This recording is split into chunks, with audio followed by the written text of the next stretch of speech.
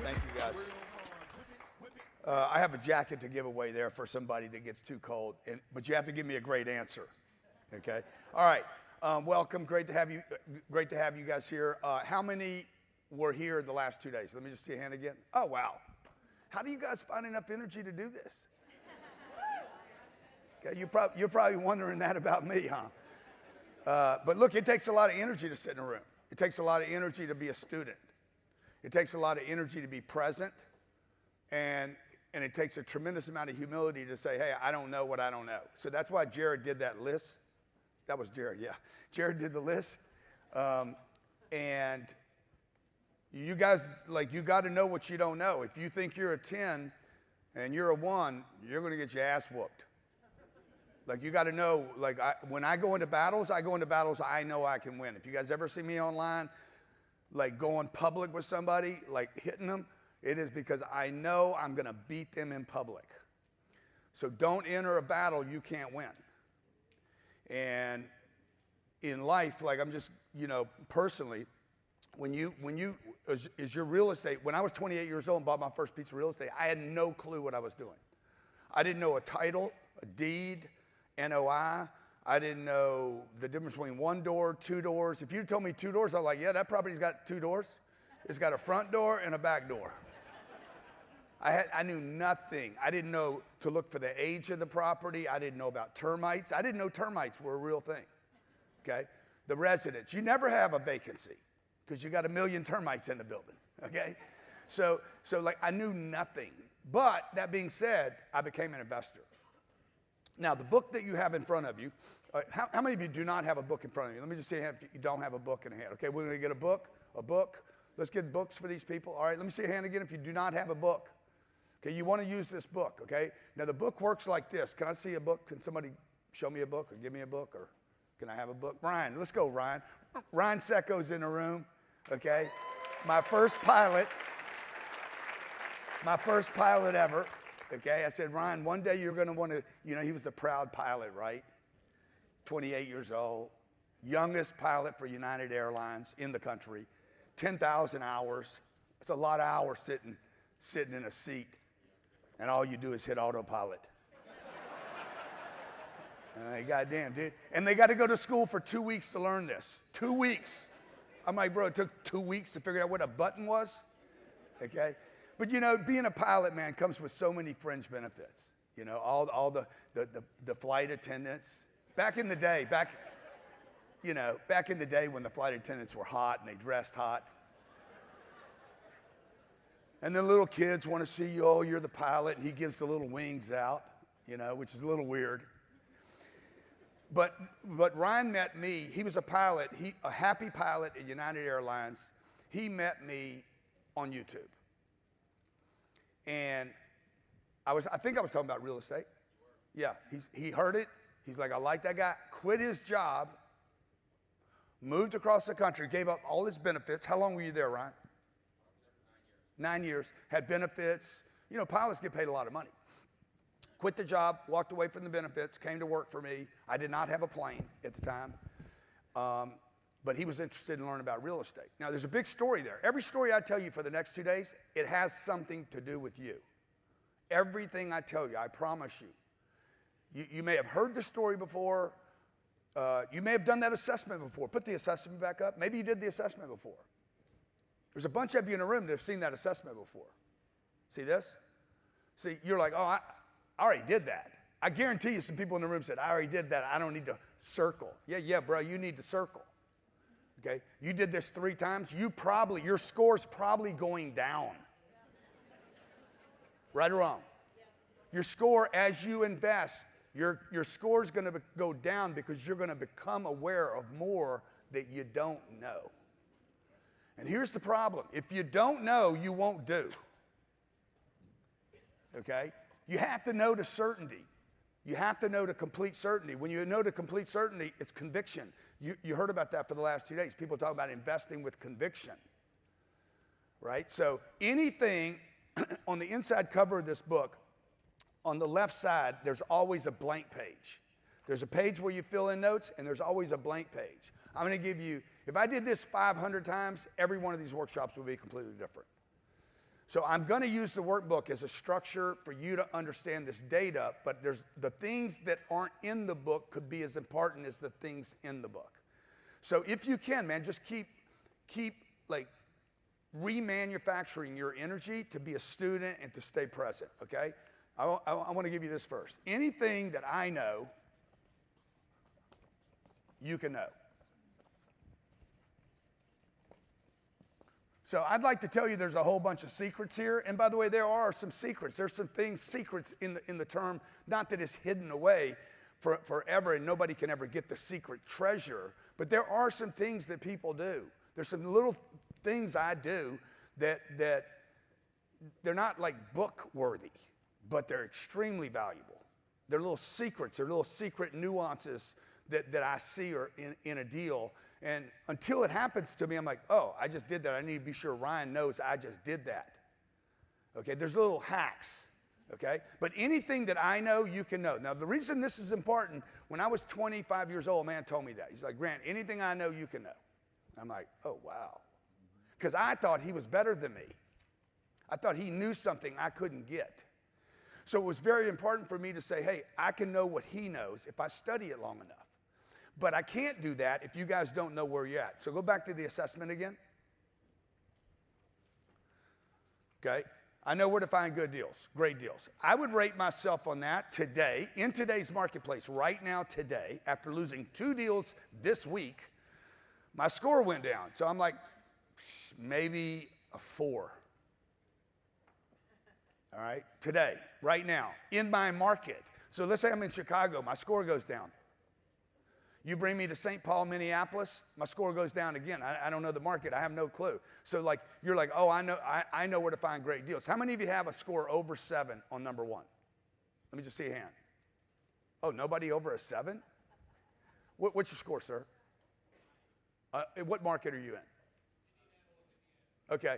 Okay, and how many assets do you own there? No, this gentleman right here with the jacket on, right here in front, blue jacket, white shirt, good-looking dude, white guy, a lot of money. Right there, right there. Hey, morning, Grant. Morning. So you're a 9. I put a 9, but now I realize it was a mistake. Okay. Yeah. Okay. How many assets do you own? Right now, 0. Okay, good. So, like guys, the knowingness needs to convert to doingness. If it's not converting to doingness, there's something you don't know and you know it. Particularly if you're a good person, okay? Here's the problem. If you're an ethical person, how many of you consider yourself a very ethical person? Like, you're not going to steal the money. You're not going to rip somebody off. You'd probably be more worried, help me out here, you'd be more worried about somebody else's money in your deal than your own money in the deal. That's ethics. That's ethics. You're going to be more concerned about your sister or your mom's money than actually your money. You're like, I can lose mine, but man, I cannot lose hers. That's ethics. It's a presence of morals and a code. And you're like, I don't want to hurt somebody else. I'll be responsible for my own damage, but I don't want to, right? You guys with me? The higher your ethics are, the more you need to know. Okay, if you're a criminal, you don't need to know anything. You're a criminal. You're like, I don't care. It doesn't matter to me. You don't go home and feel guilt. You don't feel shame about what you do. Whatever, dude. You can do whatever you want. Invest in this, invest in that, invest in that. So that's why it's very important for you guys. If you're ethical, ethics come with a liability. And the liability is consciousness. Okay? I'm conscious that Jared just gave me $100,000. And Jared, when he gets his check for $800 next month, he's going to be like, yeah, I don't know if this is a good deal, bro. I gave you $100,000, you give me $800 back. I'm like, yeah, bro, let me trust me. 800 times 100 months.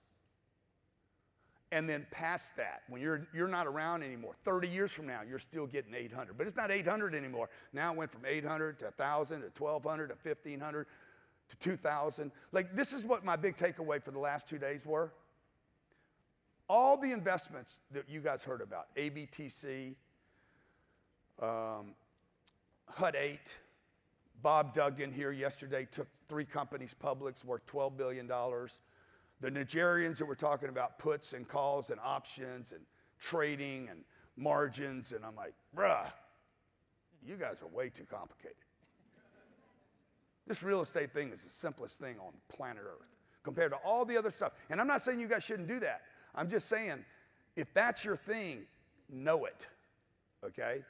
And if you're going to invest with somebody else, still know it. Because the more you know, the more you'll invest, all right? So let's go back to the assessment. I know how to underwrite a deal, okay? We gave all of you here. Jared, does everybody have the underwriter calculator? Or everybody in the club does? Okay, but I'll go through the underwriting today. So if you want to learn this on your own, that's fine. We do have tools for those of you that are in the mentoring program and the club, tools where you can just go to the tool, you do your own underwriting, and use me as a second underwriter. So how would Grant underwrite your deal? Would that be beneficial to you guys?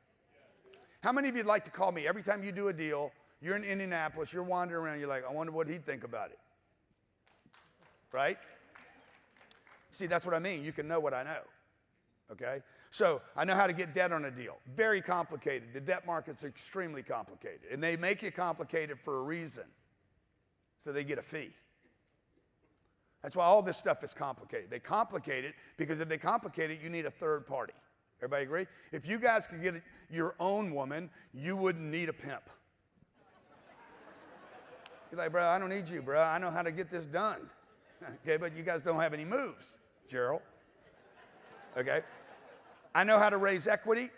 Okay, most of you right here, what you do is you say, I don't want to raise money. I don't want to take other people's money. That is really code for, I don't know how to raise money. I don't know what to offer. I don't know what they should get.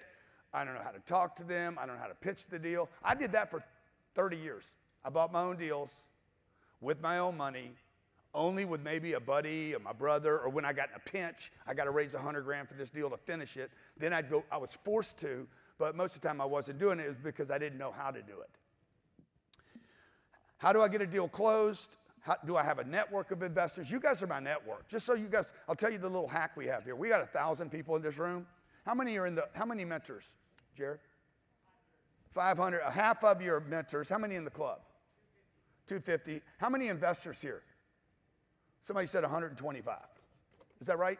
Ryan, what's the number? What's the real number? I just made that up.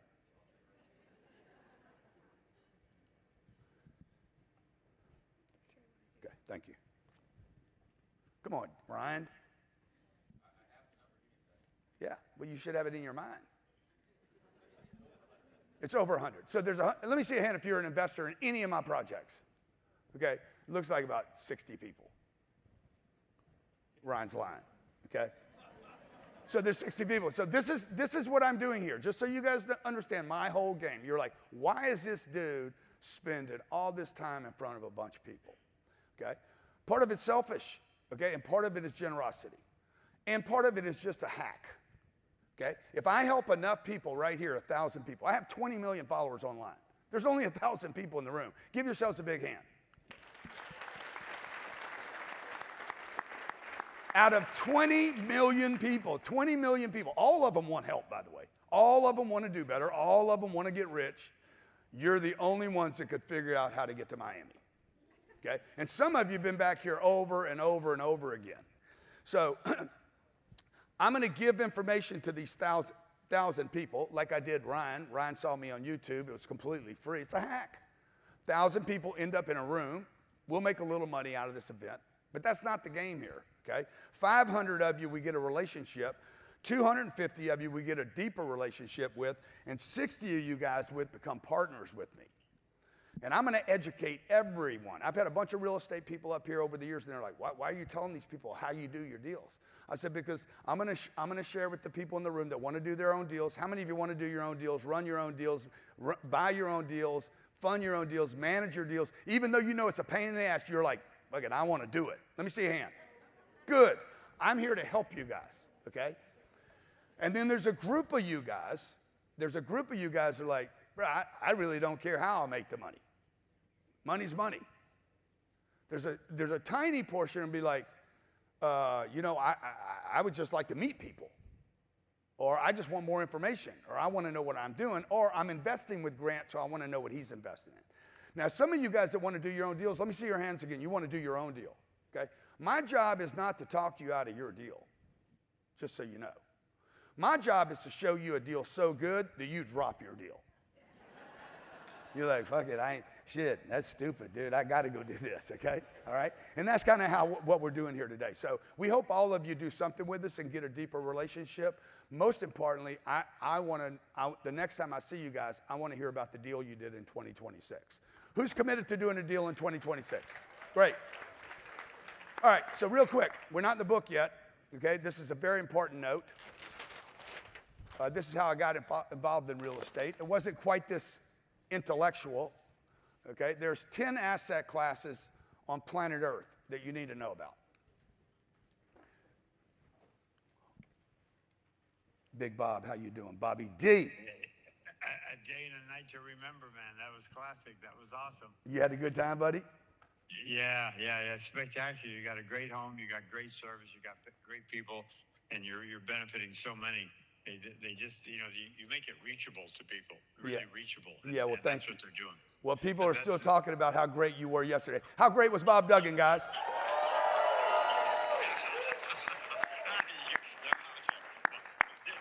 Ditto back to them, man. We love productivity. We love humanity.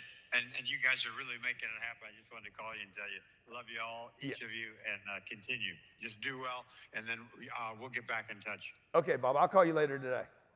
Okay, good. Bye. Now. Bye. Ciao. Yeah. Okay. He's an event. Huh?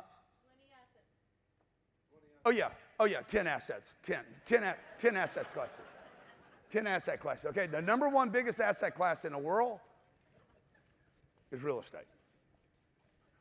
That is a $390 trillion asset class. You can put all the other asset classes, the next 9, and they don't even touch that. Okay? Because you guys, when you leave here, you're going to have to make a decision. You're walking into a grocery store, and you're like, I can't buy everything. So what do you want? Right? You get a menu from a restaurant. How many of you know somebody that gets a menu and it takes them longer to order than it does to eat? Dude, I hate those people. I got to tell you, like, bro, dude, I'm not going to dinner with you twice if you do that. Like, okay, I mean, if you're picking a bottle of wine, that's different. But, like, you should have walked in there and known, I want a wiener, Gerald. Okay? All right, so $390 trillion in real estate. What do you guys think the next class is? Nope, bonds. Bonds are $150 trillion. That's paper, by the way. It's a piece of paper, U.S. Treasury, Colombia Treasury, Brazil's Treasury, whatever that means, okay? See, because you guys got to decide what you're going to invest in when you leave here. Number 3, equities or stocks. This is worldwide, $130 trillion. Okay, now, if you're like Bob Duggan and you take your company public and you own the stock for $1 and it goes to $222, you make a lot of money because he had tens of millions of shares, right? He took an idea, built a company, took the company, scaled it, brought it to the public markets, got the support of Goldman and JP Morgan and those guys, and said, let's go raise money and let's let the whole world eat this. Elon's going to take SpaceX public. He's going to end up being $1 trillion. Boom, he's going to score $1 trillion in a day. Be the first time that's ever happened. He built a company, scaled the company, went out to the marketplace. How many of you would invest in SpaceX if you could buy one share? You'd be like, okay, I'm taking a shot on this guy. Why? Because he's a winner. He's a winner. So there's a big piece of data right there. You don't need to understand SpaceX. You need to understand the guy running that project. Problem is, if he dies, your stock's going down. Okay? Let's see what I have under that. Number 4, we have private equity. These are private investments. How do you hear about these investments? You got to be on the inside. You got to have people up here on the stage. See? Why you have all these speakers up here, okay? Yeah, partly to educate you guys, but I want to meet these people. Because then I'll get a phone call. Hey, we're about to do a private offering. We'd like you to be invested early. So maybe I get a shot. But that requires relationships. Let's see here, private equity. Private equity is $20 trillion. Look how much it dropped off. Okay, I'm going to give you the rest without writing them down. Gold, $20 trillion. All the gold supposedly on the planet and the paper gold, because you understand gold has gold stocks, gold offerings, right? So the gold supply, and we're finding more gold, folks. How many believe there's no limits? All of you have been told there's only so much gold and there's only so much silver. Look, if you have robots drilling, we produce more gold on this planet today than we did 30 years ago. Why? Because there's more people to drill. And as robots come, we're going to find gold everywhere. And you're going to find silver everywhere. And the more you find, what happens to the price of it? It goes down in value, okay? Cryptocurrencies, only a $3 to $4 trillion marketplace today. Commodities, 10 to 20 trillion. Silver, $1 to $2 trillion. Hedge funds, $10 trillion. Cash and money markets, $10 trillion. Every one of these has a T. The biggest one is the one we're talking about today, right? Now, it's the biggest one, which means it's the most acceptable and most understood on planet Earth. I live in it. I office in it. I drive by it. I saw my dad in it. I was born in it. I made babies in it. Real estate, okay? So that's what we're going to show you how to today how do you take the marketplace you're in right now. How do you go into the marketplace and find a piece of real estate that you can buy that, I'm going to go through this. They filled these out, right, Jared? Okay? So how many of you like this idea? You're like, okay, I'm going to focus on this for 2 days. Not this, not this, not this. Because if you focus on everything, you do what? Nothing. Nothing. You do nothing. Okay? If you focus on everything, you do nothing. So you guys got to pick one and go hard on it. 8 reasons why right now is the time for you guys to be leaning into this deal. Number 1, we have debt maturities happening in 2026. We're on page.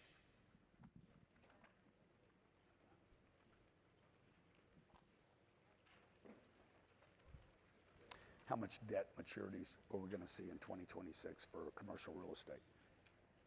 This isn't in the workbook. This is a bonus. I'm sorry, this is not in the book, guys. Sorry, quit looking for it.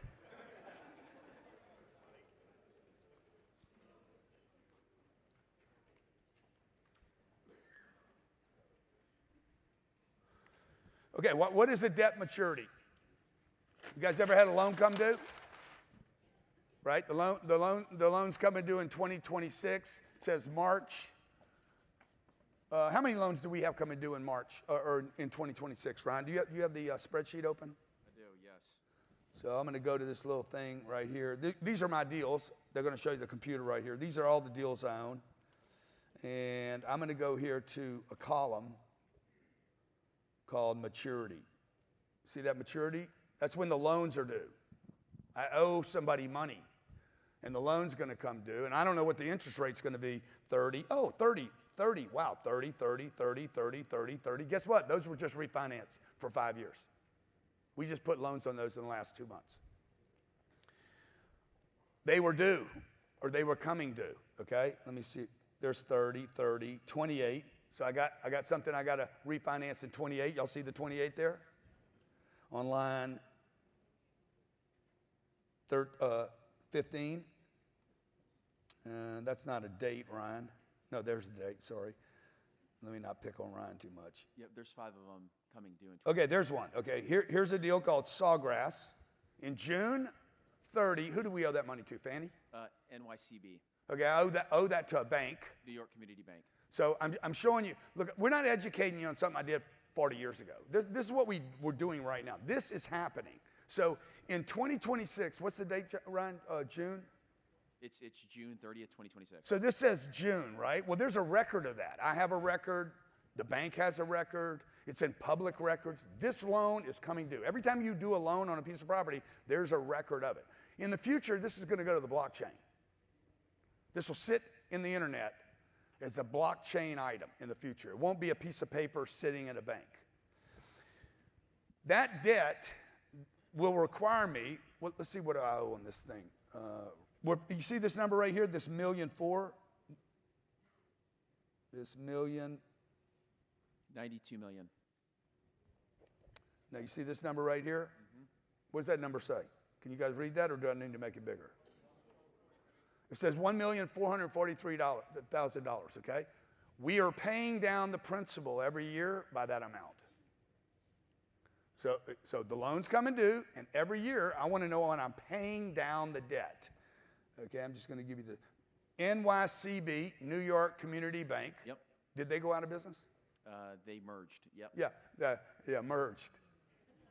They merged. They merged. That's like she left you. We owe $92 million on the deal. So in June 2026, they expect me to pay them $92 million. Okay?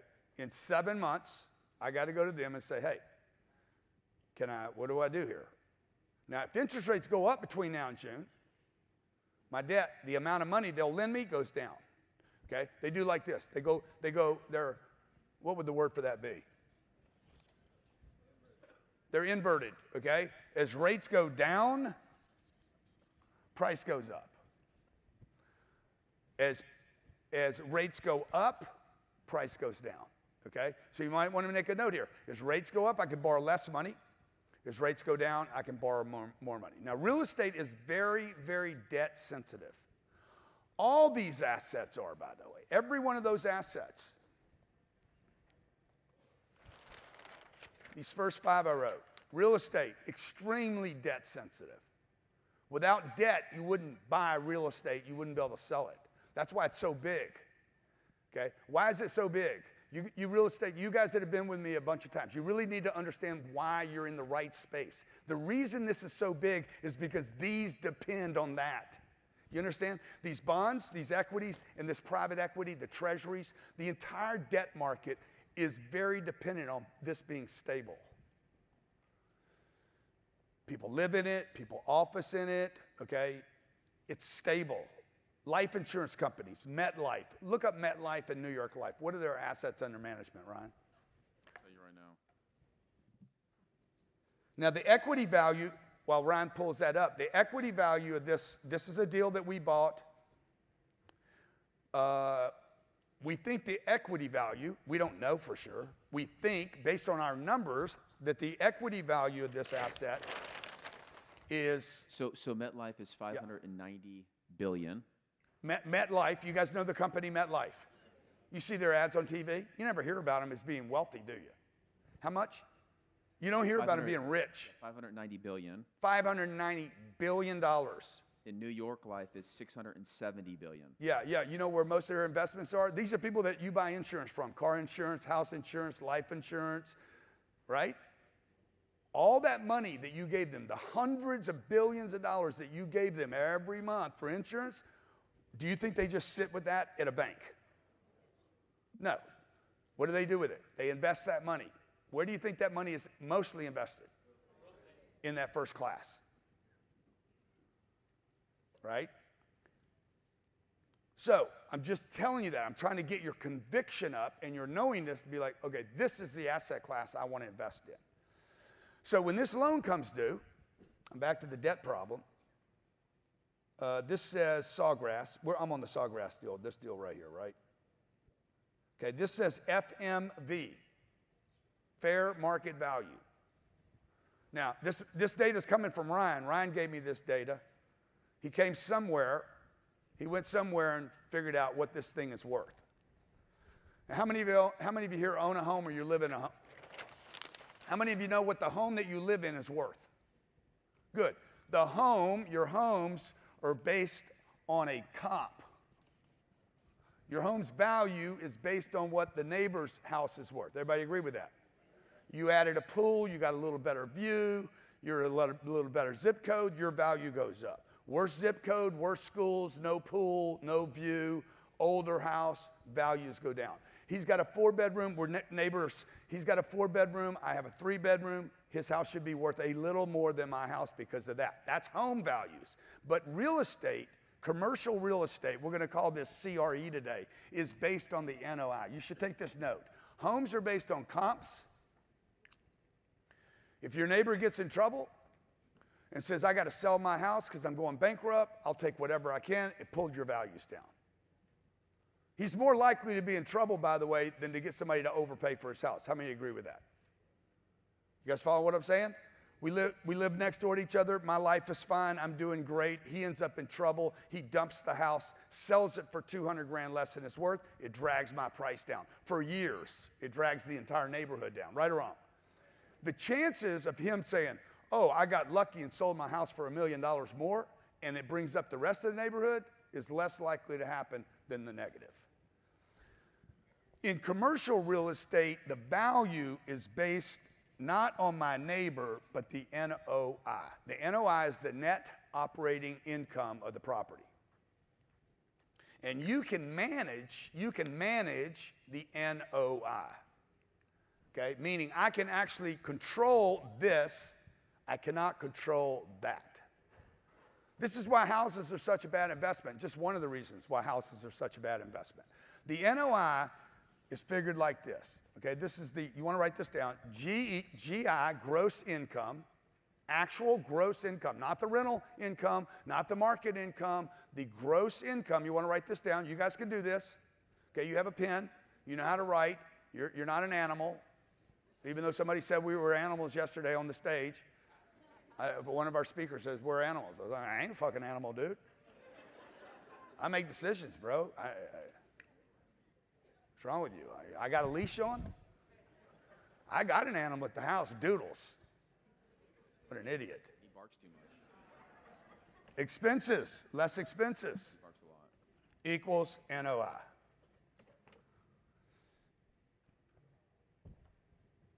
So you want to be able to control the gross income, the money that came in, and you want to reduce the expenses that go out, and you want to have the NOI. The NOI is what determines the value of the asset. Okay? Now, during today, you guys that have been here, any questions, anytime, just ask. Okay? All you got to do is ask the question. You don't need to wait for me. You don't need to, oh, let me be polite. Just stand up, ask your question. I'm here to help you guys. Okay? We don't have to get through the book. I don't care if we get through the book or not. I could spend all day talking about this right here. If you just get clear on, I have control. I walked into a property. Give me the numbers on Sawgrass, Ryan. When we bought that deal, Ryan, we paid what? We paid $139 million. Okay, we paid $139 million on this property. So I thought it was a good deal for some reason. Okay, now I got to be like, okay, how much money am I going to be able to return to the investors on this deal? I think at that time, Ryan, what was the NOI? Do you remember what we were doing on that deal? Was it? No, but I'll pull it up. 8.4? I think it was 8.4 million. That's currently what it is right now. 8. Oh, it's 8.4 now. Yep. Okay. So right now it's got an NOI of 8.4 million. You guys know how to do the math on this? Okay. You take the 8.4 divided by the 140. You're going to get your phone out today. You're going to have your phone. How many of you got a phone? It's got a calculator on it. Okay. It's got a calculator on it. And the calculator, I probably use the calculator a third of the time that I'm on the phone. And I'm going to be like, okay, I'm going to take the 8.4 million and I'm going to divide it by the big number. Divided by, and you don't have to put all the zeros in there. When we bought that deal, Grant, the NOI was $7 million. Okay, good. Thank you, Ryan. Thank you. So when we bought this deal, the NOI was $7 million. How long have we been in that deal? 6 years? 5 years? We bought that deal in... We have 47 of these, so it takes a second for me to... Yeah, we bought that deal in 19, so June 27, 2019. And who's working with me today on the videos? Who is that? Is that one of my team guys? Yeah, make sure does he have Sawgrass? Sawgrass, it's at... Yeah, Nexus Saw, it's at... But he might not have it. He's not going to know, how does he pull that up? Yeah, Dre will help him. Yeah. Okay, we bought it. It was doing $7 million. There it is, Grant. Huh? Right there. There it is. Oh, you showing it? Yeah. Yeah, how's it look? Is it beautiful? I knew the second I saw the property, we're buying that property. It took that long. I'm like, we're buying that property, period. Okay, as soon as I saw it, look, boom, we're buying it. I knew where it was, I knew the location, and it looked good. I'm like, it's got great presence. I want to own it. It goes in this order. I want to own that asset. And I don't care if I own it for 10 years, 15 years, 20 years, or 30 years. I don't care. I want to own it. Okay? Second question I asked myself. You guys should be writing this down. I want to own it. I want to manage it. I'm going to be happy to be there. I'll be proud. I'm going to put my money in this deal. Period. End of story. I want to buy it. I don't know any numbers. None of the numbers. None of the underwriting. I don't know the price, the cap rate, the rents. I know nothing. I want to buy that property. I knew the second I saw it. Second thing, can I raise money on that asset? First is, would I like to own it? Second is, would people invest in this asset? Because I didn't have $140 million sitting around. You will never, ever have enough money to do the deal, the right deal. The deal you want, you will always have too little money. The deals you don't want, you will always have the exact amount. I'm telling you, okay? You're going to make two mistakes. You're not going to buy anything, or you're going to buy the wrong stuff. And the second one's worse than the first one. You're going to, thank you guys. I have a jacket to give away there for somebody that gets too cold, but you have to give me a great answer, okay? All right, welcome, great to have you guys here. How many were here the last 2 days? Let me just see a hand again. Oh, wow. How do you guys find enough energy to do this? Okay, you're probably wondering that about me, huh? But look, it takes a lot of energy to sit in a room. It takes a lot of energy to be a student. It takes a lot of energy to be present. And it takes a tremendous amount of humility to say, hey, I don't know what I don't know. So that's why Jared did that list. That was Jared, yeah. Jared did the list. And you guys, like, you got to know what you don't know. If you think you're a 10 and you're a 1, you're going to get your ass whooped. Like, you got to know, like, when I go into battles I know I can win. If you guys ever see me online, like, going public with somebody, like, hitting them, it is because I know I'm going to beat them in public. So don't enter a battle you can't win. And in life, like, I'm just, personally, when your real estate, when I was 28 years old and bought my first piece of real estate, I had no clue what I was doing. I didn't know a title, a deed, NOI. I didn't know the difference between 1 door, 2 doors. If you told me 2 doors, I was like, yeah, that property's got 2 doors. It's got a front door and a back door. I knew nothing. I didn't know to look for the age of the property. I didn't know about termites. I didn't know termites were a real thing, okay? The residents, you never have a vacancy because you got 1 million termites in the building, okay? So like, I knew nothing. But that being said, I became an investor.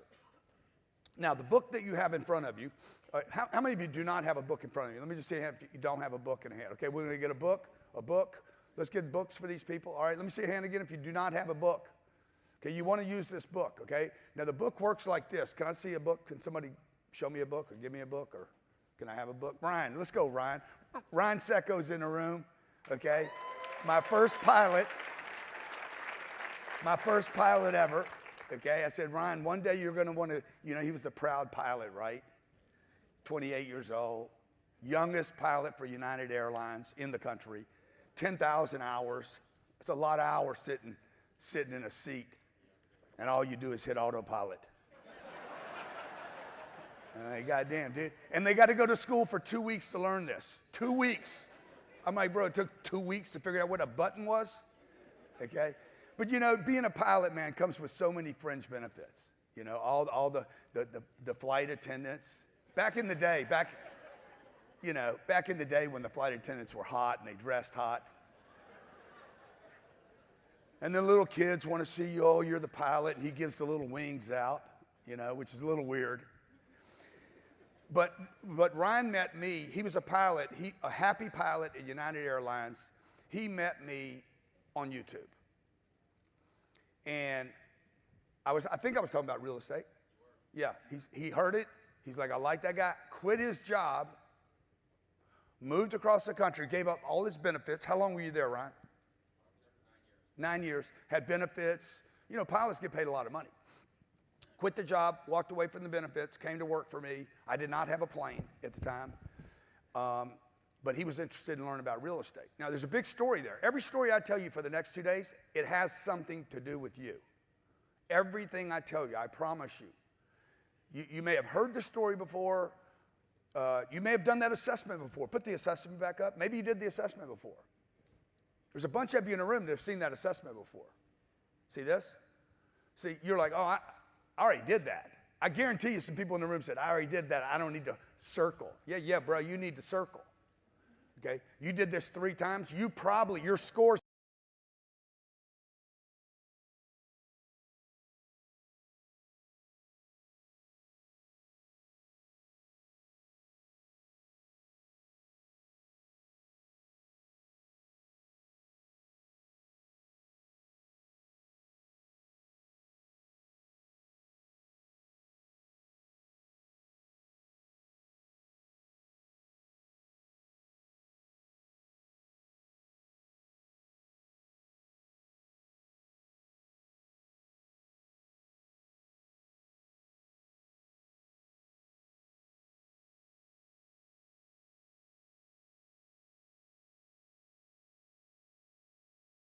Thank you guys. I have a jacket to give away there for somebody that gets too cold, but you have to give me a great answer, okay? All right, welcome, great to have you guys here. How many were here the last 2 days? Let me just see a hand again. Oh, wow. How do you guys find enough energy to do this? Okay, you're probably wondering that about me, huh? But look, it takes a lot of energy to sit in a room. It takes a lot of energy to be a student. It takes a lot of energy to be present, and it takes a tremendous amount of humility to say, hey, I don't know what I don't know. So that's why Jared did that list. That was Jared, yeah. Jared did the list. And you guys, you got to know what you don't know. If you think you're a 10 and you're a 1, you're going to get your ass whooped. You got to know, when I go into battles I know I can win. If you guys ever see me online, going public with somebody, hitting them, it is because I know I'm going to beat them in public. So don't enter a battle you can't win. And in life, I'm just, personally, when you is your real estate, when I was 28 years old and bought my first piece of real estate, I had no clue what I was doing. I didn't know a title, a deed, NOI. I didn't know the difference between 1 door, 2 doors. If you told me 2 doors, I was like, yeah, that property's got 2 doors. It's got a front door and a back door. I knew nothing. I didn't know to look for the age of the property. I didn't know about termites. I didn't know termites were a real thing, okay? The residents, you never have a vacancy because you got 1 million termites in the building, okay? So I knew nothing. But that being said, I became an investor. Now, the book that you have in front of you, how many of you do not have a book in front of you? Let me just see if you don't have a book in hand. Okay, we're going to get a book. Let's get books for these people. All right, let me see a hand again if you do not have a book. Okay, you want to use this book, okay? Now, the book works like this. Can I see a book? Can somebody show me a book or give me a book? Or can I have a book? Ryan, let's go, Ryan. Ryan Secco's in the room, okay? My first pilot ever. Okay, I said, Ryan, one day you're going to want to, he was a proud pilot, right? 28 years old, youngest pilot for United Airlines in the country, 10,000 hours. It's a lot of hours sitting in a seat, and all you do is hit autopilot. Goddamn, dude. And they got to go to school for 2 weeks to learn this. 2 weeks. I'm like, bro, it took 2 weeks to figure out what a button was? Okay? But, being a pilot, man, comes with so many fringe benefits. All the flight attendants. Back in the day when the flight attendants were hot and they dressed hot. And the little kids want to see you, oh, you're the pilot, and he gives the little wings out, which is a little weird. But Ryan met me. He was a pilot, a happy pilot at United Airlines. He met me on YouTube. And I think I was talking about real estate. Yeah, he heard it. He's like, I like that guy. Quit his job, moved across the country, gave up all his benefits. How long were you there, Ryan? 9 years. Had benefits. Pilots get paid a lot of money. Quit the job, walked away from the benefits, came to work for me. I did not have a plane at the time. but he was interested in learning about real estate. Now, there's a big story there. Every story I tell you for the next 2 days, it has something to do with you. Everything I tell you, I promise you. You may have heard the story before. You may have done that assessment before. Put the assessment back up. Maybe you did the assessment before. There's a bunch of you in the room that have seen that assessment before. See this? See, you're like, oh, I already did that. I guarantee you some people in the room said, I already did that. I don't need to circle. Yeah, bro, you need to circle. Okay? You did this 3 times. Your score's probably going down. Right or wrong? Your score as you invest, your score is going to go down because you're going to become aware of more that you don't know. And here's the problem. If you don't know, you won't do. Okay? You have to know to certainty. You have to know to complete certainty. When you know to complete certainty, it's conviction. You heard about that for the last 2 days. People talk about investing with conviction. Right? So anything on the inside cover of this book, on the left side, there's always a blank page. There's a page where you fill in notes, and there's always a blank page. I'm going to give you, if I did this 500 times, every one of these workshops would be completely different. So I'm going to use the workbook as a structure for you to understand this data, but there's the things that aren't in the book could be as important as the things in the book. So if you can, man, just keep like remanufacturing your energy to be a student and to stay present, okay? I want to give you this first. Anything that I know, you can know. So I'd like to tell you there's a whole bunch of secrets here. And by the way, there are some secrets. There's some things, secrets in the term, not that it's hidden away forever and nobody can ever get the secret treasure, but there are some things that people do. There's some little things I do that they're not like book worthy, but they're extremely valuable. They're little secrets, they're little secret nuances that I see or in a deal. And until it happens to me, I'm like, oh, I just did that. I need to be sure Ryan knows I just did that. Okay, there's little hacks, okay? But anything that I know, you can know. Now, the reason this is important, when I was 25 years old, a man told me that. He's like, Grant, anything I know, you can know. I'm like, oh, wow. Because I thought he was better than me. I thought he knew something I couldn't get. So it was very important for me to say, hey, I can know what he knows if I study it long enough. But I can't do that if you guys don't know where you're at. So go back to the assessment again. Okay. I know where to find good deals, great deals. I would rate myself on that today, in today's marketplace, right now, today, after losing 2 deals this week, my score went down. So I'm like, maybe a 4. All right, today, right now, in my market. So let's say I'm in Chicago, my score goes down. You bring me to St. Paul, Minneapolis, my score goes down again. I don't know the market. I have no clue. So like, you're like, oh, I know where to find great deals. How many of you have a score over 7 on number 1? Let me just see a hand. Oh, nobody over a 7? What's your score, sir? What market are you in? Okay, and how many assets do you own there?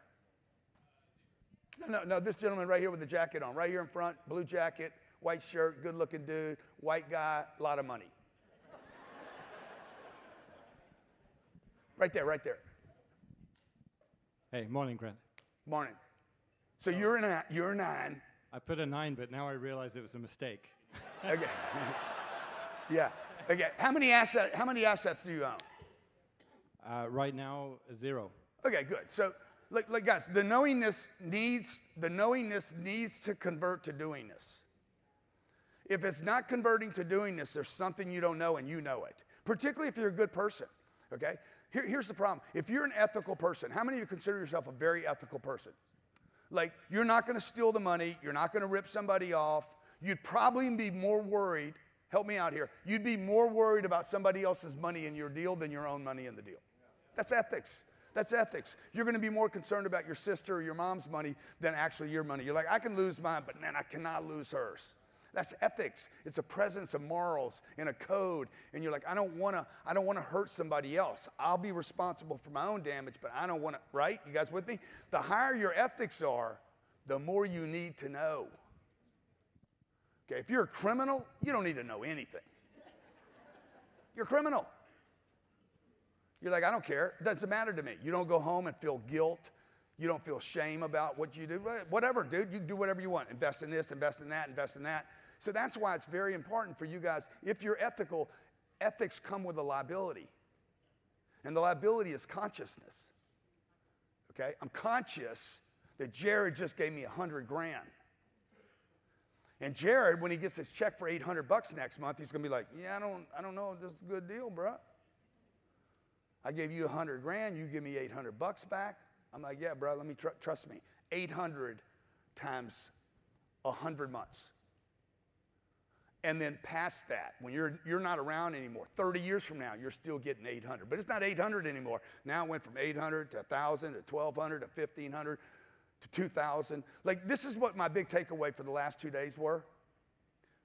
All the investments that you guys heard about, ABTC, HUD 8, Bob Duggan here yesterday took 3 companies public, worth $12 billion.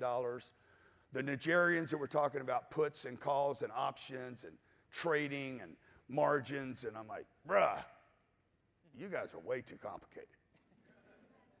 This real estate thing is the simplest thing on planet Earth compared to all the other stuff. And I'm not saying you guys shouldn't do that. I'm just saying, if that's your thing, know it, okay? And if you're going to invest with somebody else, still know it. Because the more you know, the more you'll invest, all right? So let's go back to the assessment. I know how to underwrite a deal, okay? We gave all of you here. Jared, does everybody have the underwriter calculator? Or everybody in the club does?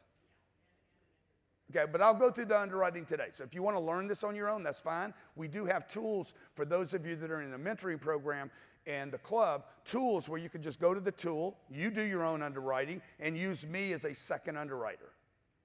So how would Grant underwrite your deal? Would that be beneficial to you guys? How many of you'd like to call me every time you do a deal, you're in Indianapolis, you're wandering around, you're like, I wonder what he'd think about it, right? Yo, guys, hey, 42 minutes, 41 minutes, and 15 seconds from right now, I'm going to go live for 2 hours showing you how to buy real estate in your marketplace. You're missing the biggest opportunity of your lifetime. Carve out these 2 hours. I promise you it's going to be a game changer for you. We have auctions we're going to be showing you. No money down deals, single family homes, 2 units, 3 units, 4 units, 40 units, 400 units. Dude, it's on like Donkey Kong, bro. If you can't make money in this cycle, you're never making money in your lifetime, okay? This is the greatest real estate opportunity of my lifetime and your lifetime. You do not want to miss this. You're going to see job decay across the United States. The way to get rich in the next 2 or 3 years is going to be through investing with this asset class, and I'm going to show you how to do it. You're going to watch some of this background stuff right now. It's a recording, but in 40 minutes from right now, I'm going to be going live. So make sure you have your notifications turned on and you come back to watch this live, and I'll answer your questions. Rumble, X, Instagram. I'll be back in a few minutes. Thank you guys. I have a jacket to give away there for somebody that gets too cold, but you have to give me a great answer, okay? All right. Welcome. Great to have you. Great to have you guys here. How many were here the last 2 days? Let me just see a hand again. Oh, wow. How do you guys find enough energy to do this? Okay, you're probably wondering that about me, huh? But look, it takes a lot of energy to sit in a room. It takes a lot of energy to be a student. It takes a lot of energy to be present. And it takes a tremendous amount of humility to say, hey, I don't know what I don't know. So that's why Jared did that list. That was Jared, yeah. Jared did the list. And you guys, like, you got to know what you don't know. If you think you're a 10 and you're a 1, you're going to get your ass whooped. Like, you got to know, like, when I go into battles I know I can win. If you guys ever see me online, like, going public with somebody, like, hitting them, it is because I know I'm going to beat them in public. So don't enter a battle you can't win. And in life, like, I'm just, personally, when you is your real estate, when I was 28 years old and bought my first piece of real estate, I had no clue what I was doing. I didn't know a title, a deed, NOI. I didn't know the difference between 1 door, 2 doors. If you told me 2 doors, I was like, yeah, that property's got 2 doors. It's got a front door and a back door. I knew nothing. I didn't know to look for the age of the property. I didn't know about termites. I didn't know termites were a real thing, okay? The residents, you never have a vacancy because you got 1 million termites in the building, okay? So like I knew nothing. But that being said, I became an investor. Now, the book that you have in front of you, how many of you do not have a book in front of you? Let me just see if you don't have a book in hand. Okay, we're going to get a book. Let's get books for these people. All right, let me see your hand again if you do not have a book. Okay, you want to use this book, okay? Now, the book works like this. Can I see a book? Can somebody show me a book or give me a book? Or can I have a book? Ryan, let's go, Ryan. Ryan Secco's in the room, okay? My first pilot ever, okay? I said, Ryan, one day you're going to want to be 8 years old, youngest pilot for United Airlines in the country, 10,000 hours. It's a lot of hours sitting in a seat, and all you do is hit autopilot. Goddamn, dude. And they got to go to school for 2 weeks to learn this. 2 weeks. I'm like, bro, it took 2 weeks to figure out what a button was, okay? But, you know, being a pilot, man, comes with so many fringe benefits. You know, all the flight attendants. Back in the day when the flight attendants were hot and they dressed hot. And the little kids want to see you, oh, you're the pilot, and he gives the little wings out, you know, which is a little weird. But Ryan met me. He was a pilot, a happy pilot at United Airlines. He met me on YouTube. And I think I was talking about real estate. Yeah, he heard it. He's like, I like that guy. Quit his job, moved across the country, gave up all his benefits. How long were you there, Ryan? 9 years. Had benefits. You know, pilots get paid a lot of money. Quit the job, walked away from the benefits, came to work for me. I did not have a plane at the time. But he was interested in learning about real estate. Now, there's a big story there. Every story I tell you for the next 2 days, it has something to do with you. Everything I tell you, I promise you. You may have heard the story before. You may have done that assessment before. Put the assessment back up. Maybe you did the assessment before. There's a bunch of you in the room that have seen that assessment before. See this? See, you're like, oh, I already did that. I guarantee you some people in the room said, I already did that. I don't need to circle. Yeah, bro, you need to circle. Okay? You did this 3 times. Your score's probably going down. Right or wrong? Your score as you invest, your score is going to go down because you're going to become aware of more that you don't know. And here's the problem. If you don't know, you won't do. Okay? You have to know to certainty. You have to know to complete certainty. When you know to complete certainty, it's conviction. You heard about that for the last 2 days. People talk about investing with conviction. Right? So anything on the inside cover of this book, on the left side, there's always a blank page. There's a page where you fill in notes, and there's always a blank page. I'm going to give you, if I did this 500 times, every one of these workshops would be completely different. So I'm going to use the workbook as a structure for you to understand this data, but there's the things that aren't in the book could be as important as the things in the book. So if you can, man, just keep like remanufacturing your energy to be a student and to stay present, okay? I want to give you this first. Anything that I know, you can know. So I'd like to tell you there's a whole bunch of secrets here. And by the way, there are some secrets. There's some things, secrets in the term, not that it's hidden away forever and nobody can ever get the secret treasure, but there are some things that people do.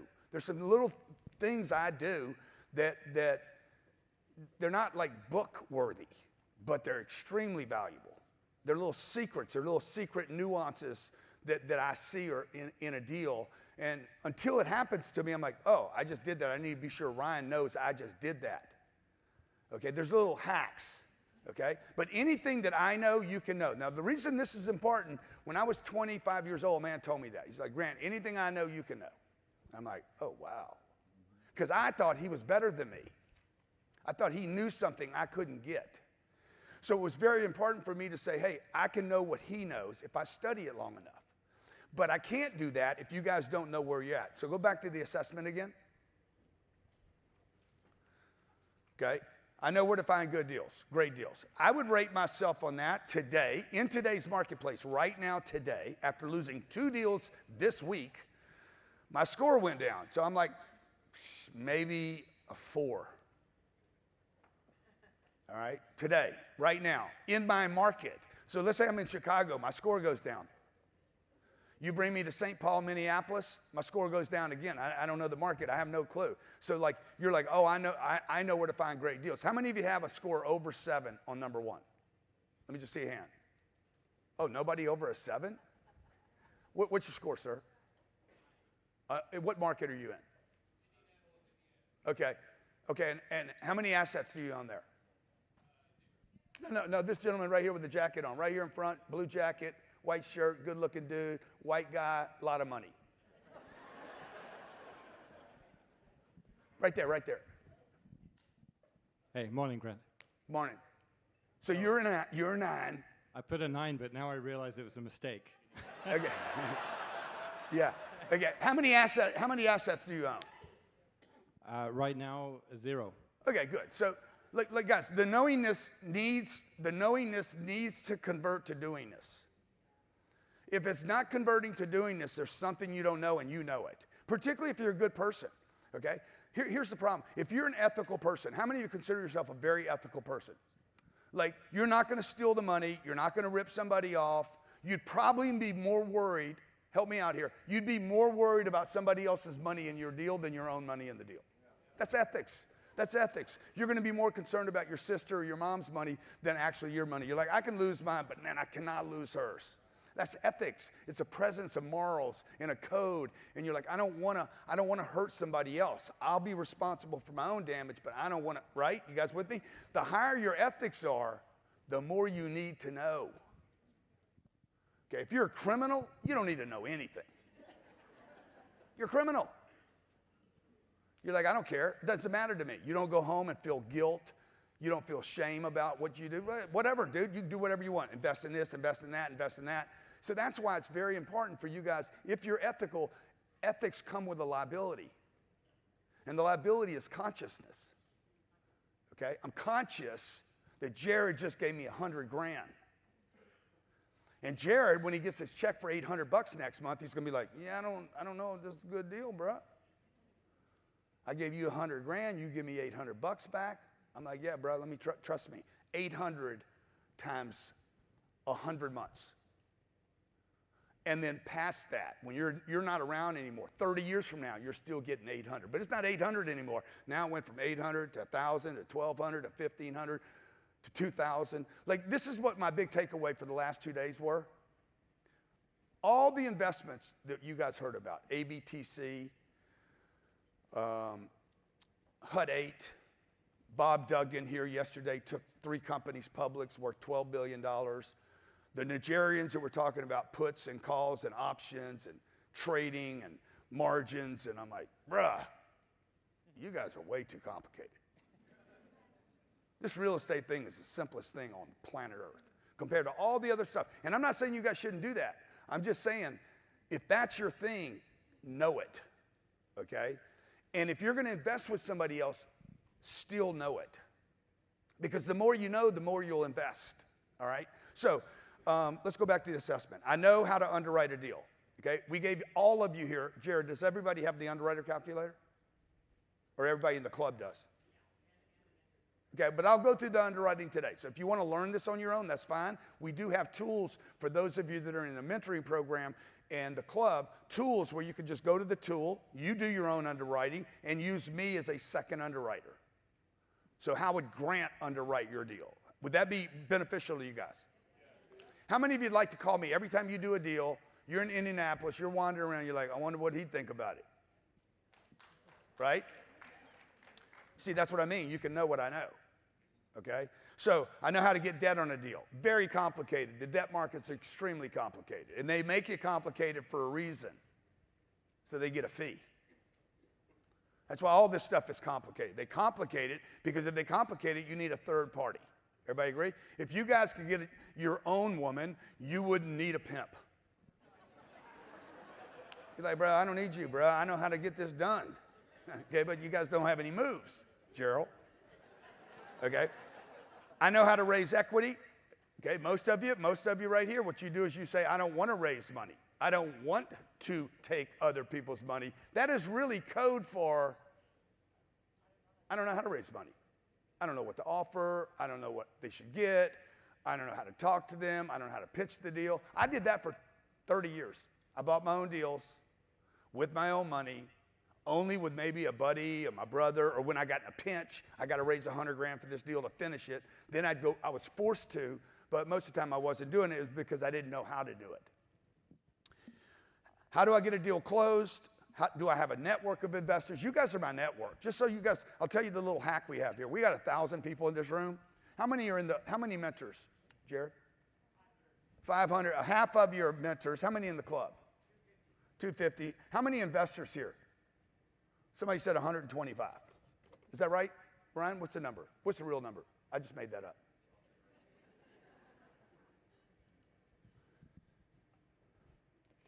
Okay, thank you. Come on, Ryan. Yeah, well, you should have it in your mind. It's over 100. So there's let me see a hand if you're an investor in any of my projects. Okay, it looks like about 60 people. Ryan's lying, okay? So there's 60 people. So this is what I'm doing here, just so you guys understand my whole game. You're like, why is this dude spending all this time in front of a bunch of people, okay?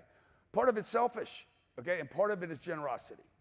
And part of it is just a hack, okay? If I help enough people right here, 1,000 people, I have 20 million followers online. There's only 1,000 people in the room. Give yourselves a big hand. Out of 20 million people, all of them want help, by the way. All of them want to do better. All of them want to get rich. You're the only ones that could figure out how to get to Miami, okay? And some of you have been back here over and over and over again. So I'm going to give information to these 1,000 people like I did Ryan. Ryan saw me on YouTube. It was completely free. It's a hack.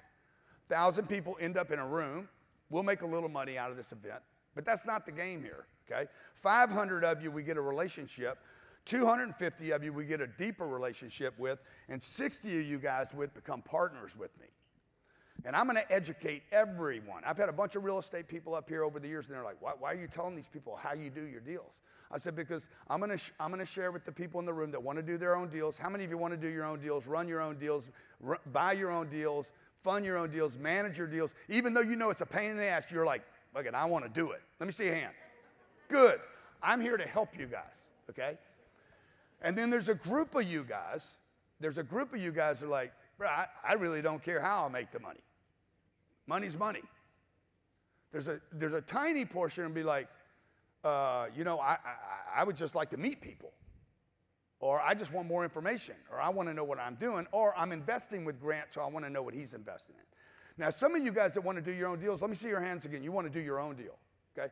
My job is not to talk you out of your deal, just so you know. My job is to show you a deal so good that you drop your deal. You're like, fuck it, shit, that's stupid, dude. I got to go do this, okay? All right? And that's kind of what we're doing here today. So we hope all of you do something with us and get a deeper relationship. Most importantly, the next time I see you guys, I want to hear about the deal you did in 2026. Who's committed to doing a deal in 2026? Great. All right, so real quick, we're not in the book yet, okay? This is a very important note. This is how I got involved in real estate. It wasn't quite this intellectual, okay? There's 10 asset classes on planet Earth that you need to know about. Big Bob, how you doing? Bobby D. A day and a night to remember, man. That was classic. That was awesome. You had a good time, buddy? Yeah, spectacular. You got a great home, you got great service, you got great people, and you're benefiting so many. They just, you know, you make it reachable to people, really reachable. Yeah, well, thank you. That's what they're doing. Well, people are still talking about how great you were yesterday. How great was Bob Duggan, guys?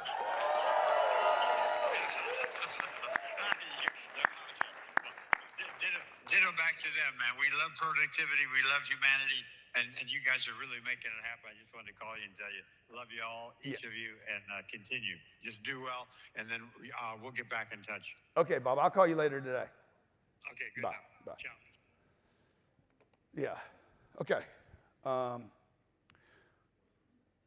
He's an invest. Huh? 20 assets. Oh, yeah. 10 assets. 10 asset classes. 10 asset classes. Okay. The number one biggest asset class in the world is real estate. That is a $390 trillion asset class. You can put all the other asset classes, the next 9, and they don't even touch that. Okay? Because you guys, when you leave here, you're going to have to make a decision. You're walking into a grocery store, and you're like, I can't buy everything. So what do you want? Right? You get a menu from a restaurant. How many of you know somebody that gets a menu and it takes them longer to order than it does to eat? Dude, I hate those people. I got to tell you, like, bro, dude, I'm not going to dinner with you twice if you do that. Like, okay, I mean, if you're picking a bottle of wine, that's different. But like, you should have walked in there and known, I want a wiener, Gerald. Okay? All right, so $390 trillion in real estate. What do you guys think the next class is? Nope, bonds. Bonds are 150 trillion. That's paper, by the way. It's a piece of paper, U.S. Treasury, Colombia Treasury, Brazil's Treasury, whatever that means, okay? See, because you guys got to decide what you're going to invest in when you leave here. Number 3, equities or stocks. This is worldwide, 130 trillion. Okay, now, if you're like Bob Duggan and you take your company public and you own the stock for $1 and it goes to $2.22, you make a lot of money because he had tens of millions of shares, right? He took an idea, built a company, took the company, scaled it, brought it to the public markets, got the support of Goldman and JP Morgan and those guys, and said, let's go raise money and let's let the whole world eat this. Elon's going to take SpaceX public. He's going to end up being $1 trillion. Boom, he's going to score $1 trillion in a day. Be the first time that's ever happened. He built a company, scaled the company, went out to the marketplace. How many of you would invest in SpaceX if you could buy one share? You'd be like, okay, I'm taking a shot on this guy. Why? Because he's a winner. He's a winner. So there's a big piece of data right there. You don't need to understand SpaceX. You need to understand the guy running that project. Problem is, if he dies, your stock's going down. Okay? Let's see what I have under that. Number 4, we have private equity. These are private investments. How do you hear about these investments? You got to be on the inside. You got to have people up here on the stage. See? Why you have all these speakers up here? Okay? Yeah, partly to educate you guys, but I want to meet these people. Because then I'll get a phone call. Hey, we're about to do a private offering. We'd like you to be invested early. So maybe I get a shot. But that requires relationships. Let's see here, private equity. Private equity is 20 trillion. Look how much it dropped off. Okay, I'm going to give you the rest without writing them down. Gold, $20 trillion. All the gold supposedly on the planet and the paper gold, because you understand gold has gold stocks, gold offerings, right? So the gold supply, and we're finding more gold, folks. How many believe there's no limits? All of you have been told there's only so much gold and there's only so much silver. Look, if you have robots drilling, we produce more gold on this planet today than we did 30 years ago. Why? Because there's more people to drill. And as robots come, we're going to find gold everywhere. And you're going to find silver everywhere. And the more you find, what happens to the price of it? It goes down in value, okay? Cryptocurrencies. Only a $3 to $4 trillion marketplace today. Commodities, 10 to 20 trillion. Silver, $1 to $2 trillion. Hedge funds, $10 trillion. Cash and money markets, $10 trillion. Every one of these has a T. The biggest one is the one we're talking about today, right? Now, it's the biggest one, which means it's the most acceptable and most understood on planet Earth. I live in it. I office in it. I drive by it. I saw my dad in it. I was born in it. I made babies in it. Real estate, okay? So that's what we're going to show you today how do you take the marketplace you're in right now. How do you go into the marketplace and find a piece of real estate that you can buy that, I'm going to go through this. They filled these out, right, Jared? Okay? So how many of you like this idea? You're like, okay, I'm going to focus on this for 2 days. Not this, not this, not this. Because if you focus on everything, you do what? Nothing. Nothing. You do nothing. Okay? If you focus on everything, you do nothing. So you guys got to pick one and go hard on it. 8 reasons why right now is the time for you guys to be leaning into this deal. Number 1, we have debt maturities happening in 2026. We're on page.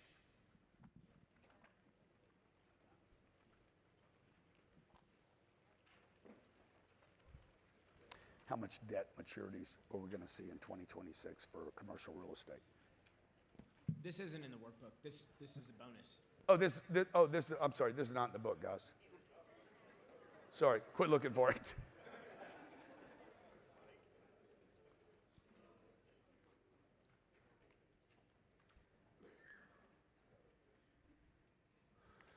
Okay, what is a debt maturity?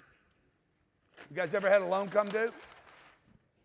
Right, the loan's coming due in 2026. It says March. How many loans do we have coming due in March or in 2026, Ryan? Do you have the spreadsheet open? I do, yes. So I'm going to go to this little thing right here. These are my deals. They're going to show you the computer right here. These are all the deals I own. And I'm going to go here to a column called maturity. See that maturity? That's when the loans are due. I owe somebody money, and the loan's going to come due, and I don't know what the interest rate's going to be. 30. Wow, 30, 30, 30, 30, 30. Guess what? Those were just refinanced for 5 years. We just put loans on those in the last 2 months. They were due, or they were coming due, okay? Let me see. There's 30, 30, 28. So I got something I got to refinance in 28. Y'all see the 28 there? On line 15.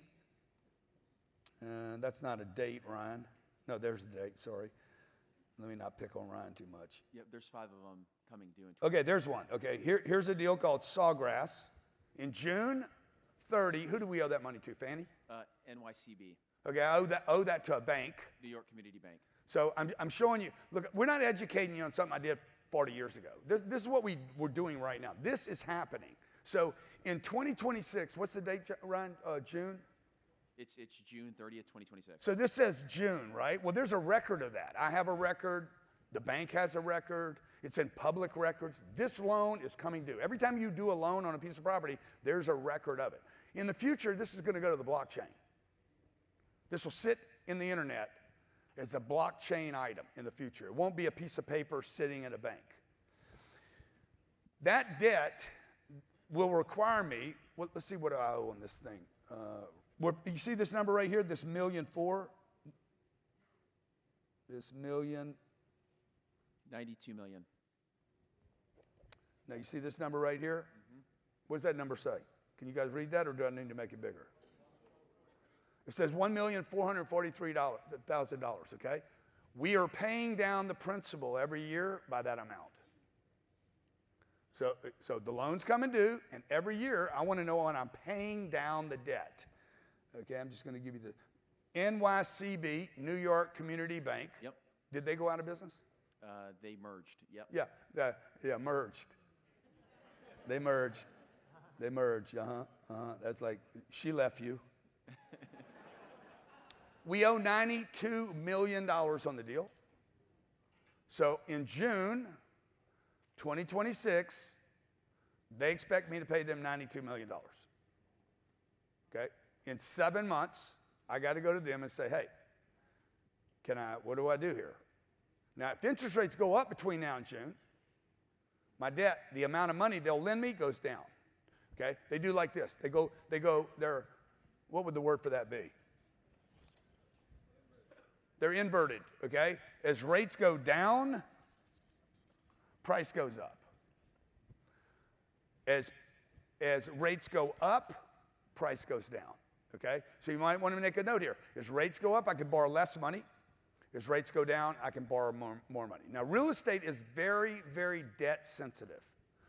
all these assets are, by the way. Every one of those assets. These first 5 I wrote. Real estate, extremely debt sensitive. Without debt, you wouldn't buy real estate. You wouldn't be able to sell it. That's why it's so big. Okay? Why is it so big? You real estate, you guys that have been with me a bunch of times, you really need to understand why you're in the right space. The reason this is so big is because these depend on that. You understand? These bonds, these equities, and this private equity, the treasuries, the entire debt market is very dependent on this being stable. People live in it, people office in it, okay? It's stable. Life insurance companies, MetLife. Look up MetLife and New York Life. What are their assets under management, Ryan?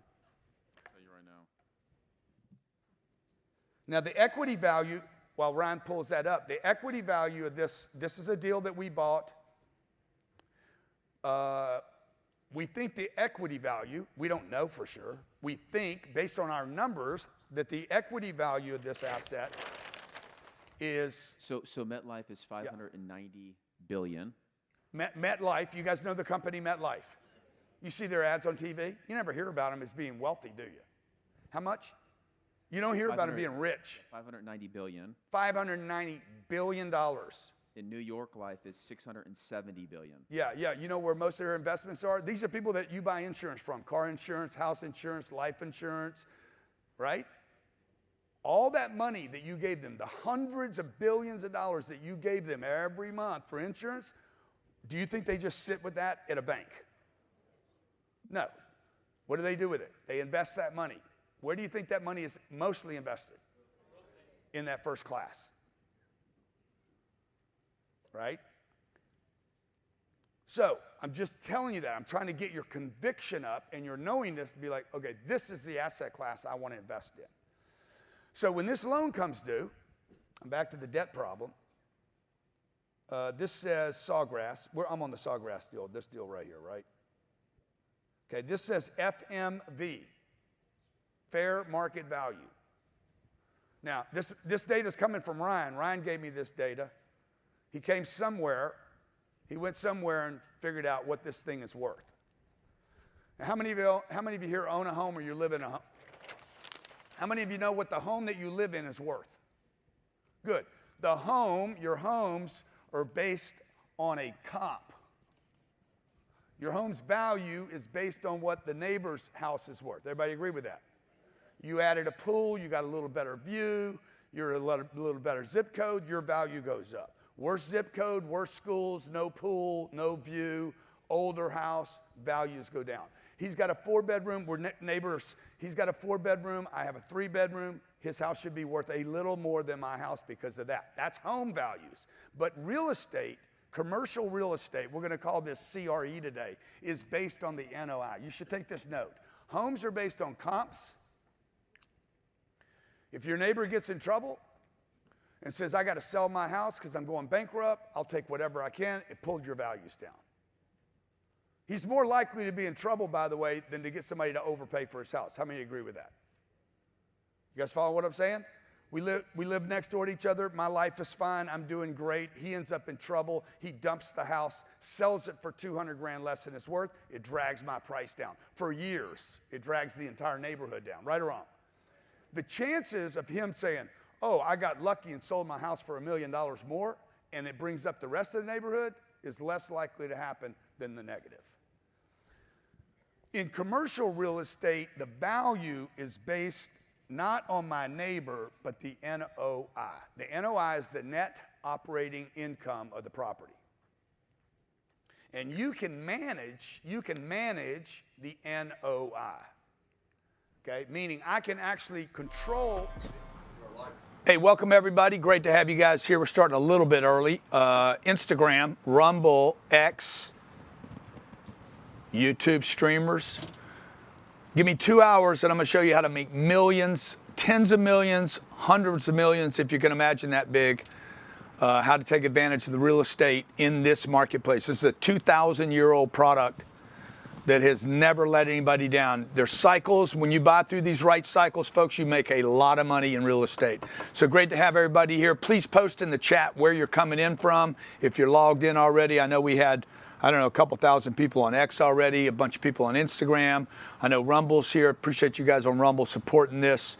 Sponsored by Cardone Training Technologies and Cardone Capital. Free to the public. I'm doing what the government can't do, won't do. I mean, they wouldn't know how to do this if they, even if they got involved, they'd screw it up. So I'm going to show you guys how I went with no money, none, no credit, and bought 76 deals, $5 billion of real estate.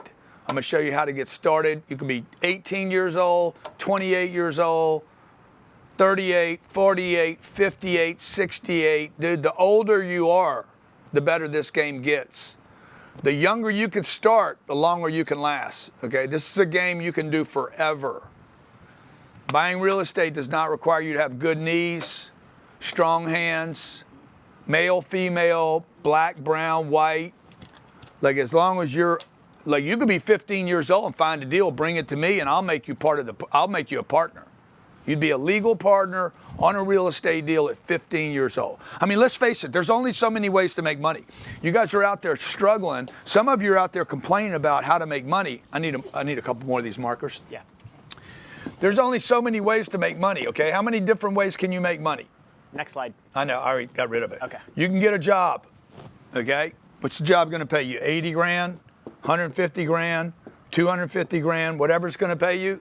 You guys go to Facebook, you earn 250,000 there. The government takes $100,000 of that money. You guys making 80 grand a year, the government's taking $32,000 of that money. You got to live on $48,000. I tell my team this all the time, dude. You cannot live on $48,000. Period. End of story. Cold, hard stop. You're not being priced out of anything. You're doing the wrong things. Okay? If the government's going to take 40% of this, that's $32,000. What do you have to live on? 48? How do you live on 48,000? How do you live on $4,000 a month when the rent's $2 grand and the mortgage is $3,000? Oh, I'm a buddy up with my sister. I'm gonna live whatever, dude. Okay, I'm not gonna spend any money. Okay, whatever. You still don't have any money. There's no place to go. So you could get a job. You could get great at your job, and they take your job and they pay you $180,000 a year because you're so good at it. Okay, and that's a smart thing to do. Everybody should do that. I did that. I made more money. Guess what? The government gets to take more money. Now they're going to take 40% of this number, which is $72,000, and you're left with $118,000. This is the new middle class right here, by the way. You can look online. The new middle class has to make $118,000, and most of these people will still live paycheck to paycheck. So what else can you do to make money? You can become an influencer. I'm just going to give you all the things you can do to make money, and I'm going to show you how I ended up doing what I do today, okay? You could become an influencer. That did not exist 10 years ago and won't exist 10 years from now, okay? You could become a Jake Paul, Logan Paul. You could become an OnlyFan, right? Saw one of the OnlyFans people that me and Scarlett were driving this morning. Scarlett was like, oh my God, that's so-and-so. She's got 8 million followers. She's going to make millions of dollars this year. I'm like, how do you know what an OnlyFan is? I don't even know how my 13-year-old daughter knows that. You could go buy a business. You could buy a business, okay? Okay, good. Well, the failure rate here is about 95%. 95% failure rate, and check this out, only 11% of all small business owners make $1 million a year. Okay, this is extremely difficult to pull off. Check this out. There's 32 million small businesses in America, and America adds, this is just an American number, adds 6 million new businesses every year. The competition here is crazy. You could be an actor like my wife. Okay. Okay, the chance of you being a successful actor 20 years ago was like this big. Today, you could take that little number right there and you could crunch that down about 1,000 times because you're going to be replaced by AI anyway. All right, what else could they do, Jared? Jared's here, by the way. Jared and Sherry are here working with me today, supporting you guys. So anything you need, we're going to give you a lot of great data. What else could they do? You could become a chiropractor, yep, a doctor, a brain surgeon, an engineer, a roofer. A roofer, you could go be a roofer. By the way, great jobs. We're getting ready to go into something right now I believe is going to be the largest economic expansion America has ever seen.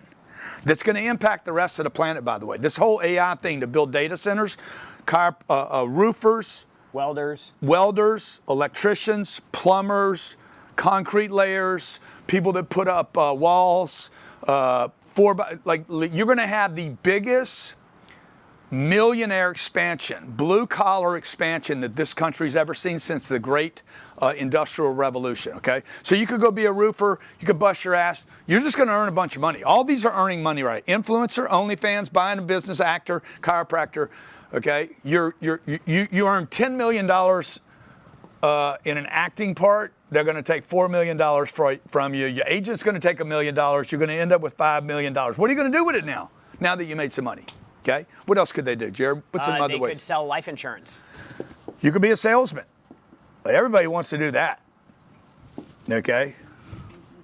Like, I'm one of the greatest living salesmen on the planet. I literally had 11 Cubans crash their boat on my beach 2 nights ago. I didn't hear about this. If you look at my Instagram or look at my X, 10 o'clock at night, we didn't know this until the next morning. I woke up yesterday morning, there was a boat, abandoned boat, in front of my house. We have a private beach in front of our house in Golden Beach. There's like 65 homes in all of Miami. This is very important with real estate because if you can buy on the water, you're always going to make money.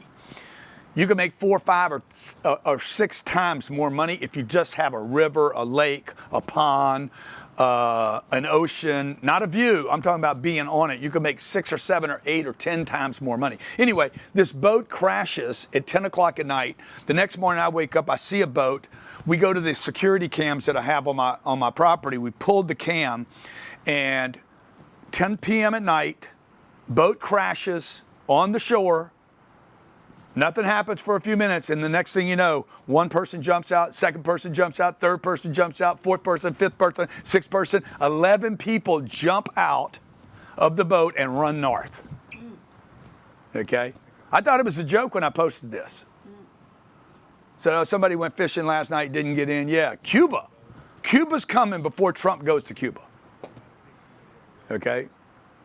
And then you'll see in the next video, that's how bad people want to live in this country, folks. Okay, now that's a view, isn't it? They abandoned the boat. Imagine that boat went 90 miles from Cuba to Miami shores. Can you show the next video where they're jumping out of it? This is a security cam right here. And you'll see them start jumping out of the boat. Here's the first guy. Okay, here they come. Okay, 2, 3. Somebody's like, get that cocaine. 4, 5. Is that crazy? 6. And you guys are complaining about America, and these people risk their lives to come to America. So, Trump, that border ain't closed yet, bruh.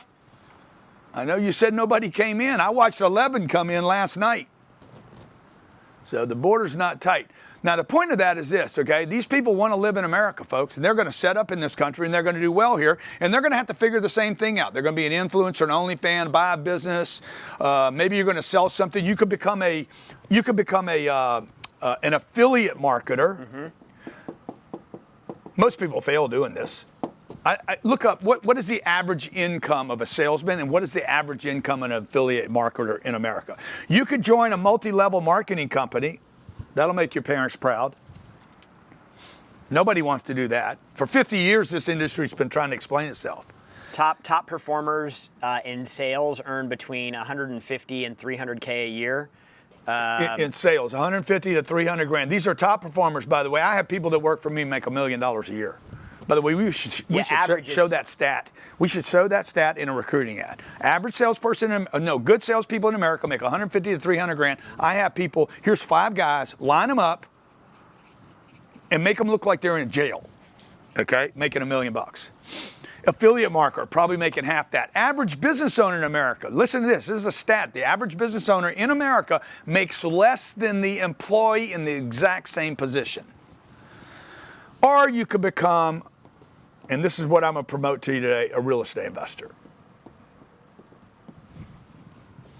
a successful real estate investor, okay? Now,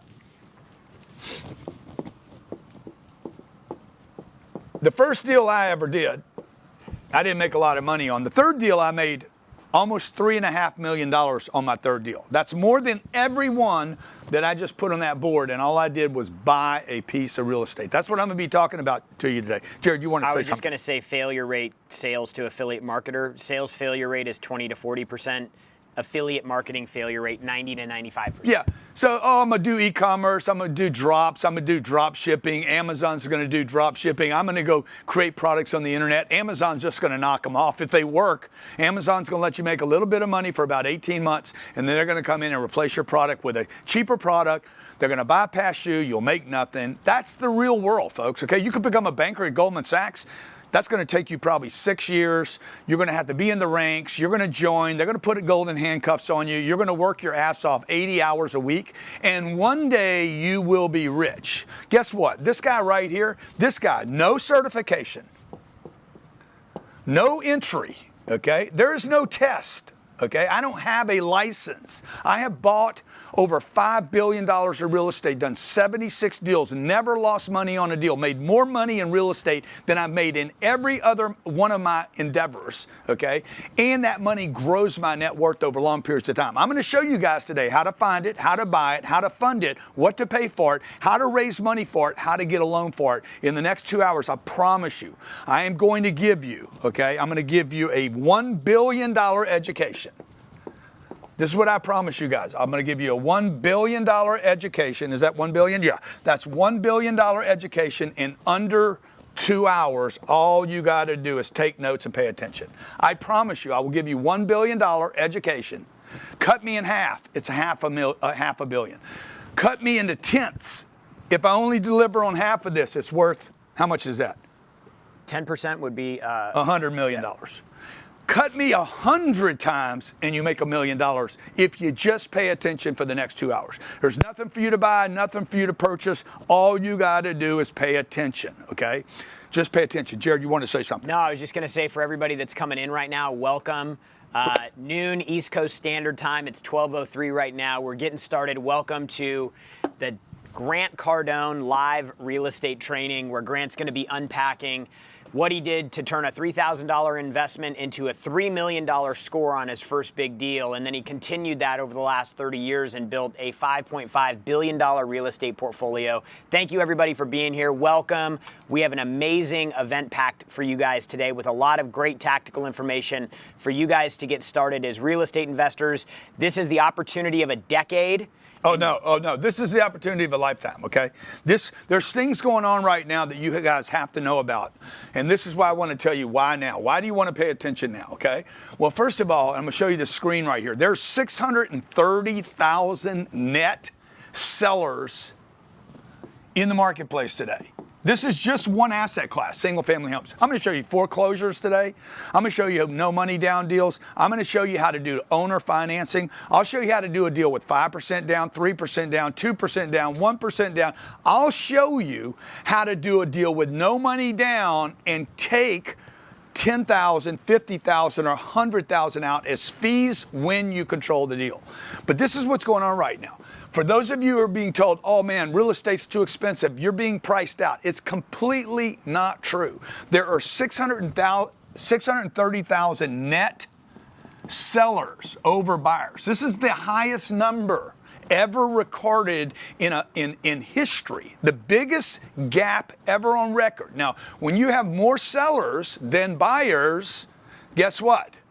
Okay, you have nobody bidding on the deal. So what I look for, one of the things I look for in a deal is how many people are on that deal. Like I'm looking on any given day, I'm looking at somewhere between 12 and 15 different deals. I get it down to 2 or 3 and I'm asking myself, how many people are on that deal? Like we're working a deal in Miami right now. I had 12 deals signed up. I went through all of them to finally get down to 1 or 2 where I don't have a lot of buyers. There's one in Naples right now and there's another one in Pembroke Pines. I'll show them both to you today, by the way. Other beautiful thing about real estate is it's not made up, dude. It's like a recorded event. You can actually see the asset. I'm going to show you one that I found out yesterday that was not for sale, not on the market, but I know the owner has to sell the asset, and I'm going to show you how to find those deals. This is just single-family homes right here, by the way. And if you guys want to buy single-family homes, I'm not a big proponent of single-family homes. I don't really believe that they're a great asset class to buy and make big money on, because I want to make big money on a deal. Put in the chat if you want to make big money. If you're thinking big today, put 10x in the chat. Throw a 10x in the chat if you're thinking big. Yeah, you can make 40 or 50 grand on one deal on a single family home. Buy it, fix it, flip it, pick up 40 grand. The government's just going to tax you and take your money back. You're going to sell the asset and end up with a zero again. You buy an asset, you sell the asset, you make some money, you put some money in your pocket, and you have no assets. What I want to do is build assets, okay? So you got single family homes, okay? This is a big opportunity. You have Fannie Mae. Fannie Mae, you're going to hear this term, Fannie Mae. This is a federally subsidized entity of the government. Fannie and Freddie Mac, you'll hear both those terms today. Fannie and Freddie, okay? Now, I'm going to tell you something. I've been married 22 years. I've never cheated on my wife, except I got a pass with Fannie Mae. My wife says, anytime you want to do Fannie Mae, you can. That's my hall pass, okay? Fannie Mae will lend out this year 188. For all you guys that are looking for some government loan, what is it called? The SBA loan? Mm-hmm. See what an SBA loan. How big of an SBA loan can I get? How much SBA money will be given out this year? This is a mandate. A mandate means, remember during the vaccine, the COVID thing, a mandate was the mask, 6 feet. You had to put the little signs on the floor. Y'all remember all that? The plexiglass. These were mandates. Can't go to work, mandate. These were mandates. This is a mandate. 44 billion SBA in 25. So in 25, the SBA, Small Business Administration, gave out $44 billion.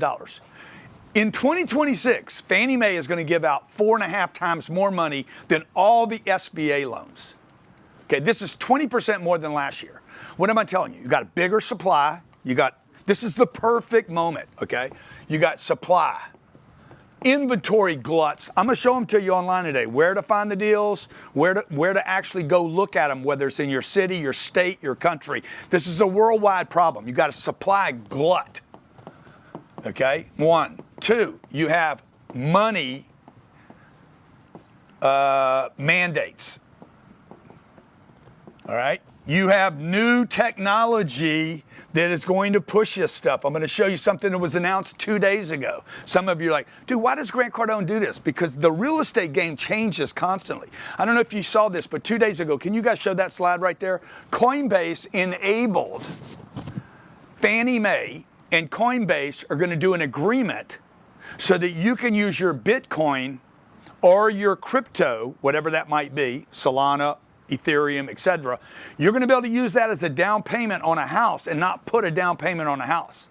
And don't think that this is about crypto, because this will not be only about crypto. Coinbase and Fannie Mae are going to allow you to use your Apple stock, your Merck stock, your Google stock, rather than paying cash as a down payment. You're going to be able to put those two together and buy a house with 100% financing. What does that mean? That means freaking real estate prices are going to explode in this country because money's going to move to it, okay? Also, number 4, we have a monster correction taking place in the S&P 500 and across all the tech stocks. Microsoft is off 33%, Tesla's off 25%. Look up NVIDIA. NVIDIA's off. Gold's off. Gold's had a correction. Silver's had a correction since we went to Iran, okay? You have an interest rate volatility going on right now. The interest rate volatility, by the way, these rates will be coming down. Market's down overall 6 to 7%.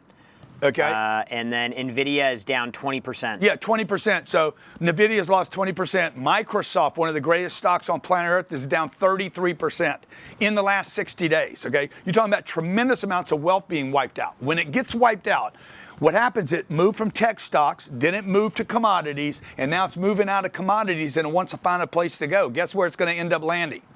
Real estate. You're going to have all this money. When we have big rollovers, when the market does this, okay, when you have a market that's going all the way up here, S&P 500's what, 4,700, sitting way up here, okay? Is it 6,200? I think. No, I don't think so. It didn't make it that high. It is at Money will move. Money is going to move to a place where it can find stability. 63, It can't 68. move. 63. Yeah. Okay. What was it? How high was it? 7,000 in January. Okay. So it's off. It's off 10%. Microsoft's off 30%. Okay. Apple's off about 25%.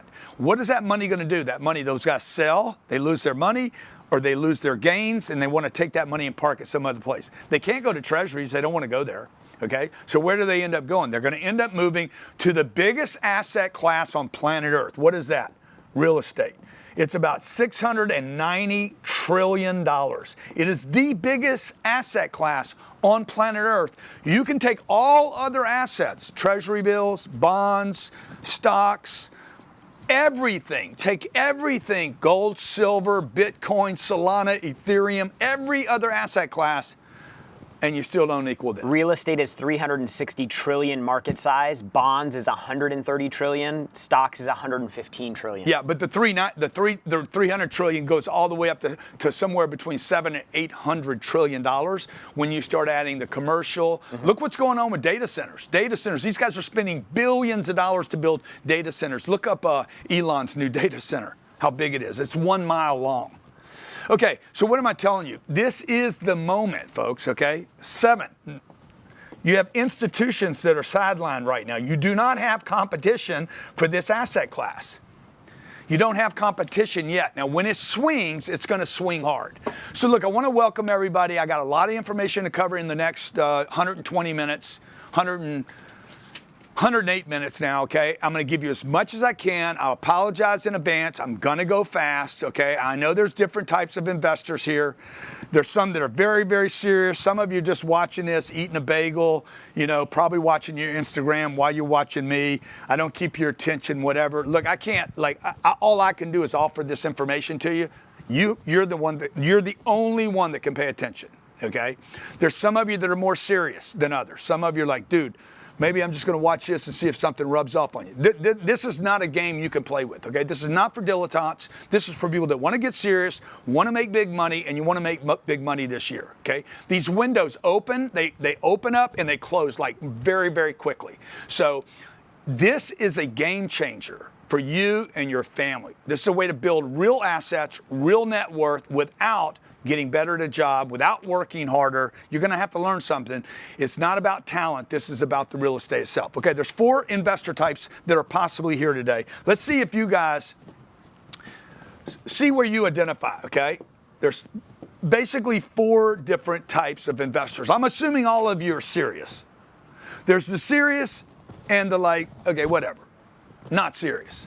Now, when I started doing this at 28 years old, I was extremely serious. My seriousness would grow over the years as my education grew, okay? My eyes opened and I learned more things. There's the serious guy here. How many of you are serious, first of all? Just put serious in the chat if you're like, dude, I'm going to give 120 minutes to this, 2 hours, and I'm paying attention. And guys, your goal today should be a $1 million score, minimum $1 million score year 1 for you and your investors. This year, in 2026. 1 million, at least 1 million. That's easy. I'm telling you.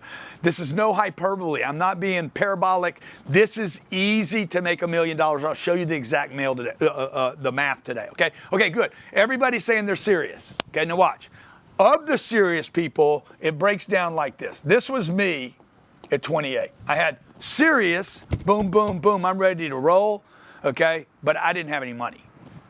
I didn't have any money, and I had no credit. Here's the good news for number 1, if you were like me, okay? No money, no credit, a full-time job. That's all I had. I didn't have any kids. I'm 28 years old. I didn't have a bank. I mean, like I had a bank account, I had a checking account, but I didn't have any money. I had no cash, no credit. I had never done a deal, never bought a house. I hadn't owned a car yet. I worked at a car dealership. One of the reasons I worked at that car dealership was they gave you a car. I didn't want to be a car salesman. I don't want to be a car salesman. My uncle said, well, they'll give you a car. I said, fuck, that sounds good. I'll be a car salesman. But I'm only going to do this for a little while, okay? And I did it. And then I had to keep doing it because there was nobody that would hire me in the marketplace. 1 out of 4 people were unemployed in this refinery town that I grew up in Lake Charles, Louisiana. I didn't have anybody to help me. I couldn't get with the unions. Glad I didn't have a connection. Okay, so there's the investor type. How many of you are serious, but you have no money and no credit? I got some good news for you. All you need is real estate, because real estate does not need money or credit, believe it or not. This is a myth. It's a myth that you have to have money and credit. Now, if you're buying a house, you have to have money and credit. But if you look at the kind of real estate that I'm buying today, you don't need money and you don't need credit, because they're not going to lend you the money anyway. They're going to lend the asset the money. I'll break that down for you in 2 minutes. And this is a super important note. Like you've got to understand this about real estate, because when Grant says you don't need money, for some of you that just breaks all your circuitry in your head. The largest institutions in the world use none of their own money to buy real estate. The Blackstones, the BlackRocks, the life insurance companies, like they are literally raising money from other people to buy all the assets. The last deal that I did was a deal at 101 Meisner. You can put it in your search. Just put in my name, Grant Cardone, and 101 Meisner, and you'll see the record come up, okay? Because again, when real estate transacts, there's a record, okay? When I tell you guys, man, I'm the greatest speaker in the world, I'm the greatest motivator in the world, or I helped all these people, or I own 117 companies. Okay, you show me the record. When Peter Schiff says, I have a bunch of gold, show me the gold. When Robert Kiyosaki says, I did this, show it to me, bro. 101 Meisner, boom. You cannot fake that. That's 366 units in Boca Raton. There's the address. You cannot fake it. If you guys are tired of getting hoodwinked, tricked, and getting advice from people, I have 117 companies I'm the owner of. Okay, show what are the names of them, bro? Like, I need some names, bruh, to trust. See, real estate, you don't have to ask for a name. Every piece of real estate has a name. When I borrowed on that deal, I was given a loan for $150 million on that asset. I got the loan on the asset before I had the money to buy the asset. Check this out. There's no place for me to sign on that loan. They didn't give me the loan. They gave the asset the loan. And by the way, everyone watching today, there was how many people registered for this event? 17,000. 17,000 people. All of you, had you had this deal, you would have gotten a loan too. Exactly the way I got a loan. Now, I know your mind's going out. Like, you're like, if that was a business and you were trying to buy that company, you would not have gotten a loan.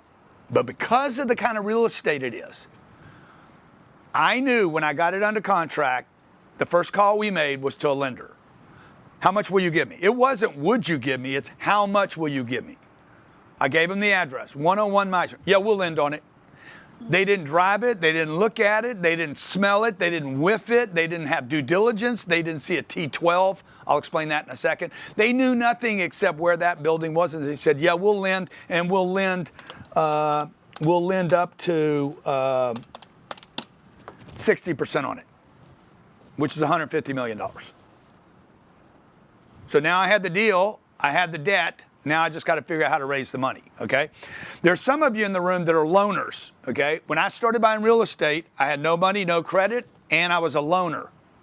I was a loaner with no money and no credit. Loaner means you're going to do the deal, you want to do them by yourself, okay? There's a lot of you out there. How many of you here have some money and you want to go do a deal, 4 units, 8 units, 32 units, and you're like, I want to buy the deal, fund the deal, manage the deal, pick up the checks. I want to do everything myself, and I do not want investors.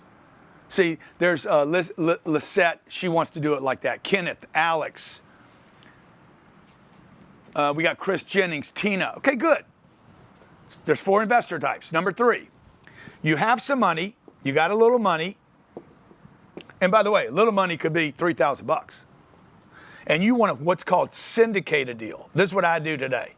I've done all these, by the way. Everything I'm going to tell you today, I will not tell you one thing. I promise one thing to you today. Whether you like it or not, I will not tell you one thing today, share one piece of advice today that I have not personally done multiple times.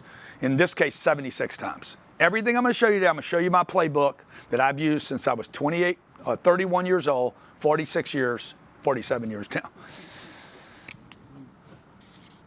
And if you do this, I guarantee you're going to make money. That is a guarantee that you will make money, and a lot of money, if you just stay with my playbook, okay? The fourth thing is you have money, you have some money, you don't want to do the deals, you just want to be a passive investor, okay? And you should be learning this, by the way, okay? Now, I have 20,000 people that invest with me passively. For those 20,000 people that have given me $2 billion to manage in my own real estate deals, which brings me to why I'm doing this today. Okay, some of you are like, okay, why, if you're a billionaire, Grant, and you have $5 billion worth of real estate, and you're so successful, why are you doing this for people you don't even know? Well, number one, I'm doing it because this is my purpose in life, is to help people. My purpose in life is not to accumulate real estate. My purpose in life was not to be married and just have 2 kids. My purpose in life came before my wife and my kids. My purpose in life was to help people. I didn't have help when I was a kid. Okay, and that fortified it, like the oyster and the pearl, the oyster and the pearl. It's a grain of sand, and the grain of sand goes in there, and it sits there and grinds out, or diamonds are made because of pressure. My purpose was defined because I lost my dad. No one was there to help me. I wanted help, couldn't get help. Nobody would tell me how to get help. I went to school, didn't get help in school. Went to college, didn't get the help I wanted there. I didn't get help. And guess what? One day I'm like, shit, man, I'm so angry of not getting help. It put a big chip on my shoulder. I'm going to help other people one day. So number one, I'm here to help you guys. And you've been doing it for 40 years. This is not a new story. Yeah, your whole career, this has been your I've been educating people for 40 years, okay? I got good at sales. I taught other people sales. I got good at marketing. I showed people to market. I got good at social media. I showed people how to do that. I want to pass on whatever I can to other people. I know that that's the greatest wealth and greatest fuel builder and energizer in the world, is helping somebody else, man. Going out of your way to say, hey, dude, let me help you. Sometimes pushing people helps them, okay? I'm going to push you guys today. All of you should have this. How can you have an asset class that is somewhere between 300 trillion and 600 trillion dollars? The largest asset class, and you can't get any of it. Like, you can't, this number is so big, it can never be consumed. And it just keeps getting bigger every year. There's so much money on this planet, it's unbelievable. If you got a money problem right now, it's because you got a mental problem. You got some mental blocks. You don't know the math, you don't know what to look for, you've been misinformed. You don't have a disability, but you kind of do have a disability. The way I was educated was a disability. I grew up in Lake Charles, Louisiana. You had to get a job. You had to work at a refinery. You had to make $40 an hour. You had to get drunk on the weekends, okay? You had to, and you had to beat yourself up and put your body at risk. That was a disability. So, but the truth is, what you want to do is you want to become an investor. You don't want to work for a union. You want to be an investor and work for no one, okay? You want to make one decision, not a decision every day. I want to get my money from work. I want to take it, boom, make one decision and go back to work again and get money again. And then the money over here works by itself. This is what you have to become. This can last for 200 years, not 80 years. Okay, Sam Walton made one decision. Okay, he created 5 of the wealthiest people on planet Earth because he was an investor. He invested in himself. He built out Walmarts. He kept his family close to him. He made sure the family understood the business. And Sam Walton builds this dynasty, this just mega company called Walmarts. Okay? By the way, they were real estate investors. Walmart's was a real estate game. McDonald's was a real estate investment. If you know the show, McDonald's. Okay, so you guys, this is my other purpose for being here. There's a bunch of you. You're going to see some of the deals I do today. You're here to learn how to take your IRA, your 401k, or a bunch of cash that you have. Maybe you're sitting on 200 grand, 400 grand, or $1 million. You don't know where to put it. You don't want it to be in the stock market. You don't like the stock market. Maybe you don't like the up and down and all the volatility. And you're like, dude, I'd love to find something to invest in. So here's my agendas, okay? Because people say they don't have an agenda. Everybody has an agenda. And I have an agenda. And if I told you I didn't have an agenda, okay, I'd be lying to you. Number one is to help. If I help you today, you go out here, you go buy some real estate, all I ask you to do is Stop me. Stop me in public. Grab me. Hey, man, thanks, man. I bought my first deal. I bought a 4-unit, a 40-unit, a 60-unit, okay? Like, I'm going to show you some other people that I've helped, and I know you would want to help people, too, if you knew something. If you were good at something, you'd want to help other people. I'll show you in a second some other people I've helped. And then some of you are going to decide to invest with me at Cardone Capital, okay? Now, let me just show you what Cardone Capital is. Cardone Capital, and I'm not here to sell you Cardone Capital. I'm just telling you that is going to naturally happen. That some of you are going to invest in Cardone Capital where I buy real estate, okay? This is the kind of real estate I buy. These are 29 funds that we have open. I've done 76 deals. We have 47 of these properties right now.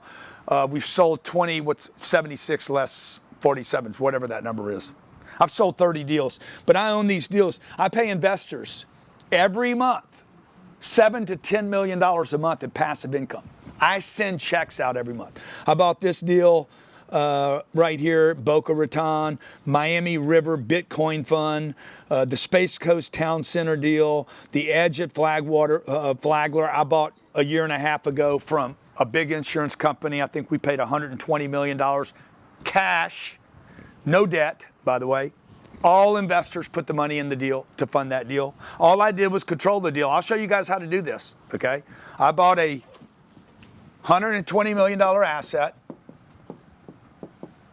I got control of the asset. I raised 100% of the money, and I was paid $1.2 million to do that, and I became a 20% partner in that asset with no money. You guys can do this. I'll show you exactly how to do it, okay? We do 4 workshops a year, 4 clubs a year. It's called a real estate club where 4 times a year people come in and spend time with me either in my classroom or in a hotel. Also, they come in and do a capital raising, how to raise this funds. I'll be talking about that today. It's one of the things you have to know how to do this. But imagine if you could get a deal under contract. All I did was negotiate the deal. This deal could have been and used to be $4 million. And then I started learning. I went 4 million, 14 million, 44 million. 140 million, boom, bigger. Okay, I grew and did bigger deals, just the way you grew. You know, the first time you saw a bicycle, you're like, oh my God, that's terrifying. Okay, 6 weeks later, you're freaking flipping. Well, I don't want to use flipping because Tiger yesterday flipped, but God, I hate to see that happen to me. I know, dude. Every time he starts getting back into it. Okay, you know? So anyway, these bigger deals, look what I did here. I showed the deal to my audience, to my friends and family, okay, and partners and investors. All the money came in. You see, you're the 4th group. The 4th group that might just want to be a passive investor. By the way, a lot of these people put IRAs and 401ks in. Some of these people had other 1031 money. I'll talk about a 1031 in a little bit. They used their other money from the sale of an asset and came into a deal. Some of these people borrowed against their house, the equity in their home, so that they could fund this activity. And then I manage the asset for them and send them a check every month, okay? All right, so that's my agenda, okay? Now, I need you guys to give me 2 things on your agenda today, okay? Before we get started here in full rock mode. What is your agenda today? What are the 2 things that you want to accomplish today? And I'm going to look at these in the chat, and I'm going to see if I can accomplish all of these. Okay? What's your agenda? Create a legacy. I can't do that today. Okay, sorry. That sounds good. Find me a deal. I can do that. Find me a deal. Fund a deal. I can show you how to fund deals. Cash flow, how to get cash flow. I'll show you how to do that. How to make money. I can't show you how to make money. It's against the law. Okay, the federal government makes money. Federal Reserve makes money. They destroy it every day. There's no making money you can't do. You don't need to make money. You need to connect with money. The deal attracts money, by the way, and I'm going to show you the fastest way to make money is to raise it. You want to hear some of the responses? Yeah, sure. Jakin wants to understand risk and fundraising. Eugene wants to understand tax deductions. Beautiful. Jonah wants to figure out how not to be broke. PK wants financial freedom. MG wants to learn how to own multifamily. Brett, security for my family. Steve from New Jersey, learn how to get my first deal. Sirius wants to learn how to find the right properties. Yeah, Daniel wants to learn how to invest 20 grand. I'll show you how to do a deal with 20 grand, by the way. Okay. Yeah, Lux wants to create passive income. Ron wants to network. The Investing Carpenter wants to learn everything. Alex wants to learn how to start from nothing. Let's see here. Big Money wants to know what to do first. This deal right here, see that 20 grand, if you didn't raise any more money, we'll buy a $400,000 asset under a specific program. And this is what you guys don't know. Nobody told you about the programs. See, everybody's just telling you you're priced out. You're just looking at you got to know the program. If you don't know the program, bro, like if you don't know the program, then you're going to be like, I only have 20 grand. I can't buy a house because they're 400. Exactly. So you don't want to buy a house. You want to buy a $400,000 asset. You want to use Fannie Mae for the debt, and you want to use a 5% first-time buyer program. This exists today, right now. It was passed last March, and nobody even knows it exists because everybody's complaining so much about prices. You're worried about the wrong thing, okay? The other way to do this is to do owner financing subject to an owner financing deal, and you're looking for somebody with a 4% mortgage or less. There's only 630,000 of these in the country today. More sellers than buyers. By the way, let me just tell you, there's 45 million single homes in America times 0.40. There's 18 million homes in America today that have a mortgage somewhere between 0% and 4%. Those deals you can do with no money. You can keep your 20 grand. Tell the guy, look, man, I'm going to take the 20 grand. I'm going to do owner finance on your house, and I'm going to take the 20 grand rather than giving it to you. I'm going to invest it in a new roof, in a new exterior, a new interior, new furniture. And by the way, if I miss the payment, you got the improvements. I'll show you how to do all this today, okay? Now, words you're going to hear today. These are very, very important. I want you guys to make a list of these. See, here's Korea, or Carrier, or Carla maybe. I have good credit. I just lost my job. I have no money. Where do I start? Perfect. Your job now is to find an asset that replaces your job. Your job is to go find an asset that replaces the income of your job. So let's say she was making 60 grand a year, okay? I need something that pays $5,000 a month. I basically need probably 5 units or bigger. 5 units is $5,000 a month. That's what she was making. But I'm not working anymore. I'm just finding an asset that produces $5,000 a month. She will be giving credit now for that income. Better to buy a 50-unit deal, by the way, that has $50,000 a month. You don't even have to get better at your job. You just got to get better at finding the real estate. It'd be easier for you guys to find this, something that pays $50,000 a month, 50 units. How am I going to do that? You say. I'm going to show you how to do that today. I don't have any money. I'll show you how to do it with no money. I'll show you how to do it with no money with Fannie Mae, Freddie Mac, or an insurance company. I'll show you where to go, and I'll show you what to say to them. I'll show you how to do it with no money, and I'll show you how to pay yourself when you do the deal, 50 grand. Okay, but there's some words you're going to hear today that could throw you off a little bit. Okay, these are words that I don't want you to get confused by. The most important term in all of real estate, and I'm going to keep this as simple as possible, is the number of units. You're going to see why that is important. 1 is not as powerful as 10. 10 is less powerful than 100. The number of units is the single most important number in every business, and especially real estate. Okay? You're going to hear another term called replacement costs. I'm going to call that RC. You might hear me say URC, under replacement costs. This is the cost, which is about $400 a square foot. Like I'm looking at a deal right now in Pembroke Pines. It's called Pembroke Pines Landing. See, real estate. Has a name, has an address. Oh, I look it up online. There it is. I go to my map. Oops, there's the asset. Oh, God, I'm logged out of Google. Son of a bitch. Okay, this was... It says you're logged in. Yeah, but I can't go to my 3D because I'm not fully signed in.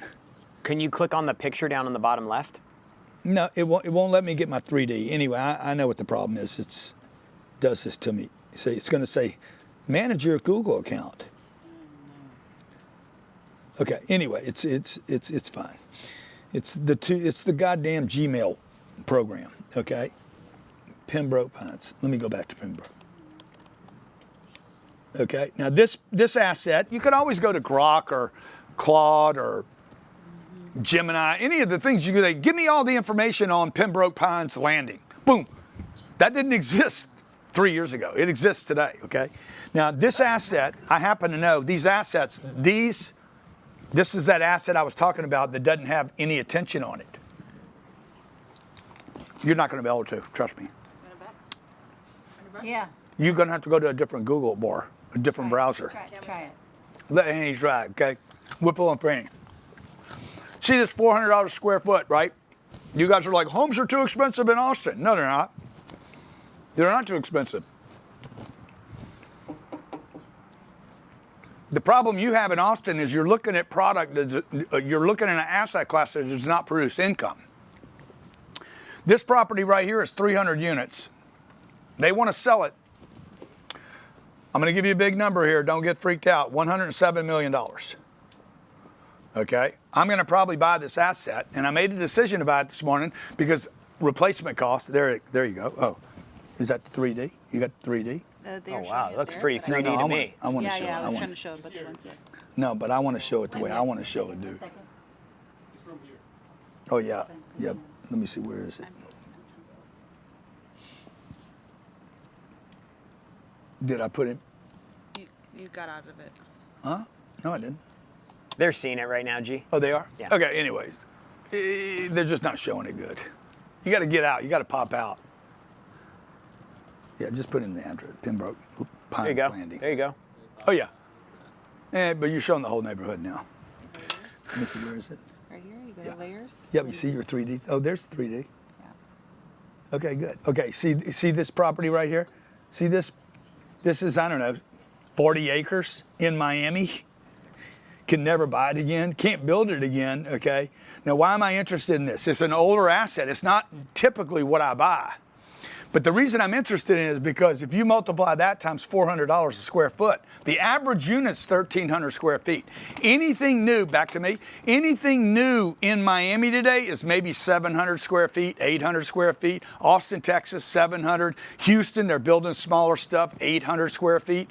This is 1,300 square feet. If you multiply 1,300 feet times $400, the cost to build it, it would be $520,000 to build it. By the way, they would never let you build that asset there again. And I'm going to pay, what am I paying? Per door. You're going to hear this other term, per door. Okay? Just stay with me. If I write it down on that magic board right there, you guys should be writing down what I'm saying. 356. Huh? 356,000. So I'm going to pay $356 a door. And it would cost $520 to build it. So I know in the future, I get back to this number. This is called replacement costs. You need to know that term, all right? Okay, let's see here. Let me get rid of some of this. Okay, 3, underwriting. You're gonna hear a term called underwriting or UW. You're gonna hear a term called cap rate. Cap rate is the return if you paid cash for the asset. So that last deal right there, that cap rate was about 5%. You're like, 5% is not is that good or bad? It doesn't matter. You have to have all the data. It comes with a 3% loan. That deal I just showed you that I found this morning, okay, it has a 5% return and it already has a loan on it for 3%. That money would cost me 6% today to put a new loan on it. They have a loan on it right now that's good for 7 more years. I don't have to get a loan. You're like, how am I going to get a loan? They already have a loan on it, bro. Like, how do you get food from the grocery store? You don't go to a farm and grow it. You go to the store, you pick up the white rice you wanted. You do not go to freaking Japan to get your rice or to Vietnam, okay? You basically let them harvest the rice, put it in a bag, send it to Whole Foods, and you picked it up. That's what we're going to do here. We're just going to get a deal that already has a loan on it and take advantage of that. And we want the interest rate, thank you, great job. We want the interest rate to be preferably equal or less than the cap rate. Number 5, NOI is a term you're going to hear today. NOI stands for net operating income. NOI determines the value of the real estate. Change the NOI up or down, you change the value of the real estate. This is not a house. Is another way to think of NOI like basically just like the profit, like the income? No, less the not expense? really. Not really. You don't want to think about it like the profit. You want to think about it as the thing that you want to lever. You want to move the NOI up. The NOI is determined by the gross rent less the expenses equals the NOI of the property, okay? So you want that to go, the rent to go up, the expenses to go down. That creates the NOI. And the NOI is what determines the value, unlike a home. See, Jared's got a house up the street, and Jared's house is worth whatever Jared's neighborhood is worth. If Jared's house was an apartment building, his apartment building would be worth what that NOI is. Rather than a comp. Rather than his neighbor. If you're in the right neighborhood, right? Let's say my neighbor, there's a neighbor, I have a neighbor right now that's going to sell for $88 million. If he sells for $88 million, boom, my value comes up. But let's go back to bad times. Okay, when there's bad times and my neighbor's house sells for $20 million. Okay, by the way, I bought my house, stole it from Tommy Hilfiger, and actually disrupted the entire beachfront of 100 homes on Golden Beach, okay? And Tommy didn't know. Tommy thought he was doing good. Tommy had been trying to sell the house. It was right time. I was watching it. I watched it for 2 years, went in and bought the house, and it hammered the neighborhood. Then they started building new homes because I knew what was going to happen there. They started building new homes. Values went up. Replacement cost is going up now. People are building new homes. It's taking longer. Now I got an $88 million house next to me, a $45 million tear down. I got a $30 million tear down, and my values go up. But I don't want to do that. You don't want to do that because that means you have to fund the house, and I don't want to fund the house. I want the house to fund me, in this case, the real estate. You're going to hear a term called leverage today. Leverage is how you get rich. Okay, this is how the wealthy create wealth. First of all, leverage is the way you get rich in the beginning, and if you could scale the leverage, then you create wealth for yourself. Number 7, you're going to hear a word called depreciation. Depreciation works like this, okay? A house, let's say you bought a house, it's $270,000, and the lot is worth $50,000. The government's going to allow you to write this off over 27 years. You're going to write off $10,000 a year. Okay, again, the wealthy don't do this, okay? The wealthy do not do things like this. They make taxes one of their biggest priorities. So rather than buying a house, they're going to go say, you know what, I'm going to take the same 270 and I'm going to go buy a $1 million property. Multifamily property. Multifamily property, more than 5 units, 2 units even. Yeah. But if it's $1 million, let's say it's 10 units. I'll show you these deals today. They're going to put $50,000 down to buy this deal. Probably the same money they put down to buy this house. Okay? But the difference is the write-off is going to be $400,000. Because the write-off, and I told Donald Trump this, I said, President Trump, we should move this write-off, it's called accelerated depreciation, to single-family homes. And he's actually considering it, okay? See, this is already approved by Congress. This is a law. If I buy commercial real estate that has cash flow in residents or tenants, and I put 50 grand down, I put 50,000 down, I don't have my 50 grand anymore, but I get to write off 400,000. Let's say I'm a dentist and a professional real estate investor. I'm qualified as a professional real estate, and I make 400 grand in my business that I pay taxes on. When I buy this asset, I take the 400, I claim it as a loss, depreciation. It's a paper loss. And now I pay no taxes on my dental income. This is the magic. When I all my money is invested in real estate with Grant. I don't buy deals on my own. But when I figured this thing out, I was like, I'm not just getting return on my money. I'm also paying way less in taxes on my primary income because I'm able to carry those losses over to my personal income. So it's like you're making money on your return from your investment, but you're also picking up a massive increase from the tax deductions from the depreciation. It's one of the gold standard characteristics of real estate. It's insane. So let me just show you this, okay? Let's say you're going to go out and buy stocks. Like when people say, oh man, stocks outperform real estate. It's not true. You don't have all the data. By the way, the people that are telling you that, that's coming from CNBC and a bunch of people that want to sell you stocks. The banks control the stocks. The banks do not like real estate as much as they like stocks. I'm talking about the big banks, JP Morgan, Goldman Sachs. I'm not talking about your local bank where you keep your checking account, okay? So watch. Let's say you were going to buy $1 million asset. Somebody asked me recently, would you rather buy real estate or stocks? I said, dude, I'd rather buy real estate. Why? Because I only need 50 grand to buy that. Okay, watch. Let's say the real estate goes up 3% a year, and I take $50,000 over here and buy Apple stock, and it goes up 10% a year. See, once you do the math on this, you're going to understand why you want to invest in real estate. 10% of 50,000 is $5,000 a year in appreciation. Times 10 is what? 10 years. If I keep the stock 10 years and every year it goes up 10%, which is never done, by the way, not 10 years in a row, okay, without a loss, I would make 50 grand on my 50 grand. Everybody tracking that? I put in 50 grand. It made $5,000 a year for 10 years. Stock went up. I own shares that went up. I made 50,000 on my 50,000. What did I make over here? I put $50,000 down on a $1 million asset. See, you can't get $1 million of stock with 50 grand.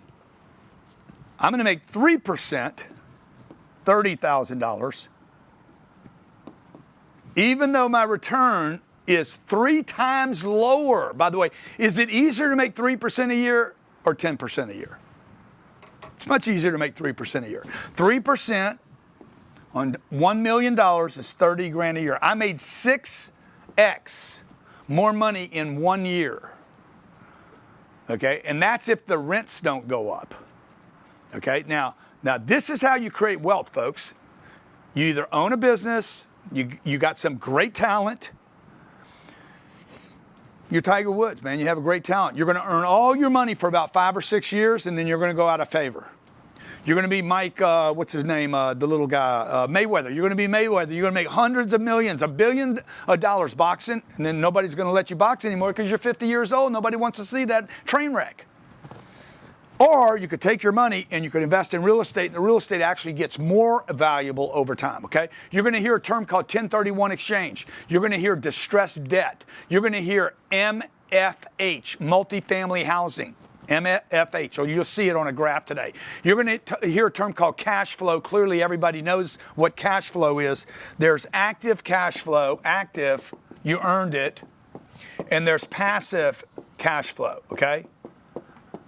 Okay, passive cash flow is only taxed at 19% if it is taxed at all. A passive income plus depreciation is basically deferred and no tax. This is going to be taxed at 40%.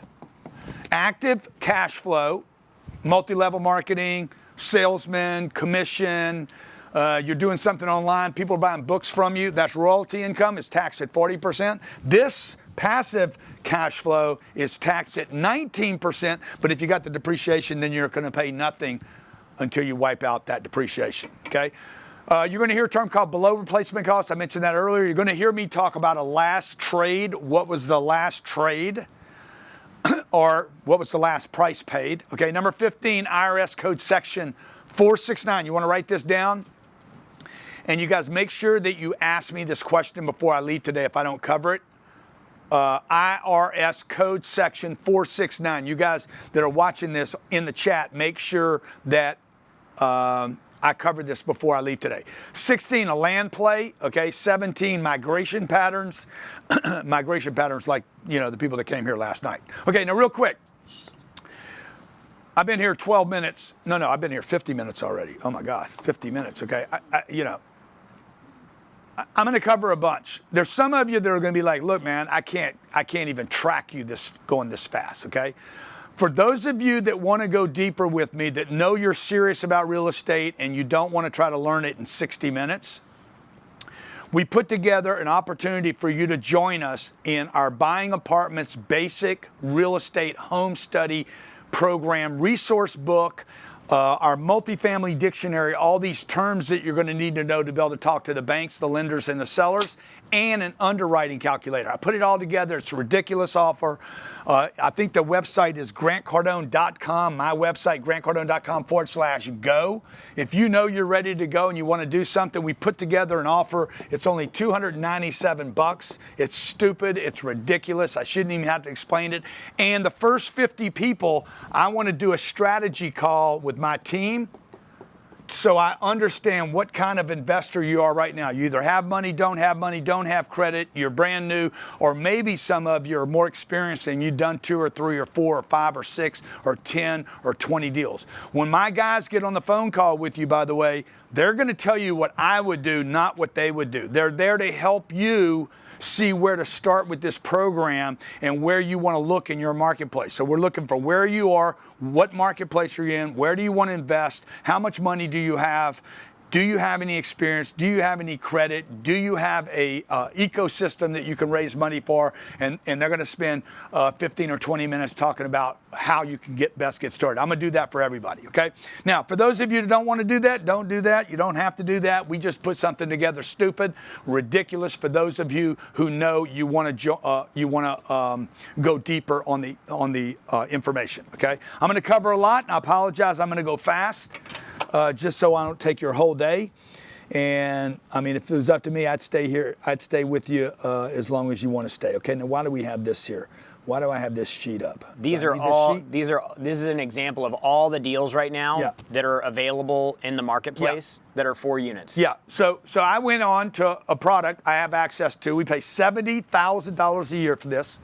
You can go buy this, by the way. You don't have to, but you could.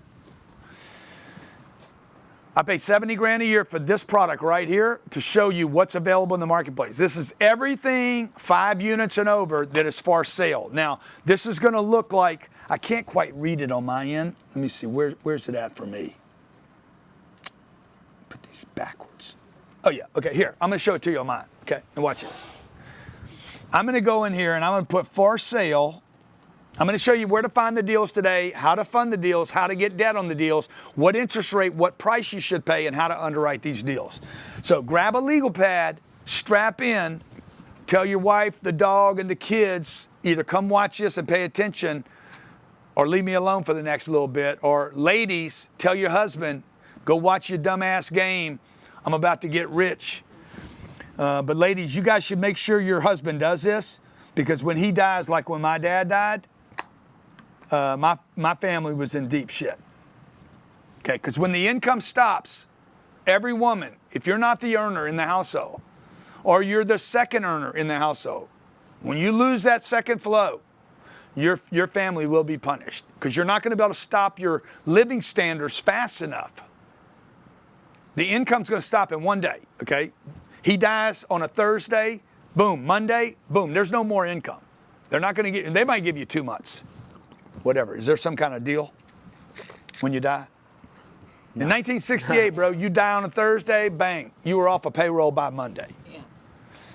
So my mom didn't have any income coming in. Guess what? The house she owned became a liability. The 2 cars she had became liabilities. The location where we lived became a liability. Like everything became a liability.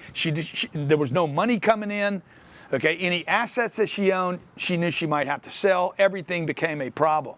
Had my dad left a bunch of real estate, that real estate would have continued to pay my mom passive income for the next 30, 40, or 50 years, or however long she lived. Now, what I'm looking at right now, for those of you who think there's nothing to buy, this is 11,775 properties. 11,000. Let's see, 1 divided by 11,775, okay? If you only had a chance of winning at 0.00008%, 4 zeros and an 8, if you only found 1 deal this year, you'd make money. You just got to know what to look for, okay?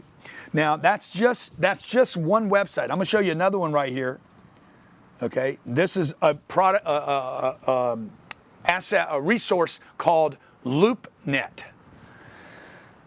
Owned by the same company as CoStar, by the way. The data's a lot less valuable, but I'm just going to show you what I said earlier. Why now? You want the supply to be greater than the number of buyers. Okay, you want the buyers to be down and the supply to be up. All right, now check this out. Great. Okay, this is a different product called LoopNet. It's free to the public. And I'm going to show you how many deals. All I put in here was for sale. Let me see what my filter is. I think I put 4 units. Yeah, the other one was 5 units and bigger. This is just 4 units. Search. Okay, and I'm coming up with 750 results.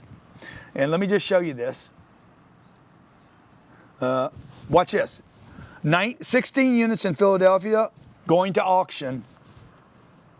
What's the date today? March 28th. In 17 days. By the way, I would buy this deal. Philadelphia is a great city. Here's a deal in New York. It's an 11,000 square foot condo unit. I wouldn't buy this with your money. If you gave this to me, I wouldn't touch it. I know this immediately. You're like, oh, why? Because I know what I know. And I'm not violating my non-negotiables, which I'll show you here in the second half, okay? You have to have some non-negotiables. Here's an auction by a group that ripped off my name, by the way, 10X Auction. Okay, here's 60 units in Dallas, Texas, going to auction April 20th. You guys, there's no good deals, okay? Here's another deal. 2 properties in Binghamton, New York. It's a student housing deal. 2 properties. It's going to auction on the 20th. Here's a deal, 340 units in Detroit, Michigan. I wouldn't touch this under any conditions, but because I don't live in Detroit, okay? But maybe M&M should buy it. Here's 16 units in DC going to auction. It's a receiver sale. It's already out of the hands of the owner. The bank owns it. They're going to sell this. There's no bottom price. Somebody's going to steal this asset. Somebody's going to pay $90,000 or $100,000 for this. They're going to pay $5,000 a door. They're going to steal it. Now, for you young people, or maybe for you retired people, this is the kind of deal where you're like, dude, I live in Spokane, Washington. You see this deal? I'm leaving Spokane. I'm gonna go move there. I'm gonna live there for 2 or 3 years. Put this deal together. I'm gonna buy this deal for nothing. Okay? Let's say the deal sells for $250,000. You put down. You could buy this deal with $12,000. And you're gonna go there, manage the deal, work it, be the policeman. You're gonna spend 18 months there cleaning it up, putting your labor into it, and you're gonna sell the deal for $2.5 million. You're gonna make 10 times. I'm sorry, not 10 times. 200 times your money because you only put 12 grand down.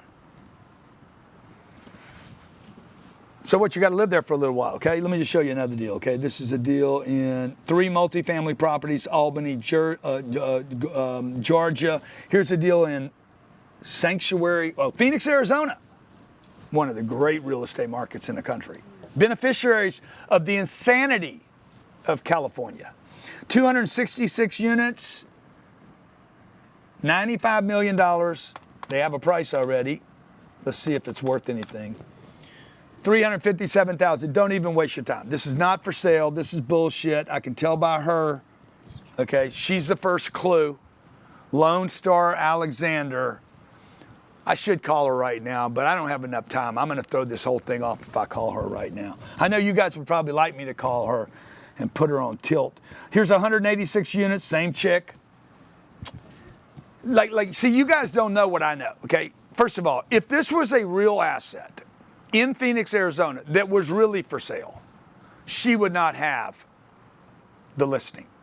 I know who would have the listing, and it wouldn't be her. There's 2 other groups that would have this listing if these were really for sale. See, this is what you guys have to know that you can't know. This is why people join me 4 times a year in our club. In fact, can we just show people this isn't about me? I want to show you guys something. I do this all year long for people, okay? 4 times a year we bring people that come in and they want to learn this game and learn the real estate and learn how to play it. And they want to know how I know so much so quick. Watch this.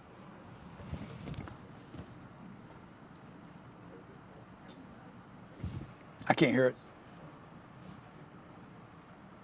I can't. Hey, my name is Kevin Belfont. I've just closed my first deal, so I'm super excited for that. Hi, everyone. My name is Regina Robinson. What my real estate portfolio has grown from is just single family homes. And now I am an investor in 452 doors, a couple different states. My name is Jason Otillo. I'm from Jacksonville, Florida. From zero doors to I have over 1,100 doors now. It has absolutely changed our life. Hey, my name is Matthew Tyfke. I'm from Austin, Texas. Before I joined, I had about 60 properties, ranging from single family to small commercial deals. After joining, I've acquired close to 1,000 doors. I also have another 1,200 doors under contract right now. Hey, I'm Jana Usselton from Dallas, Texas. We had 0 doors before we started, and now we're over 2,500, over 200 million in assets. Hey, my name is Jake Sisk. I was just a college student, didn't own any commercial real estate, no doors, no real estate. We've scaled up to a portfolio of just under $10 million in less than 3 years. Hey, my name is Alex Lovely, and I went from 12 units to 800 units. I've tripled my income. My name is Favor Okeke. I pretty much knew nothing about real estate. I'm currently invested as a limited partner in a deal that has 214 units in San Antonio. Sure is something that I would 100% recommend. We've been members of the club since January, and 10 months later, we are looking at 400 units. I was able to get 40 units under contract through the real estate club. After I joined the club, my network grew up from 100,000 to $1 million in less than 2 years. I joined with 0 doors, and since joining, I actually have been able to close on 6 deals. We're working on number 7 right now. In just a couple of weeks, we'll be at 85 million under management and 650 doors. Back in 2021, when I thought I was doing so great, I was making like 60 grand a year. It's been 4 years. I've more than tripled my income. I have more real estate money that comes in regularly. Before joining the club, I really didn't know anything about property. Okay, these are people from all walks of life, different experience levels. All of them had one thing in common: serious. Some of them had money, some of them didn't have money, some of them had credit, some of them had different levels of experience. They were all serious though. They came like I did when I was 28 years old and I was serious about buying real estate. I'm like, I can't just be a salesman all day long. I need to get my money. I can't just be a receptionist. I can't just be an assistant. I can't just be an executive in a company. I can't just be a coder or a Facebook person dude, you just cannot do it. You have to become an investor. The only way to get rich in this country, the only way, there is no other way. Everybody that got rich became this. Period, end of story. There is no other path. The wealthiest people on the planet were investors. Tesla was not, my boy Elon, not an inventor, investor. You guys are confused. Oh, he's so smart. Steve Ballmer, richer than Bill Gates, was the 6th guy to work at Microsoft. He was an investor. He's worth more than Bill Gates, okay? Apple Computer, guy named Steve Jobs. Oh, Steve got rich because he created the iPhone. No, he did not. That's bullshit. Because the guy that was with him, Wozniak, yeah. I'm worth 17 times what Wozniak is worth today. He was in the game earlier. He was in one of the biggest, he was in a $3 or $4 trillion startup, and I'm worth 17 or 20 times what he's worth, and he was right in the action and owned 45% of the stock of Apple, okay? And he didn't stay an investor. He didn't stay invested. This is the only way to create real wealth, folks, no matter how good you get at your job. What's his name? My boy, la la la la la la la. Yeah, that guy. Sings? Huh? Sings? Yeah, he does sing, but he's a producer. He's the guy. No, the bigger guy. Beyonce, Jay-Z. Look at Jay-Z. One day he's selling weed, he's selling cocaine, he's selling whatever he's selling, then he's selling CDs, and then he's like, I got to become a businessman. Guess what? He's made all his money investing, not DJing. Okay, not selling rap music. He's an investor today. You have to become the investor part of the cycle. Now watch this. You're like, okay, cool, Grant. You got me convinced. I'm going to become an investor. Watch this. I'm going to show you a deal right here that you guys should look at. You guys that are in the Midwest or in Texas. I'm sorry. Let's go to Texas. Texas is going to be a boom state for the next 30 years. Here's a 4-unit deal. Okay, and I'm going to show you guys a bunch of deals, by the way. Here's 4 units that I know right now. How much does it say it is? 121 a unit for, what was it, 480? So what is that, 500,000 bucks? Okay. 480, yeah. Okay, 500. We're going to round it up to 500 because I'm going to keep 20 for myself. I'm not going to pay less. I'm going to pay more. I'm going to be like, the deal was 480. I'm adding 20,000 for myself. Okay? I can buy this deal with $25,000 down today. If I take the price up, I can actually, all I need is $25,000. Where can you get 25 grand from? MasterCard, Visa, American Express, your uncle, your mom, your dad, steal it from your grandmother. She don't know. Like 25 grand, it's nothing, okay? If you can't find this, now I'm gonna show you how to make money on this deal. I can literally control a $500,000 asset. Remember, if this asset only goes up 5% a year, I make my $25,000 back in year 1. Right? So I'm like, hey, all I got to do is raise the rents enough to increase the value 5% because I'm getting leverage of the 500. See, if I lived in Edinburgh, Texas, I'd be like, I'm going to buy 4 of these units. Fannie Mae, not your credit union, not your local bank, the Bank of Edinburgh. You don't go to, some bank and say, hey, can you give me a loan on this? Because they're going to be like, no, we're not going to lend you any money on that. They're not. You have to know where to go and what to show them and the math. I'll walk you through the whole math today. But the deal, it all starts with a deal. You have to have a deal to talk about. Here, I'm going to show you another deal. These are some deals I pulled up this morning. These are all currently in my programs that I'm looking at, okay? So here's a deal right here. This is 15 units, little different market. Hottest rental market in America today. And nobody would guess it. San Francisco. Highest occupancy, highest rent growth. And you'd be like, dude, San Francisco's out of favor. No, not for rental property. Okay? They're killing it. This is 15 units. I marked this because I'd be like, man, if I was in San Fran, I'd buy this. Look at this thing. Okay? What makes this a good deal? Okay? I'm gonna back out of this because the location, okay? Most recent rental in the building is $26.95, so times $2,700. So now I know what the rents are, okay? And I'm gonna do the math. I'm gonna show you how fast I can underwrite this deal.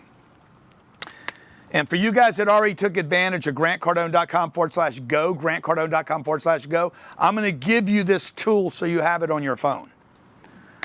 You're basically I'm gonna download my brain, my underwriting brain, to your computer, okay?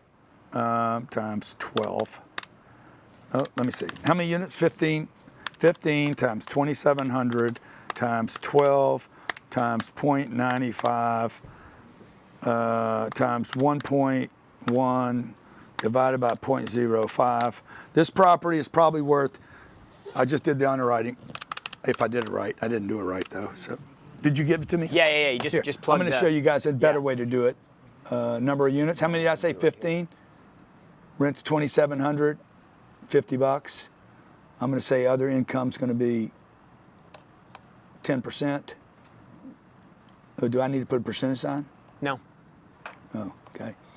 Occupancy, I'm going to put it 90. Okay, I'll cut it back. Now I'm going to go a little more than that, 93. Expenses, I'm going to push down to 30 because it's a smaller deal. And I'm going to say a 4.5 cap. Okay, $7.6 million. That's what I got on my calculator too. I just had too many zeros. $7.6 million, okay? Now, can I buy this? I need about $2 million to buy it. Okay, do I want to do that? I don't know. If you live in San Francisco and you know the asset, I know this. to buy a home in that market would probably cost $8,000 a month. If these rents are too low, and they could be by $1,000, let me show you the upside. Before you say you don't have $2 million, let me just show you what you have here. This is called the increased value calculator. If I can raise those rents $2,000, I've done that many times, by the way. 15 units times $2,000 times 12 times 0.90, I'll just do 95, divided by 0.04, I would create a new value of $8,550,000. Okay, what are you doing? I just want to do it like this first, okay? All right, if I increase the rents $2,000, if I only increase them $1,000 from $2,700 to $3,700, I increase the value of the property by $4,225,000. Okay, what did I put in the deal? $2 million.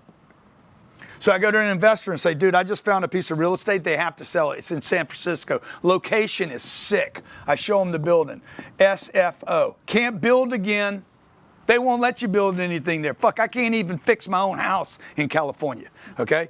You're never building anything there again. The prices are just going to keep going freaking north. The average mortgage in that market is probably $5,700 to $10,000 to own a home. Can y'all look it up? What's the average mortgage in the San Francisco market?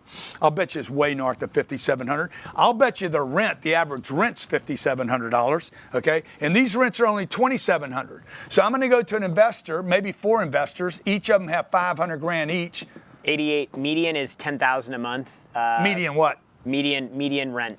The median rent. I'm sorry, median monthly payment on a mortgage. The median monthly mortgage in San Francisco is $10,000 a month, and I'm at $2,700. So I'm going to tell a story to my investors. Hey, I'm going to take these rents to $4,700, and I'm going to increase our $2 million investment is going to increase by, what did I say it was going to increase? Oh yeah. 4.2. No. If I get the entire $2,000, we have an increased value of $8.5 million. I return the $2 million to the investors. I give you your $2 million back. So I'd go to an investor and say, look, how much was the deal? 7.6 was the underwrite. 7.6. I need $2 million to buy it. Okay. I'm going to drive the price of this thing up to $15 million. It might take me 1 year, 2 year, 3 year, 4 year. Sooner or later, I'm going to get it. By 2030, okay, I'm going to have these rents at $4,700. You have to know your market, and you have to know you can do this. I'm going to return your $2 million plus $2 million, and I'm going to keep the rest. I'm going to give you 100% return on your money. In 5 years, that's 20% a year. He can't earn that anywhere. Okay, that's better than the S&P 500 by 2.5 times. And I'm going to keep the rest of it for me. Okay, the rest of it for you would be what? 2 plus 2 is 4, and you got 8, so you'd make $4.5 million, $50,000 putting this deal together. Now you're like, man, I can't even follow your math. All you have to do is learn the math. Okay, you need to learn your market, find the asset, learn the math, and then you got to go tell this story with conviction. And this is why those people that you were listening to on that video, hey man, I have 2,700 units now. I picked up 200 in the first year. I went from 100,000 to 1 million. That's what they did. This is not about me. This is about the real estate asset itself. So let's go back to that one deal I was showing you guys where I said, okay, the wrong person has it. See this guy right here, okay, that has this deal on Howard Street, 1532 Howard Street. It's only $300,000 a door. I know this is a deal, okay? There's a thing called the 1% rule. If you're taking notes, you want to write this down. The 1% rule basically suggests the closer you get to the 1% rule, the per unit price, in this case, $326. Okay, remember replacement cost. What would it cost to build that today? $1 million. First of all, they're not going to let you build it no matter what you do. No matter what you do, you're not building a unit there under any conditions. That thing I showed you earlier, the Pembroke pound, I'll pull it up in a second. You can't build there again. You'd have to burn down every one of the units. You'd have to take down the entire structure of all those properties and said, I want to rebuild that exactly the way it was. And they'd be like, no, you can't do that. They would make me go vertical because of new building codes. San Francisco would have a building code that will not allow you to build this again. The rents are only $2,700, okay? The per unit price, if you could buy this for $270,000 a unit, that is the 1% rule. You take basically the rent divided by that to get the percentage. If you hit a 1% rule, you know you're hitting a home run. Well, I don't even have to get to the 1% rule to know that if I can raise those rents from $2,700, okay? Now, I'm telling you this to tell you that, to tell you this. The number of units, most important number in real estate, times the rent increase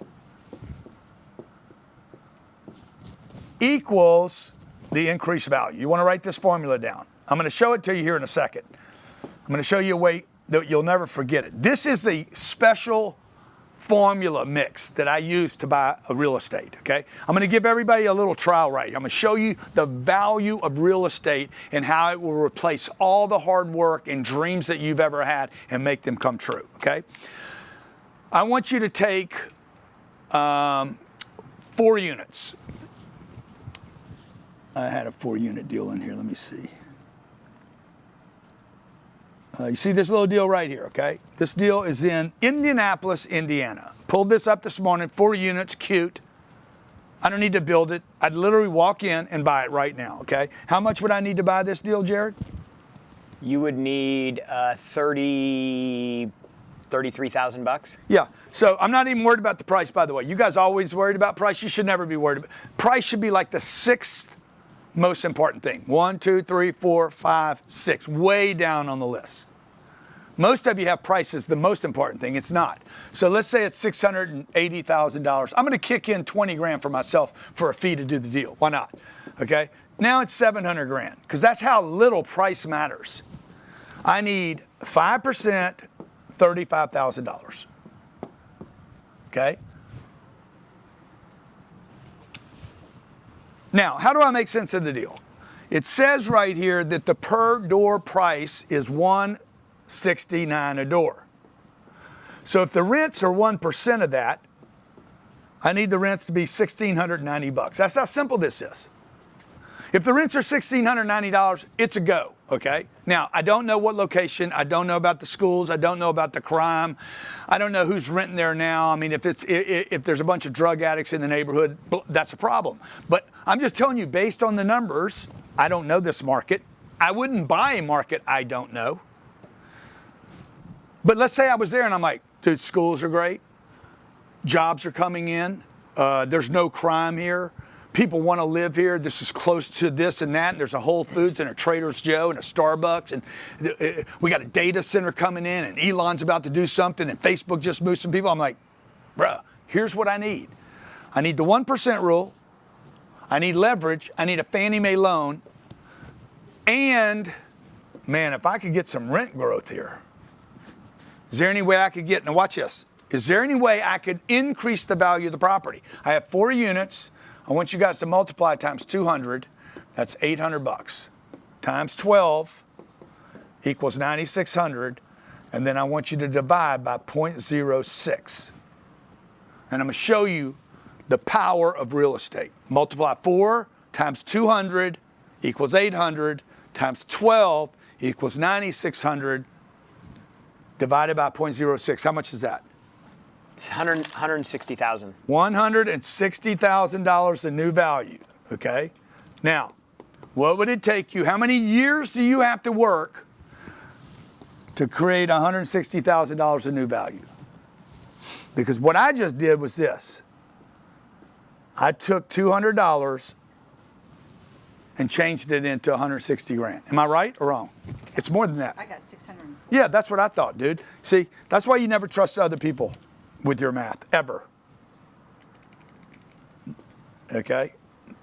No, you did 30. You did 38,000. It's not 38,000. It's 9,600 divided by 0.06. No, it is 160,000. Okay, that's why I always trust Jared. Okay, it's $160,000. That's the number you came up with, okay? Every $200 magically turns into 160 grand. Now, where do you know on planet Earth where you can make you can move something 200? By the way, you didn't have to sell anything. You didn't have to buy anything. You didn't have to get any inventory. You didn't have to do anything. And by the way, how much money did you put in this deal? How much did we put down? $35,000. $35,000.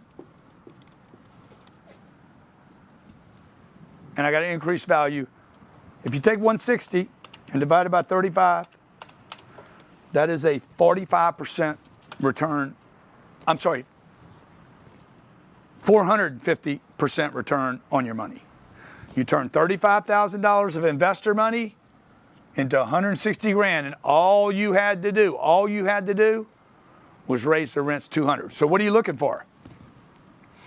You're looking for a property where you can raise the rents $200. Okay. Now that was on 4 units. Let's say we would have done 40 units. I want you to do the math on 40 units now, and we raise the rents $200. 40 times 200 times 12, same math,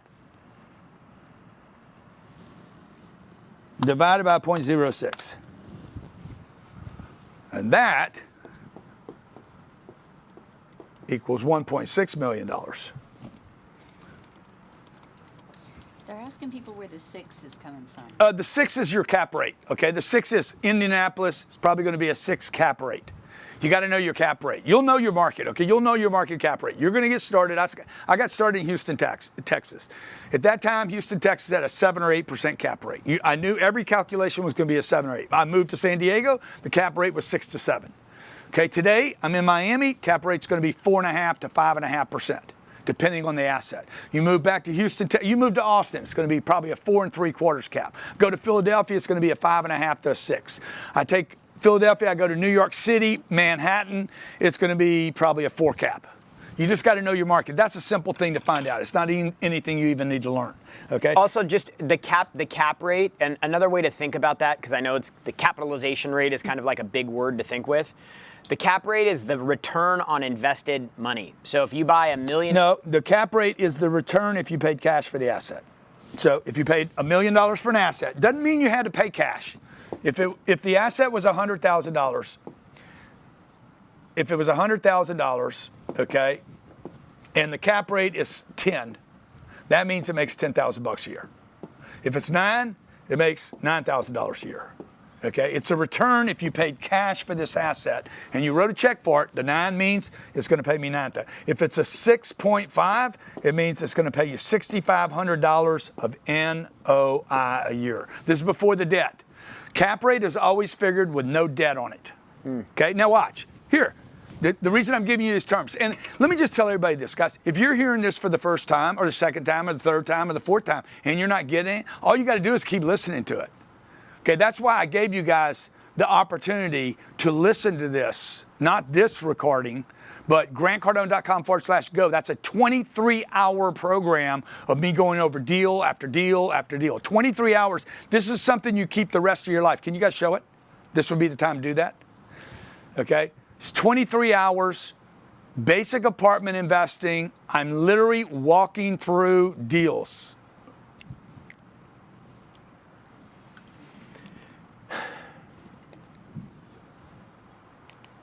No. Yeah, I mean, this basically I took a week out of my life and I went and put this recording together. It's 23 hours. And all I'm doing is showing you where to find it, where to fund it, where to buy it, how to raise money for it, how to get debt on it, how to cash flow it, to understand the terms. We went to Turks and Caicos. I literally took a week of my life. I went and suffered on an island in front of a damn video camera for 5 hours a day. And Jared was at the pool drinking rum while I worked. He would forget everything we were doing. Anyway, I recorded this for you guys to have, okay? grantcardone.com/go. Go back to the slides now. My slides, please, back to me.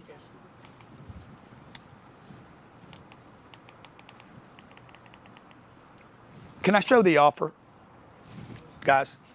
It's not a video. It's not easy for them to do that because it's built into the presentation. Oh, it is? Okay, got it. Okay, well, okay. So anyway, you'll see it at grantcardone.com/go, okay? This is the one where I offer the strategy call, the dictionary, the home study, the resource book. I just gave you a bunch of stuff, grantcardone.com/go. It's $297. The program, if you wanted to go buy the program on my website right now, I think it's $10,000. So I'm literally giving the program to you. The resource book that's attached to it is basically the PSAs, the due diligence, the underwriting, a lot of the things and terms I'm talking about that you might be getting overwhelmed by. I don't want you to get overwhelmed. It's all the legal documents that go into Yeah. to doing a deal. That's why I don't want, like, I keep apologizing to you guys because I'm like, I know I'm going fast because I know you only have so much time. Like the underwriting calculator. How do I underwrite a deal? Well, I download this to your computer. It's basically a resource on your computer so you can be like, I can't remember what Grant said about the math. So we created a program for you to just literally plug in the numbers. How many units was that? Yeah, let me see where my numbers are. So I show you guys how this thing works. See, this is the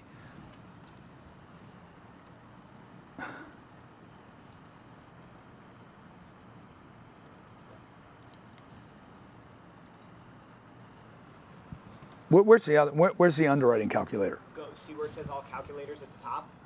No, go above increased value. See increased value calculator. The center. Oh, what a dummy I am, man. I'm frustrated with my own dumbness. Okay, so number of units. Let's say there was 182 units. Can you guys see this? Is it big enough for them? Yeah. And then I'm gonna put the rent per unit, $13.50. I'm in Houston, Texas. Like I can, Other income, I'm gonna be like the other income on the property because I'm gonna look at a statement. It's gonna show me what the other income is. And it was, last year it was 7%. Laundry, application fees, VIP parking, dog fees. Occupancy is only 80%. Okay, because there's a bunch of stuff. It's in Austin, and the freaking occupancy crashed, and they got a problem. And the expenses are 50% because the taxes are high in Austin, and the cap rate is a 5. It says I should offer. It's going to give me all my numbers: annual income, other income. It's going to break everything down for you. Okay. Now it tells you offer $25 million for the property. You call the broker and the broker's like, hey man, the cap rate is going to be closer to a 6.25. Good. Now you know you have to only offer $20 million for the property. Anyway, I put this together for you guys if you want it. I put this dictionary together for you. There's no dictionary that you can actually find that breaks down all these important definitions. Okay. Now I'm going to tell you how I got involved in this. It was 1986. I lived in Houston, Texas. I was a young car salesman in Sulphur, Louisiana. I'm making $5,000 or $6,000 a month. And I'm like, I got a little extra money. I'm living on $2,000. I got $4,000 every month. I got $4,000. I don't know what to do with the money. I'm not a spender. I'm very frugal. I've never wasted money. I've always believed I was brought up to believe, hey man, you earn money, you take care of it. Don't go be stupid and do stupid shit with money. And so I'd earn money and then I'd save the money. Well, after a little while, money starts accumulating. I'm like, I need to start learning how to invest my money. First deal I ever did, I didn't know what I was doing. I don't want you guys to do this. I got lucky. And I got lucky because of one thing. I knew if you want to get lucky, you have to know these two things. You got to know where you're buying, okay? And you have to know the location. You have to know the market. I knew the market. This had a private police neighborhood, Bel Air, Texas. It wasn't Houston. I would have lost money if I'd have done it in Houston. This is Bel Air, south of Houston, south of the 610 loop in the 59, and had its own private police department, own private fire department, and I bought this house for $78,000. My first deal. I put $3,000 down, okay, $3,000 down, and I financed $75,000. My note on this thing, I think, was $375 a month. I rented it for $575 a month. I made $200. I knew basic math. I'm making $200 a month times 12 months. It's $2,400 a year. I'm earning 80% of my money. This is a no-brainer. No-brainer. My wife's name's Elena. I said, this is a no-brainer straight from Elena. Okay? I'm earning 80% of my money. I was earning, this is illegal. You can't charge somebody 80%. I was earning legally 12% a month. I'm like, this is a no-brainer. How many times can I do this? I went and bought it, told the bank I was going to live in it, got the loan for it. It was very easy, piece of cake, no problems, bang. That's available today, by the way. You can do that same deal today. Where can I buy something for 78 grand? The average home in Buffalo is $118,000 today. The average price of a home in Buffalo, New York, $118,000. You come to Miami, it's going to be $1.1 million. But don't tell me you can't find a cheap house. You can find them all over the place. I can find a house for $178,000. These deals still exist, folks. You cannot build a home for 78 grand today. You can't build a home for $118,000 today. You can't build a unit in a building for 78 grand or 178 grand. Okay, now check this out. Was this a good deal? Who can tell me if this was a good deal or not?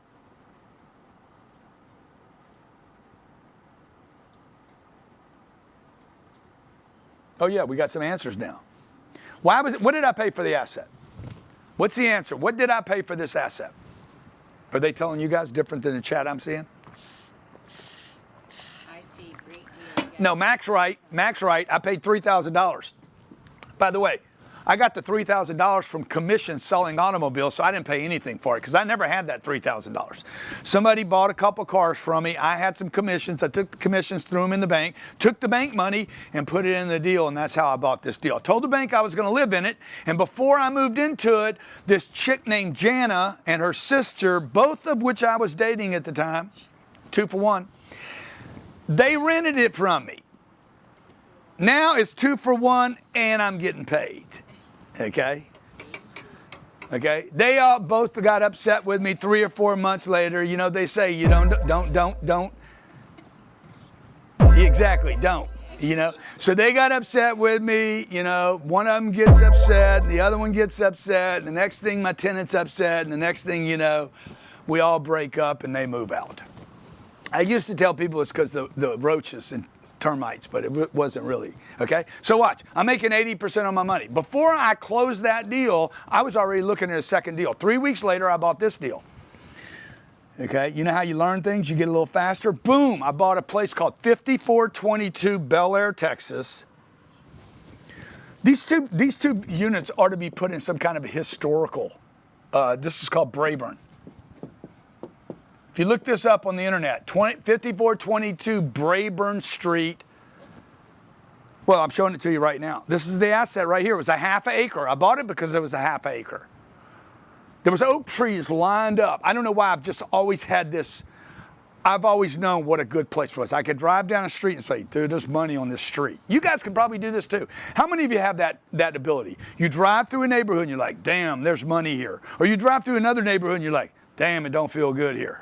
Or you drive through another neighborhood and you're like, it doesn't feel good. It doesn't feel good or bad, okay? Well, that neighborhood's not worth investing in. You want to drive through a neighborhood where you're like, dang, dog, there's some money on this street. I knew that because this street was filled with oak trees on both sides. These oak trees covered the entire street. I'm like, you'll never, ever do this again. By the way, make a note here. Big trees, big wood means big profits, okay? I bought this house with no money down. It was $100, how much was this house when I bought it? $92,500. Now, if you want to know if I'm telling you guys the truth, all you got to do is go to the history of this house, all the way back in time, and you will actually see where the house sold for, when it sold, what it sold for, who sold it. All the data is right here, okay? This house today, I sold this house and made $30,000. What did I put down? Or what did I pay for it? 0. Okay, that house today, 40 years later, by the way, this is 40 years later, I'm 28, yeah, 40 years later. 40 years later, See, what is the rent in this neighborhood? First of all, they tore this house down and put a new one there. The rent on this house today would be, let's see if it's got a rent. Let me go back to my Sheffield deal. Let's see if the rent's there. Let's see. There's 18. Oh, by the way, this house, the first house I bought, okay, I sold it. Put $3,000 down and I made $3,000. When the girls moved out, I got scared, sold the house, picked up $3,000. I made 100% on my money. I'm like, that's pretty cool. Didn't get hurt. That's not a bad return. I'm in the deal like 6 months. Boom, 100%, bang. I'm like, yeah, but now I'm to zero. I shouldn't have sold it. That house today is worth $600,000. I could have turned $3,000 into $600,000, okay? But the better part of that is this. Look at the rents on this property today. Let's see where the rents are.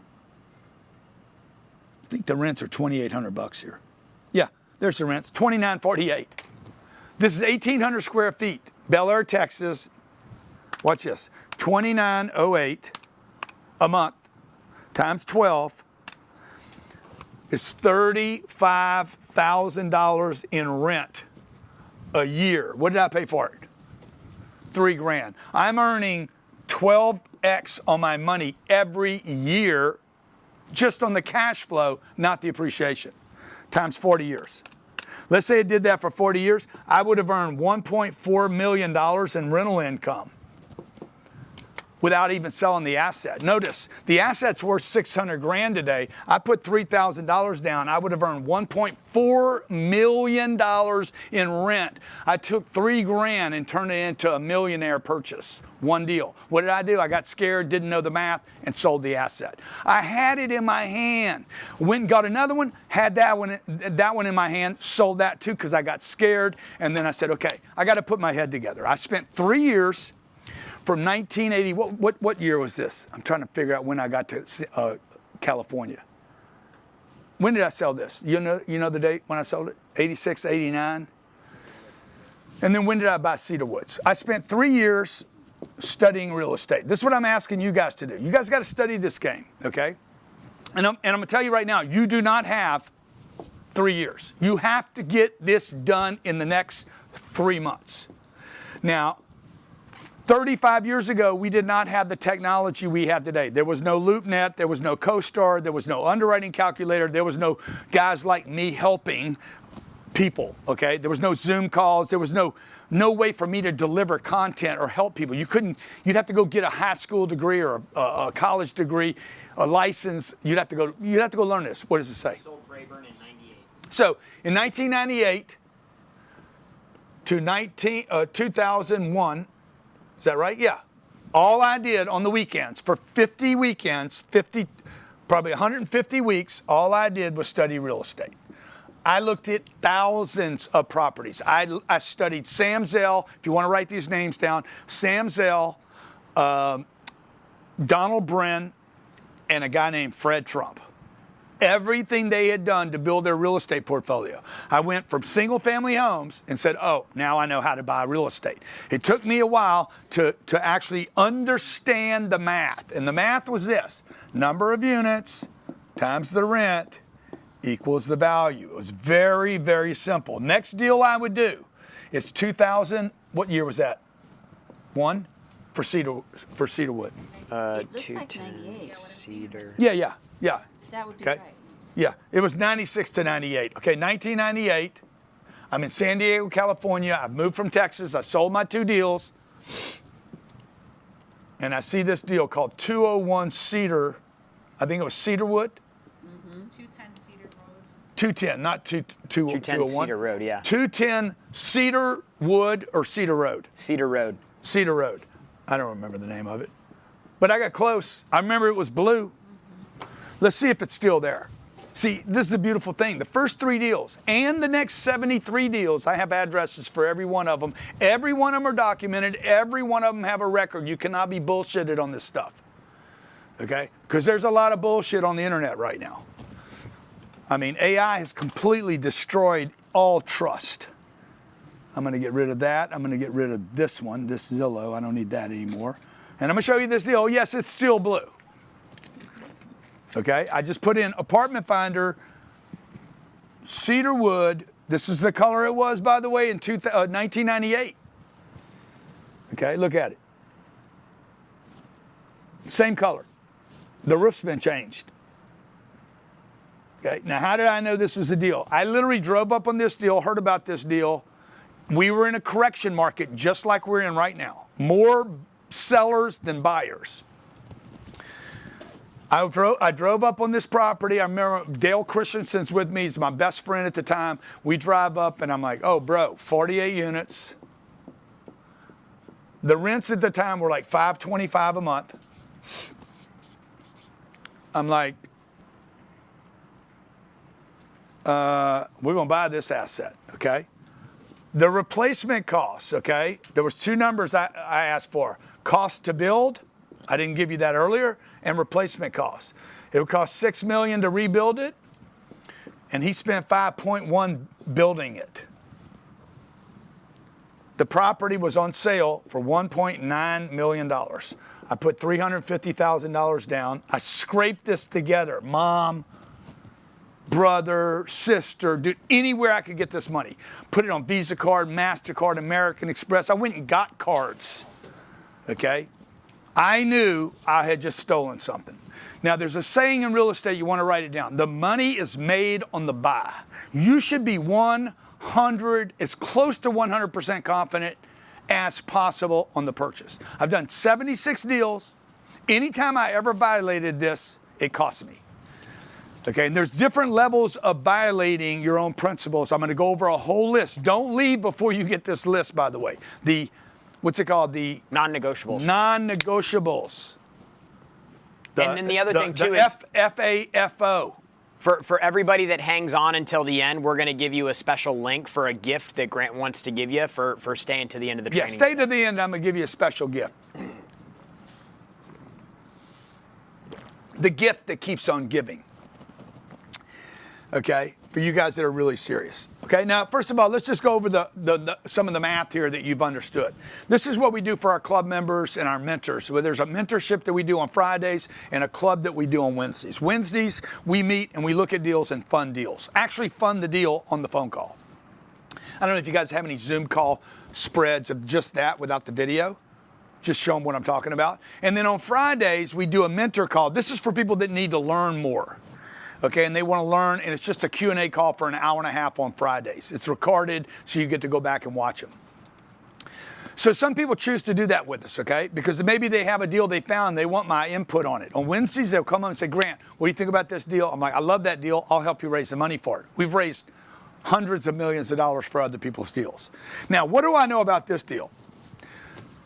Obvious things that I've already told you. Okay, I got a nice scale. 48 units. Remember that? Remember the 48 units? It's the most important number in real estate. 48 units times 200 times 12 divided by 0.06. Oh, dude, if I could raise the rents just $200, I'll make $2 million. I cannot tell you. I'm in my car with Dale. I'm doing the math. Okay, back then we had, what were those things, Sherry? You remember?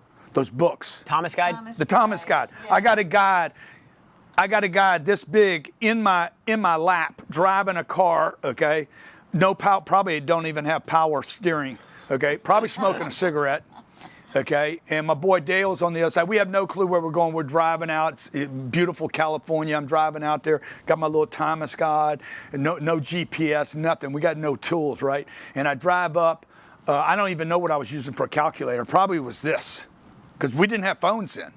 No internet. There's no internet. There's no Google. There's no Claude. There's nothing. And I'm like, wait a minute. 48 times 200 times 12 divided by 0.06. Fuck, Dale. And I did the math over and over again. I'm like, wait a minute, Dale. 200 times 48 times 12 divided by 0.06. Fuck, Dale, is that right? Let me do it again. 200 times 48 times 12 divided by 0.06. Dale. That's 1.9,200,000. Am I doing this right? And I'm freaking losing my mind because I'm like, wait a minute, if I can buy this thing for $1.9 million, bro, I'm going to make $1.9 million. I'm going to make as much money as I'm paying for the whole building. And Dale's like, that's impossible. I said, what do you mean it's impossible? The cost to build it's 5.1. To rebuild it's $6 million.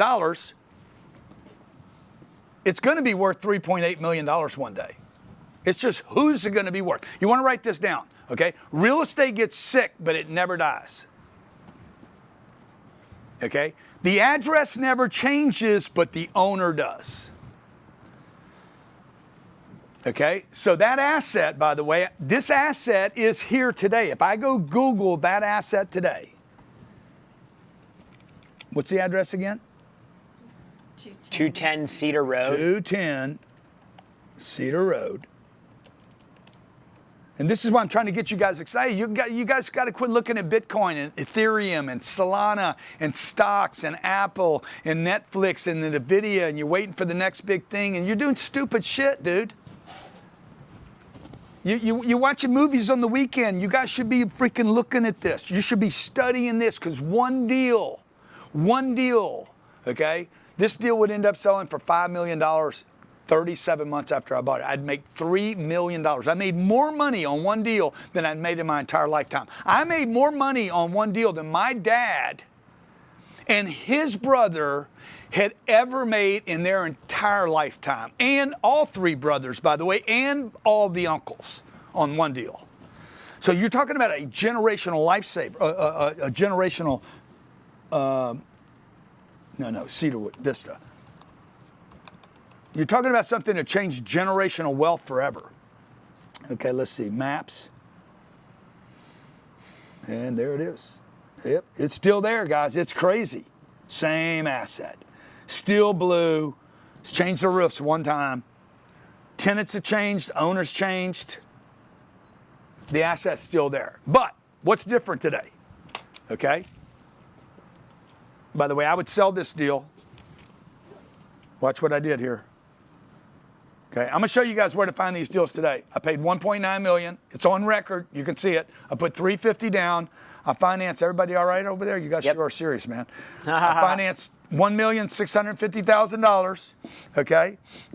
37 months later, I would sell it for $5.1 million. I paid off my loan of $1.6 million. I walked away with $3,500,000. And guess what I did?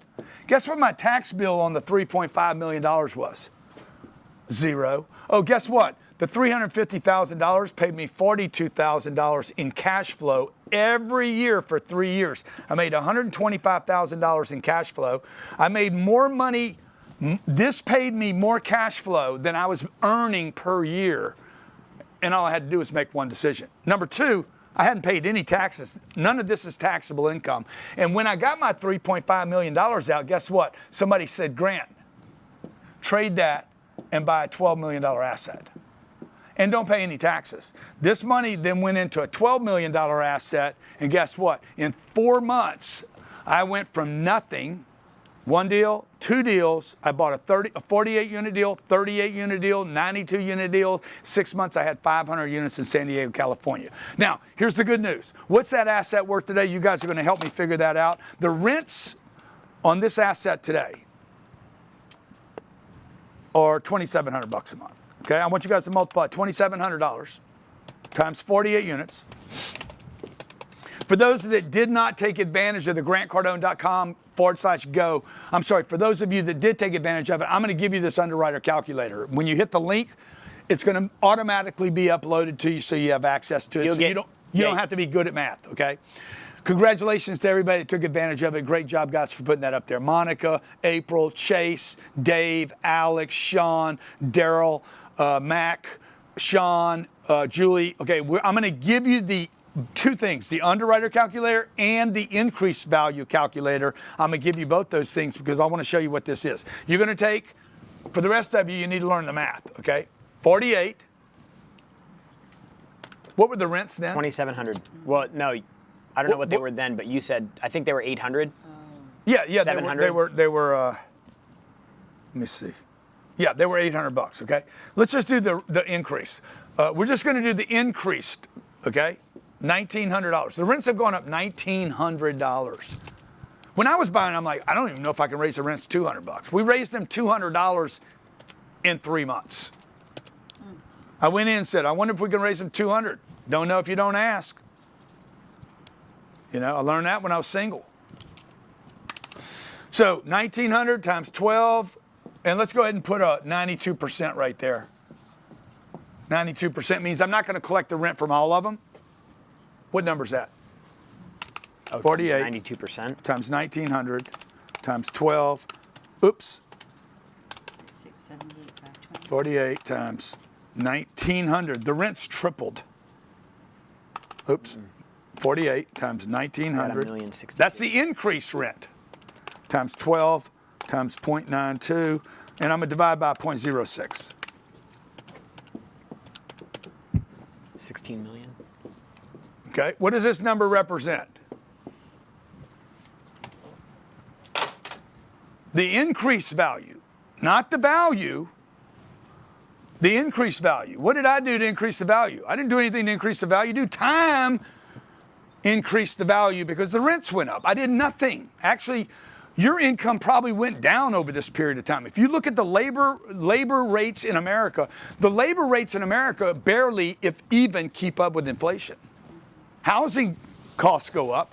But your value in the marketplace, no offense, folks, but you're not more valuable today. You're becoming less and less valuable, okay, because you're not keeping up with them printing money. You're more valuable as a human being. We both know that. But they're printing money so fast that the prices of goods and services and rents and shelter and taxes and everything, okay, is going up faster than you can earn income, okay? Now watch what happened here. All I did was raise the rents on 48 units, or I did, or the next guy did. Notice, I sold it for $5.1 million. So what's the asset worth today? $22 million. And by the way, you could probably pay $22 million for this deal today and make another $20 million over the next 20 years and be paid the entire time while you're in the deal. One deal changed my life, okay? Now, I sold this deal. Remember, I put $350,000 down.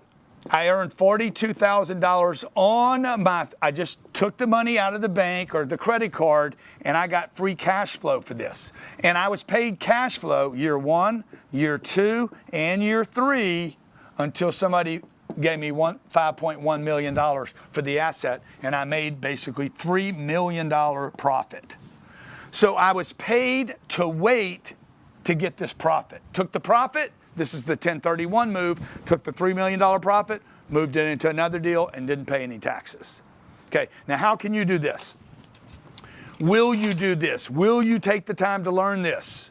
Okay, how many would be willing to spend, let's say it took you 3 weeks. How many would be willing to give 3 weeks? Okay, how many of you willing to, let me ask you this, guys. Okay, this is $300 in my hand right here. How many of you would trade $300 for $1 million right now? If I said, hey, dude, I need 300 and I'm going to give you $1 million. How many of you would say, okay, I'll give you $300 right now? That's what I'm offering you. That decision's easy. Now, some of you are going to be like, nah, can't do it, dude. Can't give you the 300. You won't do it no matter what because you don't make decisions. Let me just tell you the problem with that, okay? Right now, you're going to have a window open in real estate. The supply is going to go away. I'm buying real estate right now. I have bought $5 billion. We bought $400 million last year. Our investor base, the people that we work with in our club, bought another $400 million. The year before that, I bought $1 billion. I'm going to buy $1 billion of real estate this year. I can't buy it all.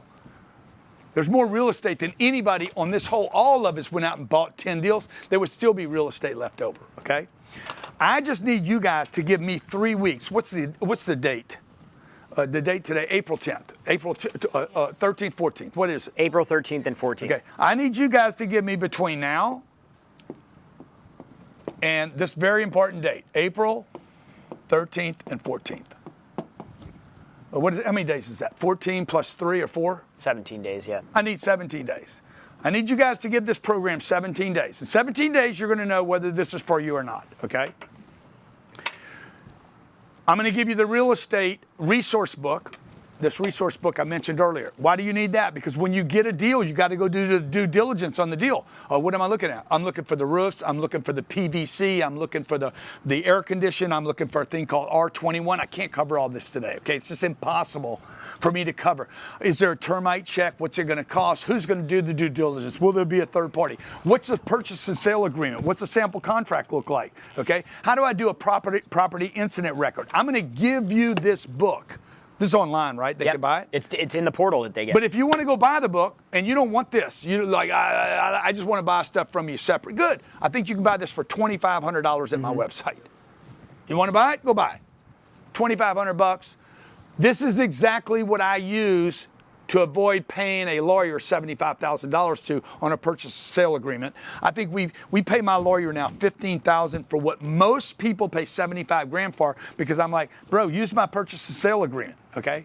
This is what I want to use, the basis of what I want to use. So I have lower fees and I have a great attorney do this, okay? I'm going to give this to you. I'm going to give you the home study manual so that when you're watching a 23-hour video program, you're not watching it like some shitty TV show or some thriller that you're freaking enthused about, and it's, oh, goddamn show's so good. Some entertainment or podcast, and you're listening, but you're not learning and applying anything, okay? You just give me 17 days, guys. Give yourself 17 days to learn the real estate game. It took me 3 years to learn this, and I'll teach it to you in 17 days. And I'll give you a strategy call with one of my guys, okay? And I'm going to tell you where to start looking for deals, okay? One place you can start looking for deals right now, CoStar.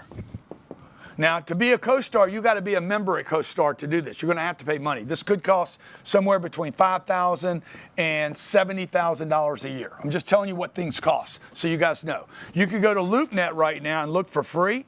You can go to Crexy and look for free.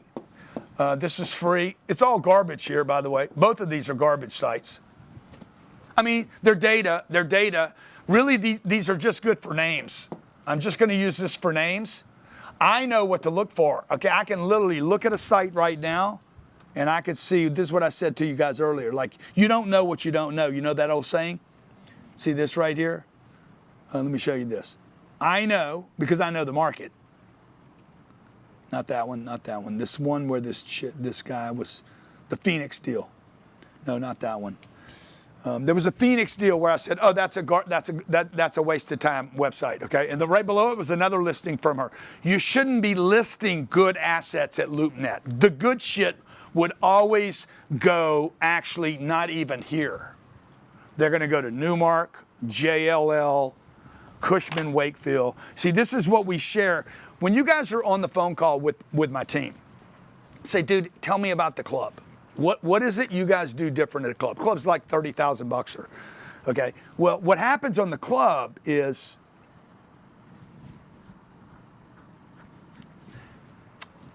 I'm giving them access to debt and deals. I'm going to show it to you right now. Okay, I'm going to show you what I'm going to show you. I'll bring it to my computer so they can see what I'm talking about. Let's see here. Come on. Where's my new deals? Okay. See, like this is a portfolio. I can't show you this right now because it's confidential, but I can show you this one. See this. This gets served to me. This says a $15 million senior loan, near-term maturity, multifamily in Dallas, Texas. See all these names right here? Okay. All these names. Keep going down right there. Down here. You see Patrick, Steve, Brock, Tony. This is what you want. The first reason you want a listing is professional brokers. You want to be on every list. This is where the real deals are, right here. Not here. This is great data. This is a great place to get resource data. Okay, but really where you want to be is on, you can write this list down. For those you just want to take as much as you can right now and just play with it on your own, and you know you're one of those people that has a photographic memory, and you can assimilate all this data like within two hours and know it all. Like I'm not that guy. I can't learn that fast. I have to repeat stuff.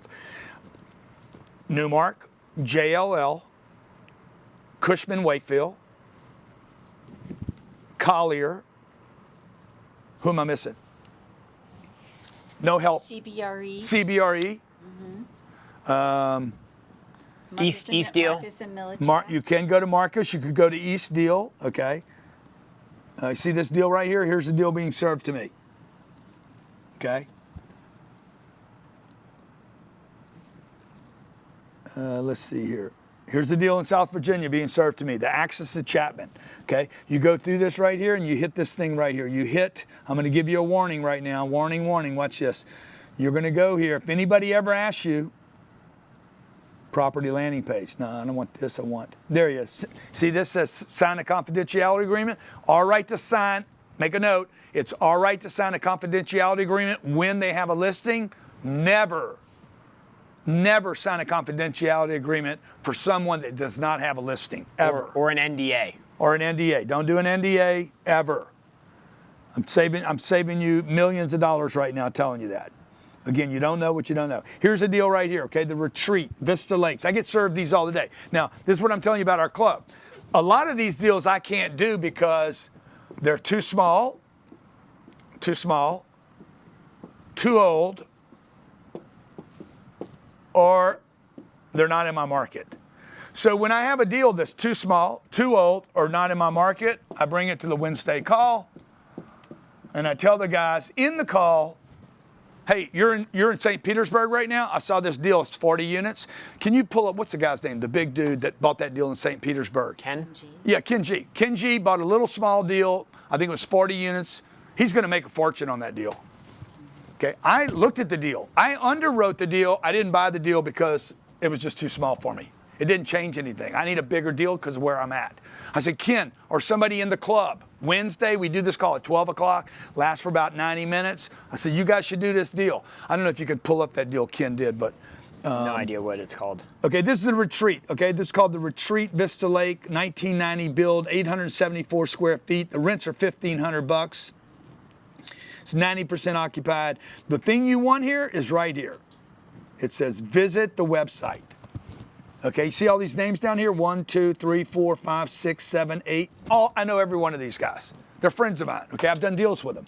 Okay, you go to visit the website. It's probably going to ask me for a confidentiality agreement. It says view the agreement. I'm going to click agreement.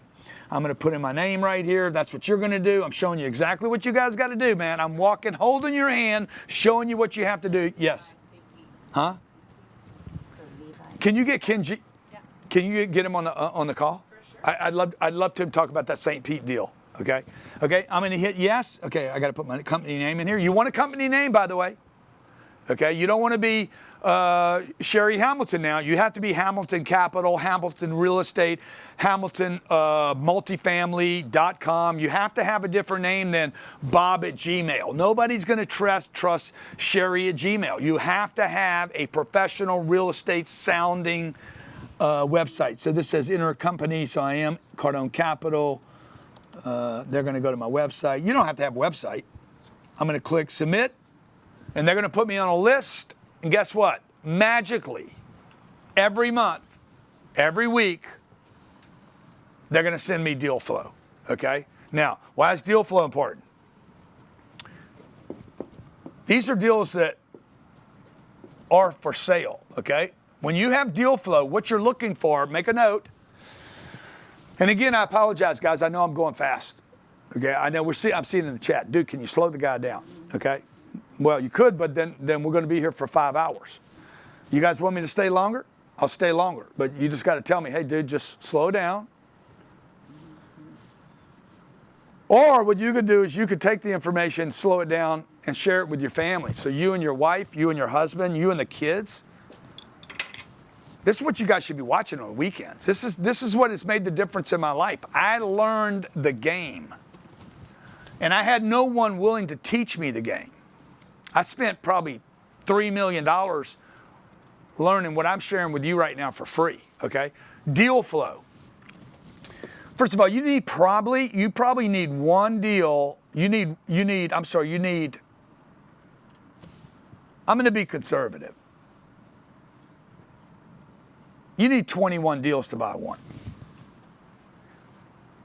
If you've ever been on any of these things I've done before, I'm going to tell you how many I'm going to look at. I'm going to look at 100 to do one.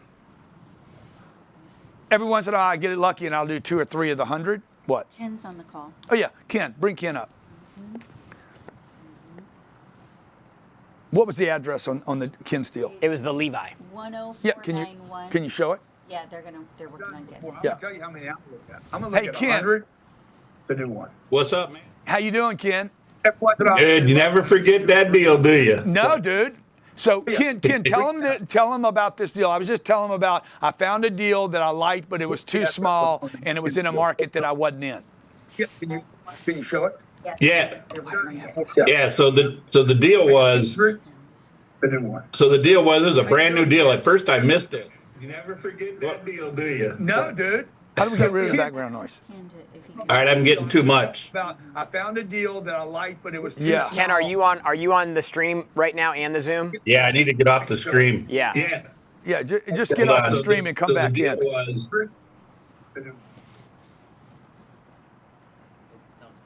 I was on with you twice.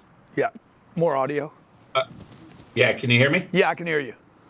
All right, great. So yeah, that Levi is a brand new deal, brand new construction, and it took us about 6 months to lock it down because they kept going back and forth. They were probably going back and forth with you and me. I don't know. They never tell me that, but I did lock it down. 102 units, brand new deal. The cool thing is, I went into the club, and is this the deal? The deal we're showing right? Well, you can't see it right now, but I can't see it now. This is the deal, guys. So tell them you were in our Wednesday call, in our club call. Yep. And what happened? So actually I pitched it. I pitched it at the in-person Bring Your Deal. Yeah. And it became I became known as the baby grant deal buyer. Yeah. So yeah, we pitched it that day, raised about $3 million that day in the room to help get that deal closed. I'm proud to tell you that we're up $100 a month in rents on that 102 units, and it's only been a year and a half. 102 units. You raised the rents $100. Yep. What's the occupancy? Even in the tough What's the market. occupancy there? Oh, 98.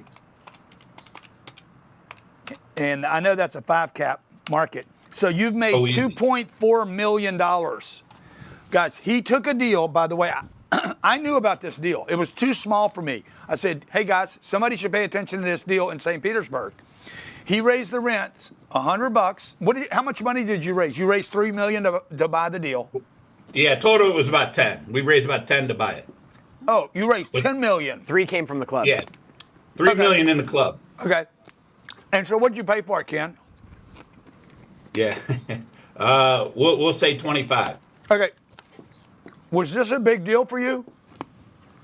It was a pretty good sized deal for me. Sure. Yeah. Okay. So he did a $25 million deal. He raised $10 million. How much is that? 40%. Yeah, there's more to the story, He's increased the Grant. value of the property, guys, in how many years? How long has this taken? It's been a year and a half, but you're missing a big part of the equation. So when we bought it, that's when insurance rates were really, really, really high. We're down already about $600 a unit. In insurance costs. Okay, so you not only now he not only increased the rents, he lowered his expenses. So I'm gonna take 160 times how many units? 100 what? 102. Yeah, no, $600 a unit in insurance. I know, bro. That's what I said. Oh. So 700 a unit times 102 units. Yeah, he's created $3.8 million of new value between the rent and lowering his insurance. Now, $3.8 million. He's only invested $10 million. He's earned 38% in 18 months, guys. This is unknown. This is 2% a month for his investors. Hey, Grant, can I add one more component to this? Yeah, please. Bought it at almost a 6 cap because times were tough. We already had most of the money raised. Yeah. We got a fantastic deal on it. Remember, the seller was a builder. His interest rate had grown considerably. He could no longer afford it. He had to sell it. He was distressed. So we bought it at a 6, and you just valued it at a 5. So you got a whole 1% cap rate pickup. That You can't build that asset in St. Petersburg. This is a tight market. This is the perfect market. And again, I'm like, guys, I can't buy this deal. Ken showed it to me. I'm like, I saw this deal. Why didn't we buy it? I'm telling Ryan. Ryan's like, we didn't buy it because it's too small. What's my point? The deals that come to me, and I'm showing you guys how to find deals. Ken, you're on all these lists, right? The Newmark, the JLL, the CBREs. Yes, yeah. Ken, Yes, thank sir. you for being here today, man. I appreciate it. Yeah. Thanks for How having many me. units do you have now, Ken? About 800. Yeah, good for you, dude. Yeah, well, so And I see Ken four times a year. Yeah, Go ahead. Ken, before, just real quick, how long had you been investing in apartments before you ran into what Grant and what we're doing? Yeah, you're going to make me tell the story. I About know. 23 years. So 23 23 years. In over 23 years, how many units had you acquired? How many deals have you done? Well, yeah. I'd raised about 10 million, life to date, and bought about 60 million in deals over 23 years. And then you've been following Grant for how long? Well, now since 21. Well, I've been following him for a long time, So- but I went to the summit. So the 5 first years. Summit. So Joined fi- the club in 21. 5 years since you got into our community. Yep. In 23 years, you did $60 million in deals and raised $10 million. What have you done in the last 5 years? 200 million and raised 60. Yeah. So you've done 10 times more deals in a fraction of the time. Yeah. You taught me so much about really just getting out of my own way. Yeah. Think bigger. Just well, you've changed everything about how we operate. Like there's not one component of my business that you haven't changed for me. Yeah. Thank you, man. Thank you, Appreciate man. you, Ken. Glad to hear that you're doing so well, bud. I'll see you in April. Yes, you will. Okay. Okay, cool. So, guys, where does this start? Okay, this is what I'm telling you. You need deal flow. Okay, where does deal flow come from? Okay, it comes from, I'm going to give you the sites.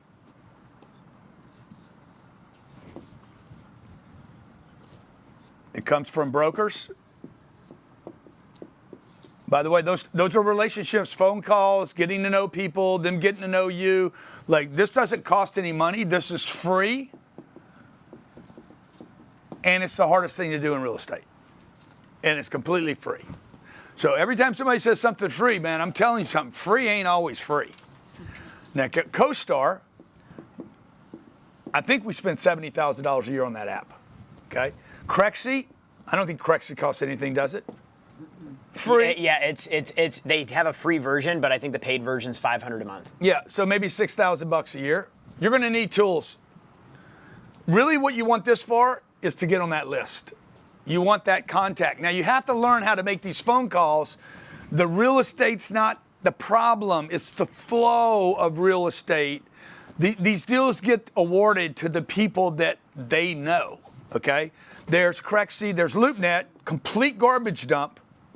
I'm just telling you. But there's data there, okay? Even garbage data is data. Okay? And it gets like sometimes I gotta catch the mullet.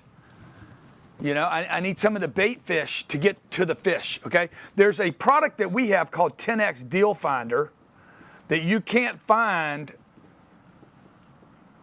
here, or here, because these are distressed deals. This is a needle in the haystack. These are problem deals, over leveraged.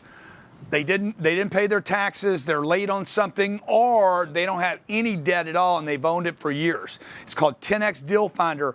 We built it for you guys that are, well, it's for off-market deals. It's off-market, and it's for you guys that want to steal shit.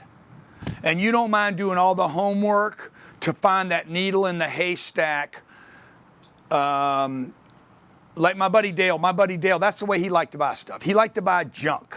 He liked to buy at the bottom of the food chain. Nobody's looking at it. It's got a big problem. He's willing to go to the auction, or he's willing to go over to this. I never liked to do that, but we built the 10X Deal Finder. How much is that?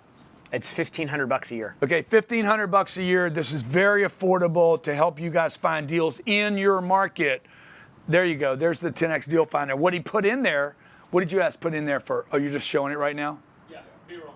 Yeah, B-roll. He's showing you deals that maybe are over leveraged, or like, what are you looking for? Okay?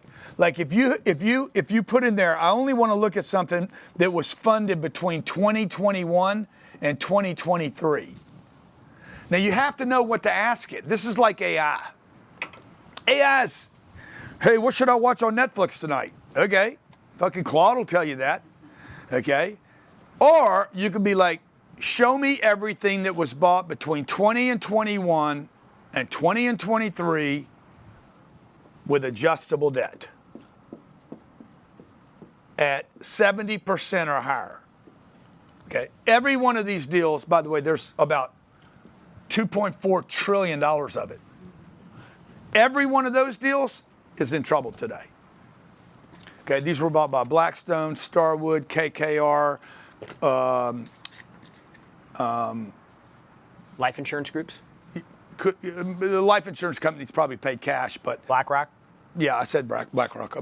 Brookfield is what I was thinking Starwood. of. Starwood. Like these are massive groups that were bought. Blackstone bought 10,000 units in Florida and paid 3% interest.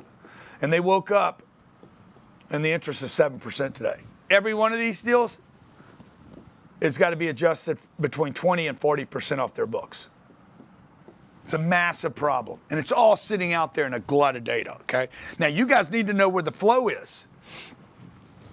So the problem is the flow is so big that if you get off of this today and you're going to look around, where do you start? You start where you live. Right where you live, you start there, okay? Where you live. Do not, if you're in Houston, do not start in Pennsylvania.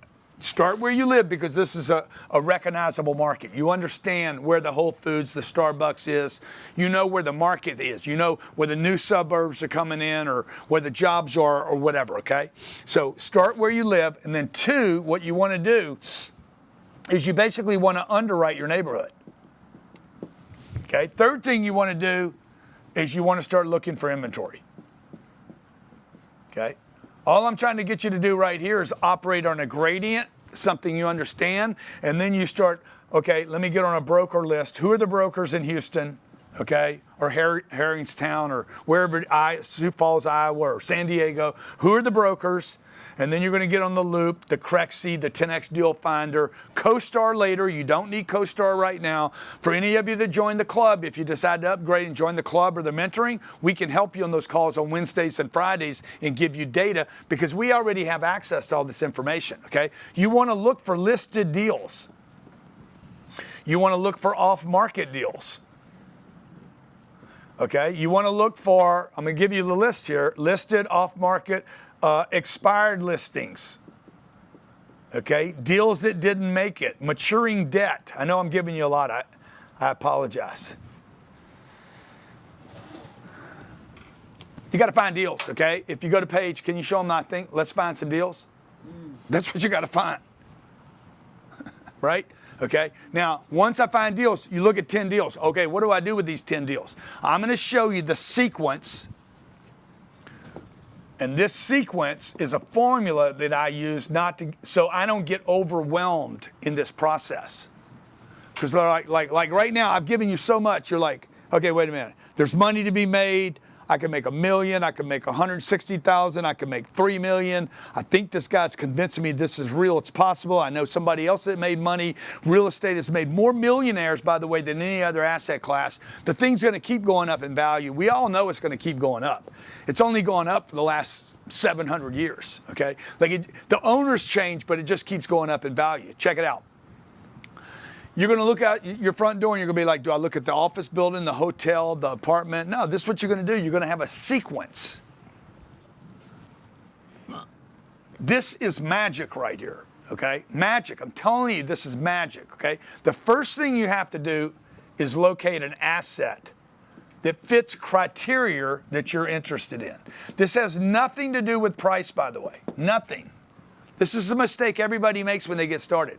Man, I got 50 grand, I can buy 50 grand. Don't think like that. Find a great asset. So number one, can you show them this next slide? There it is. Find the deal. Okay, now what I want you guys to do today is to find your perfect asset class.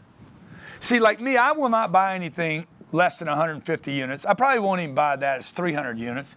And that doesn't even get me excited. But when I started, once I learned Oh, I'll never look at another one single family rent to my girlfriends or buy a place and live in it for a second and try to flip. I'll never do that again. That will never, ever happen. I'll never, ever do it again. By the time I bought my third deal, I knew I wanted over 32 units. This is the perfect number, by the way.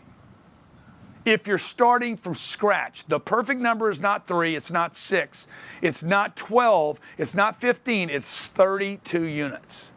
Why? Because if you take 32 units times $200 times 0.95 times 12 divided by 0.06, you're going to make $1.2 million. So I'm going to do this. My criteria is 32 units, and I want to make a $1 million profit on every deal I do. You should not make less than $1 million on a deal. I know that sounds crazy. But look, man, look, $1 million decision allows you to then go raise money from others because there's enough left over. Let's say you went and found a deal that made 100 grand. Okay? It seems like a lot of money, but let's say it takes 50,000 and you don't have the 50 to make 100. The guy that gave you the 50 is going to want the whole 100. If he gave you 50 and you have no money, but you found the deal, you're going to go to 50 and say 50. And he's going to be like, yeah, bruh, I don't care if it's your dad, your mom. I mean, unless it's somebody just wants to give you 50, you're going to run out of those people. Can you give me 50? Okay, but what do I get? He's going to be like, I want my 50 and probably 50. Well, guess what? You don't have anything.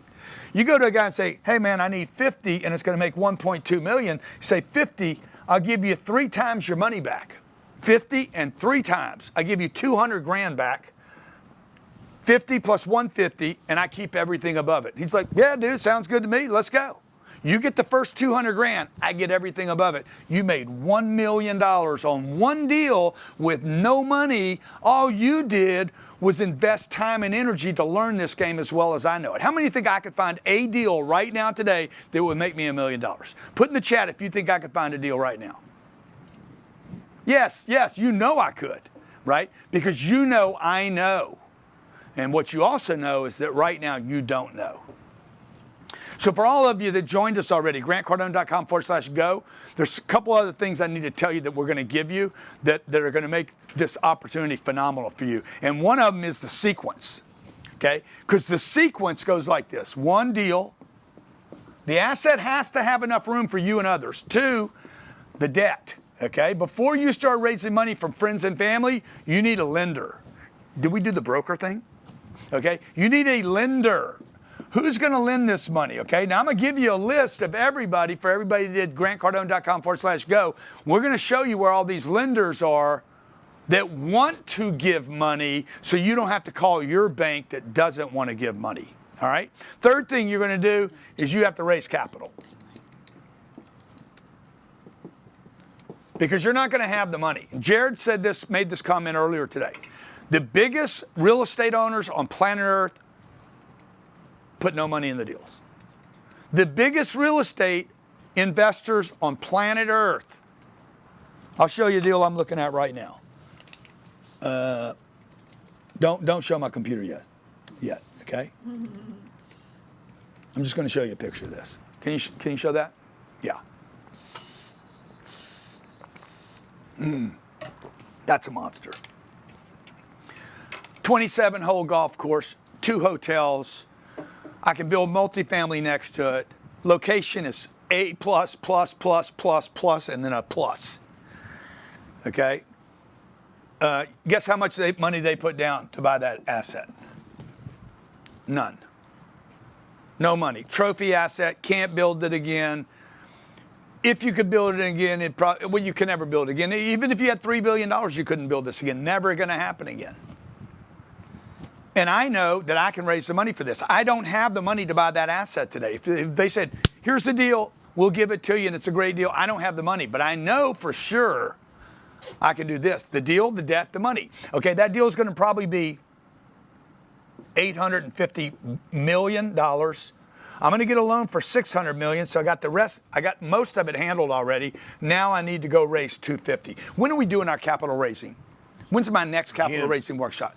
I'm doing a capital raising workshop in June, okay? But for all of you that join me today at grantcardone.com/go, I'm going to give you, I'm going to include this, guys, okay? I'm going to include, what is this, 10 hours? 11 hours? 8.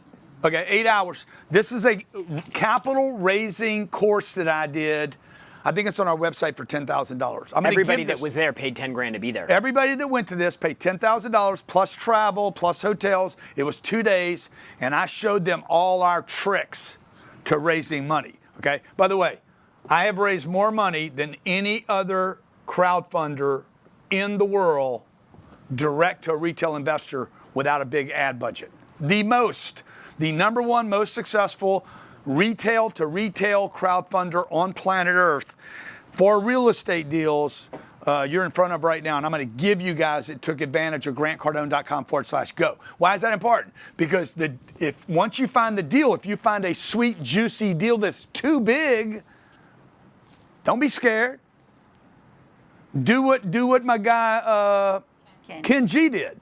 The deal was too big for Ken. He had to raise $10 million. $3 million came from my club. $7 million, I taught him how to raise. Okay, Ken's probably shaking his head. Oh, he didn't teach me all that. No, I guarantee you, I taught him how to raise money. Okay, and that's what I'm doing in this room. These guys are. There's only like 80 people in this room. They all paid 10 grand, and I'm showing them how to raise the money. I'm showing them how to create the agreement between the partners. Okay, so let's see here. I'm going to give that to you guys. All right, lifetime access. I'm going to give it to you. Make sure everybody that already took advantage of grantcardone.com/go, I'm going to give you the resource book, the home study manual, the dictionary, the 23-hour educational program, and I'm going to give you the third part of this, which is, where do I find deals? Okay, I found a deal. Man, I'm hot. I'm excited. It's next to Starbucks, Whole Foods, Trader Joe's right there. Everything looks good. I don't have enough money. You'll always not have enough money. All you guys that came in here today, I don't have any money. That's why I can't buy. Dude, you're always not going to have money. Trust me.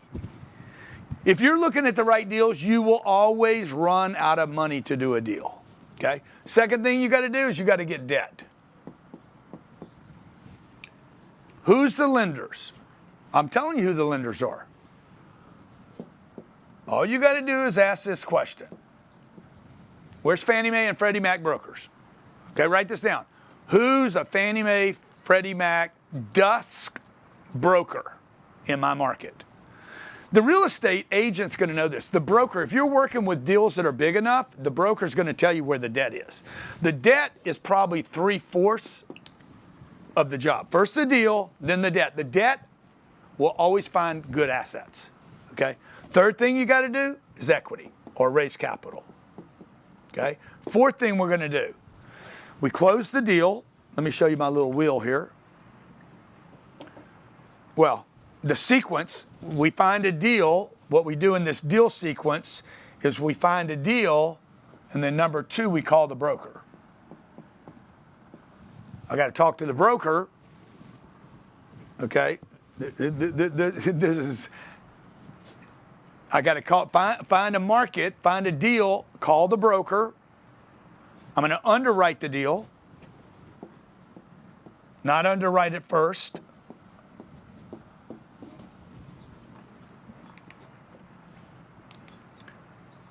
Once I underwrite the deal, then I'm going to go get my debt on the deal right here, okay? So right here, I'm going to go get debt on this deal because you're going to tell a lender what you need. I'm going to write an LOI up. And again, I know I'm covering a lot. LOI, letter of intent. I want to buy your property. I showed you a letter of intent on something I wrote this week. See if I can show you this.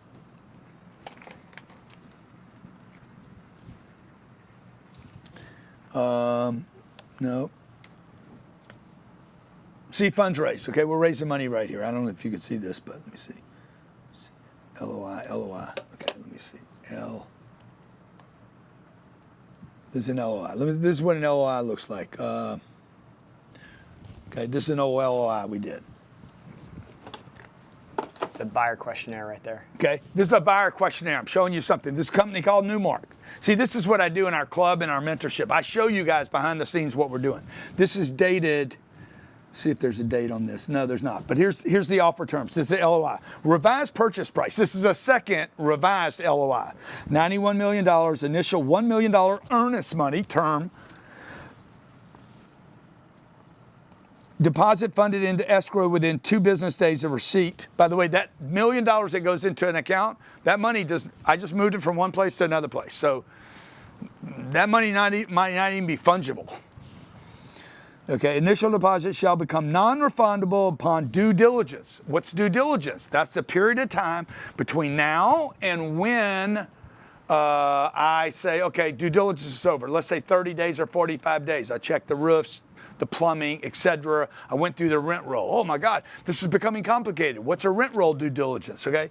All that is explained in your resource book, okay? I'm gonna show you how to do due diligence on your rent roll. If you have 48 units, what are you looking for in those 48 units? Deposits, pet deposits, girlfriend deposits, are they paying on time? When's their lease due, etc., okay? And this is just showing you the terms. Okay, like this. This is all our underwriting on the deal. They actually asked us all these questions. They send you a buyer's questionnaire. They're asking me here, hey, what's your financing source? There is none. We're paying cash. Okay. How much can interest rates move?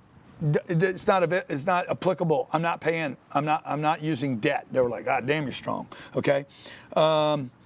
Average market rent. They're asking me, what market rent are you underwriting in this market? 26, 24. Like, you have to have answers to these questions if you're going to be taken seriously.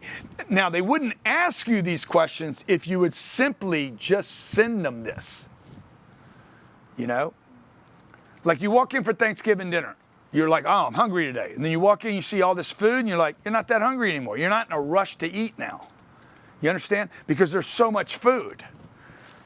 So what I'm going to do is I'm going to feed them. Now, I tell you about this. I tell you all this in the Buying Apartments program, okay? This program is where you're going to go. When you're on the call today, when you guys take advantage of a call with one of our coaches, they're going to tell you where to start. So because you're going to leave this today and you're going to be like, man, there's a lot to learn here. No, it's really the order that you need to learn it in, okay? Right now, all you got to do is find a deal.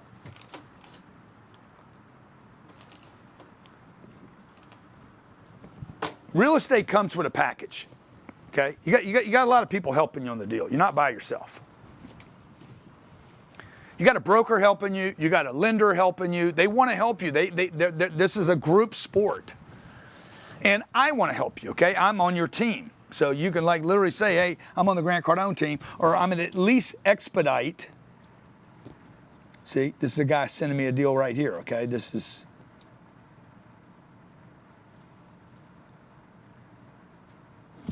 was a deal that I've been tracking for 24 months. I'm still trying to buy this deal.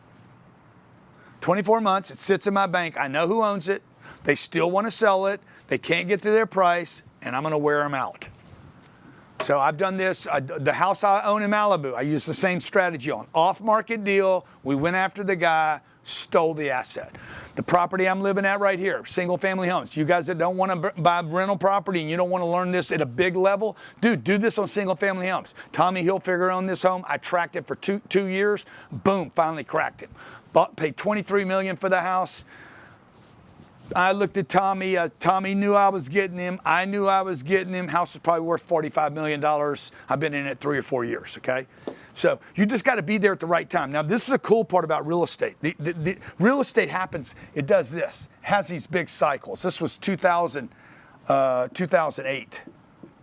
If you'd have bought here in 2008, dude, it was all just like straight up, okay? Here we are, 2026. This is a moment, okay? Guess what happened right here? Man, you guys seem so disinterested.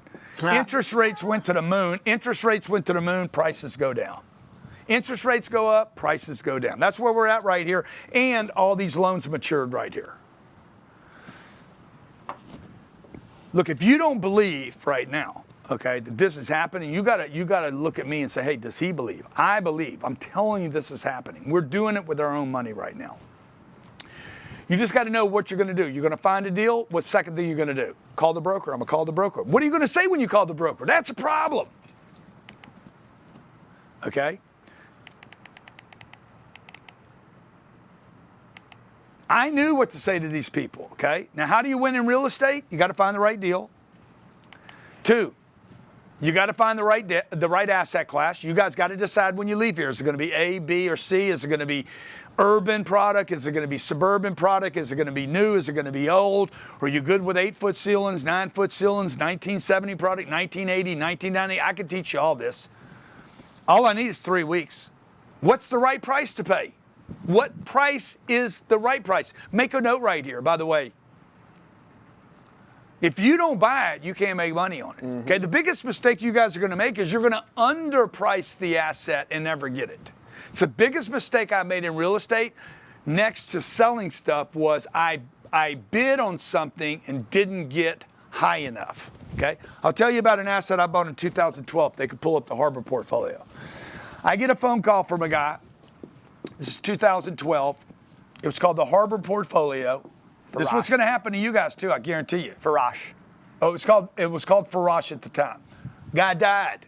In his will, it said, you must sell this asset. No choice. They went to the courts. Court says, hey, you got to sell the asset. It says it in the will. The kid's like, we don't want to sell the asset. It says sell the asset. If it says sell the asset, you have to sell the asset. End of story, period. It was 1,012 units. If you look, Grant Cardone and Farash portfolio, yeah. Grant Cardone and Florida portfolio, 2012. You'll find it on the internet. Okay, I get a phone call. Farash. I get a phone call. This is going to happen to you guys. What's the total number in the room? I got a phone call. By the way, I'd been buying real estate for some period of time now. I didn't have any money. This is 2012. The economy had come to an end. Like we were in a global financial crisis. It was it's terrible. It was a terrible time. Blackstone just came to Miami and bought 10,000 units. It was on I was watching the news and I'm telling my wife, dude, something's about to break loose in Florida. This shit's going to happen in Florida. We were in California, Los Angeles, California. All my money was tied up in my business. I had 200 units, a little grocery store, and I had all my equity in my house. One big house sitting up on a hill in Los Angeles, phenomenal place, okay? But I had a bunch of equity in the house. And I get a phone call from a guy named Robert Givens. He's like, this thing's going down right now. I got on a plane, American Airlines, flew across the country, went and looked at 3 of these buildings. There was 5 of them. He says, Grant, this is going to happen in the next 30 days. It has to be sold because of and this is what I'm talking about, the window. The window opens. The window's closed, boom, it opens, okay? When the window opens, guys, you have to have the confidence. Yeah, there it is. Got on a plane, flew over there, and the next thing I did was like, oh, shit. It's going to be $58 million. I need $15 million down. I'm going to finance 43, okay? I knew how to break it down now. I was confident, okay? I knew I could get this from the debt. How did I know that? Because I know it. I know what I know now. I didn't know before, but now I knew, okay? These deals were around 20 years before this, by the way. I just didn't know they were out there. How can you get something you can't see? How can you find something you're not looking for, okay? Now I knew what to look for. Now, here's the problem. I had 2/3 of this problem solved. First of all, this was 100% of the problem. The asset. You have to start with the asset. The asset is the biggest part of the problem. Once you have this thing, oh shit, I told my wife, we're going to make this is going to be a life-changing one-time investment. At that time, I'm 54 years old. We had Sabrina, and I think we got Scarlett coming on the way. And you thought you could make $20 million on it. I said, I'm going to make $20 million on this if I can get it. Okay, somebody's going to get it, by the way. There was literally 58 different buyers for this asset. That's how desirable it was, okay? And, okay, I knew I could get this part. This part was tied up. Equity in my home. I told Robert, I said, Robert, I could close the deal in 60 days. 60 days, 30-day due diligence, 30-day close, and I sent an LOI. LOI said, $58 million, no financing contingency, because I was so confident I could get the debt.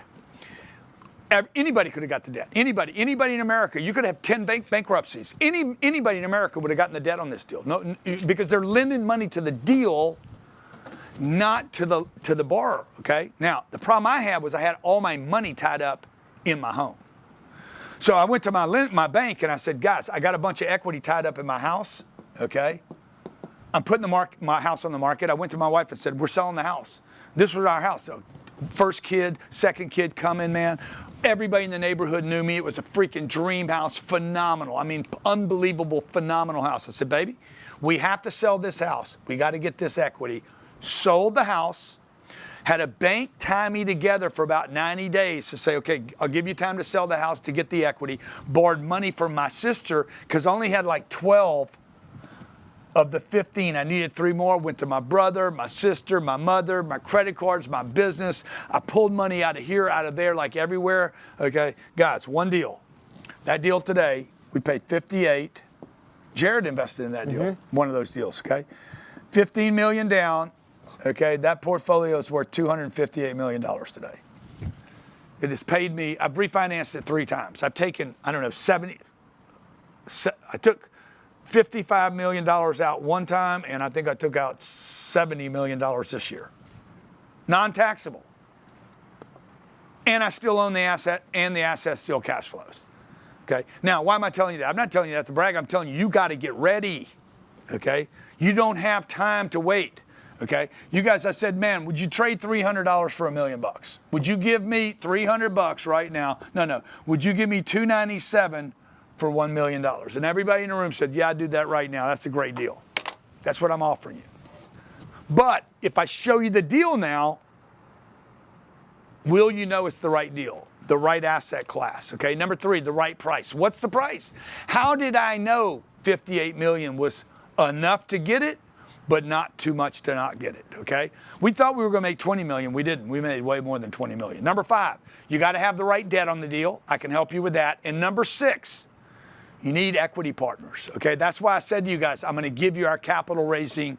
When you're on the strategy call, grantcardone.com/go. When you're on that strategy call, make sure you tell the coach, hey man, make sure you include the capital raising, because you can see it's not in here. So make sure they give you the capital raising program, okay? Okay?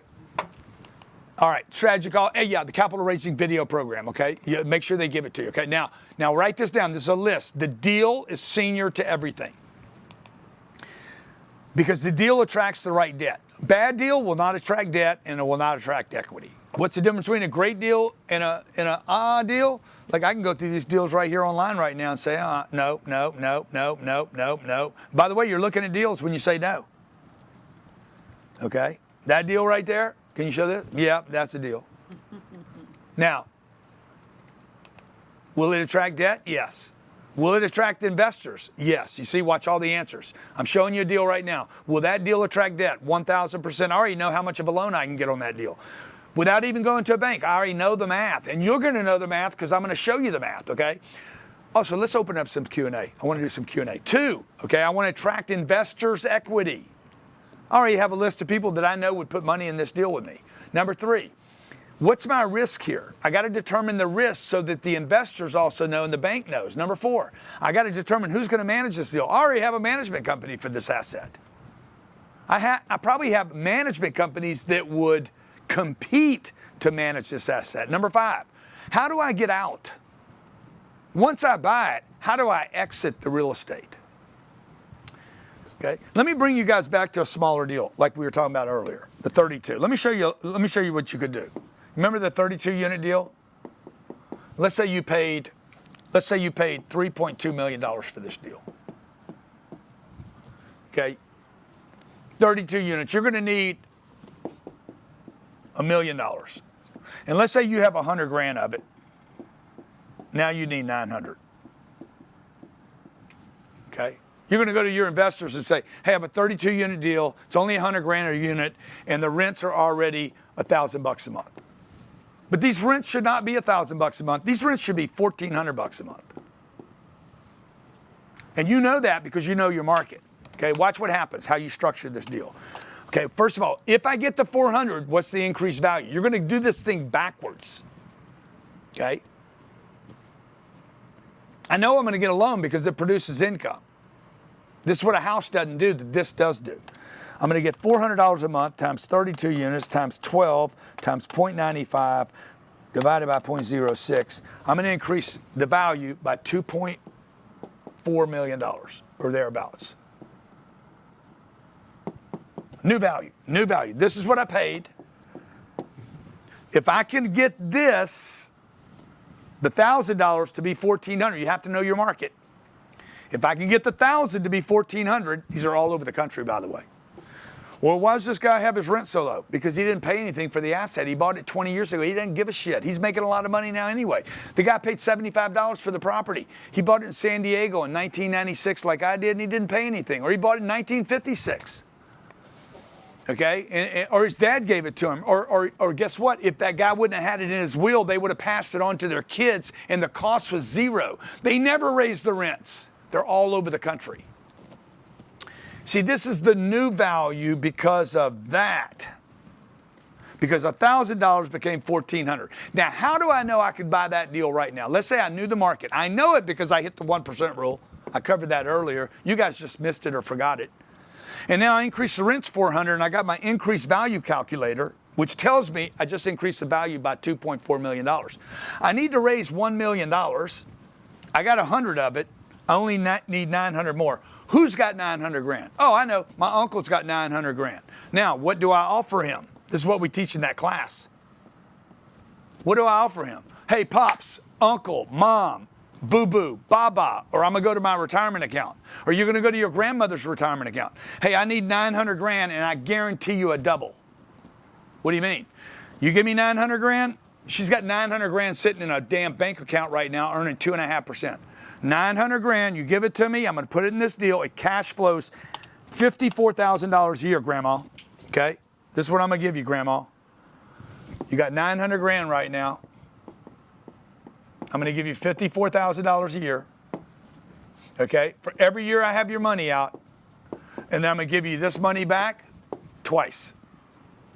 Okay, I'm going to give you $5,000 a month, $4,800 a month. Every month I'm going to pay you $4,800. It comes from the real estate. Grandma, you need $4,800, right? Yeah, I do. Okay, good. I'm going to send you $4,800 a month, and then I'm going to double your money. You know what your grandma's going to say? Just give me honey, just give me my money back, and I'll be fine. I don't need to make any money off this deal. Guarantee that's going to happen because it happened to me. I did this with my mom for 90 grand. I don't want to make any money. I don't want to be your partner, but I'll lend you the money. Just pay me back a fair percentage, okay? Watch what I made, or watch what you made in this case.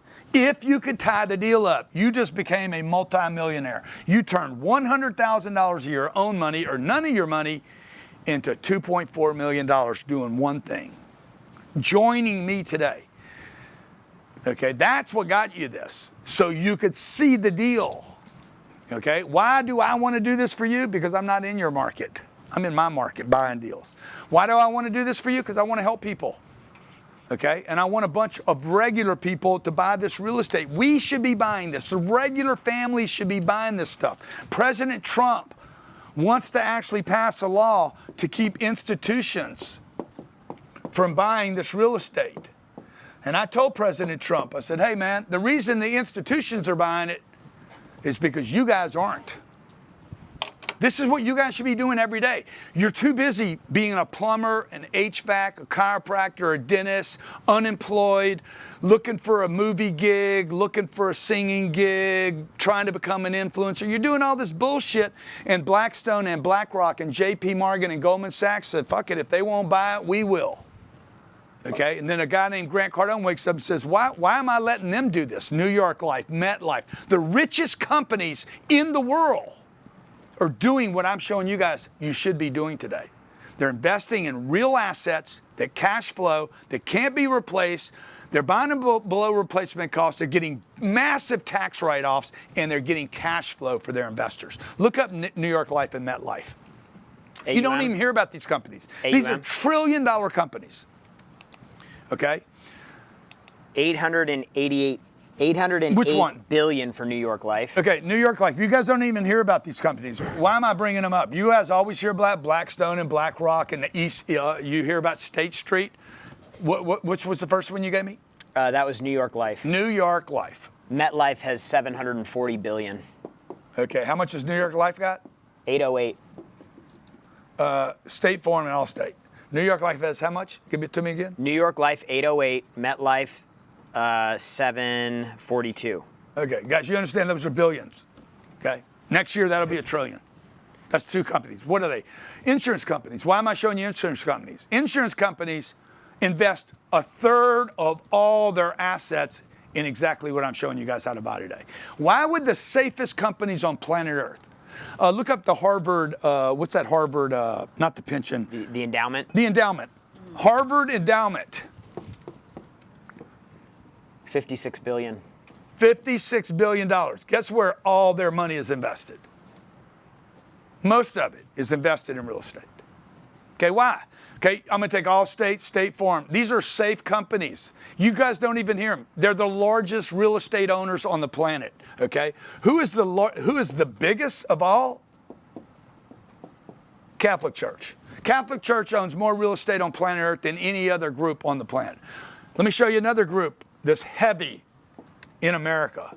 The Mormon Church. Okay, they just bought a deal, overpaid for a deal in Boca Raton. Okay, like we all know, the wealthy people, the biggest groups on the planet are buying this real estate. Why? $300 billion for the Mormon Church. Yeah. And nobody even knows it. Cash flow. Asset advantage. Tax write-offs. This is why they're doing it. Capital preservation. Okay, do you think the Catholic Church is buying single-family homes? Do you think Mormon Church is buying single-family homes? Do you think Harvard is buying a single-family home? MetLife and New York Life? No, they're buying these massive real estate complexes that you guys, you and your family, should quit effing around on the weekends. Well, let's take the kids on a camping trip. Good, bro. You could do another one of those. You could complain about the cost of everything. Or you could do exactly what I'm telling you to do and spend 3 weeks, just 3 weeks. Give me 3 weeks, 21 days. In fact, I'm telling you 21 days because I want to give you guys something that already took advantage of this. On April, what are the dates?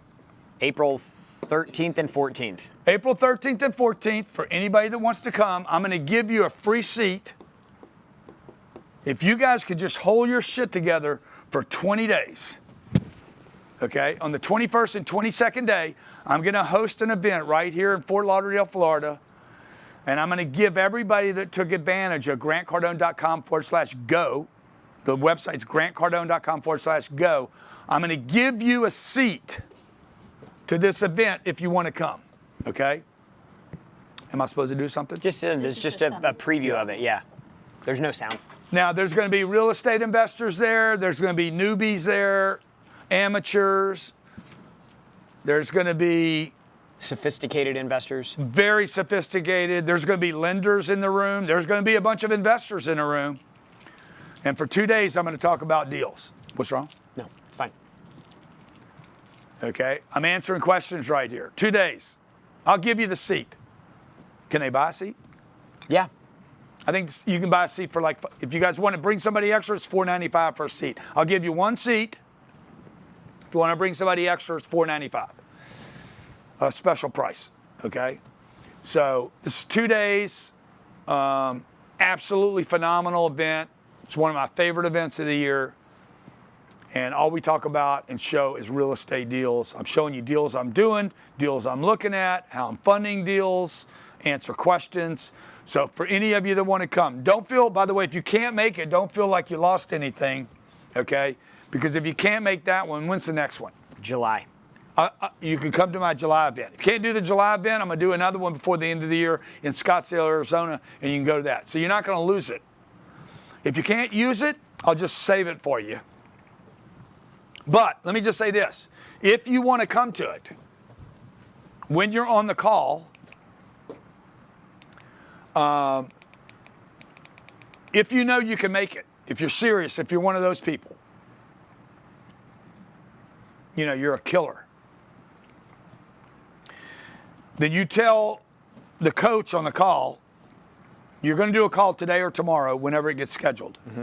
Tell them, hey, dude, I want one of those seats. I got to have one of those seats, okay? Just tell them, and I'll confirm the seat. We do it one of two ways.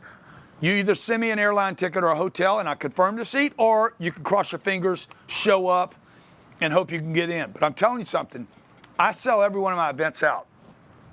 So if you want to be guaranteed to get a seat, let my guys know, and we'll put you in executive seating. You could just show up and we'll throw you in general admission, or you could be standing up, whatever, okay? I'm doing the event either way.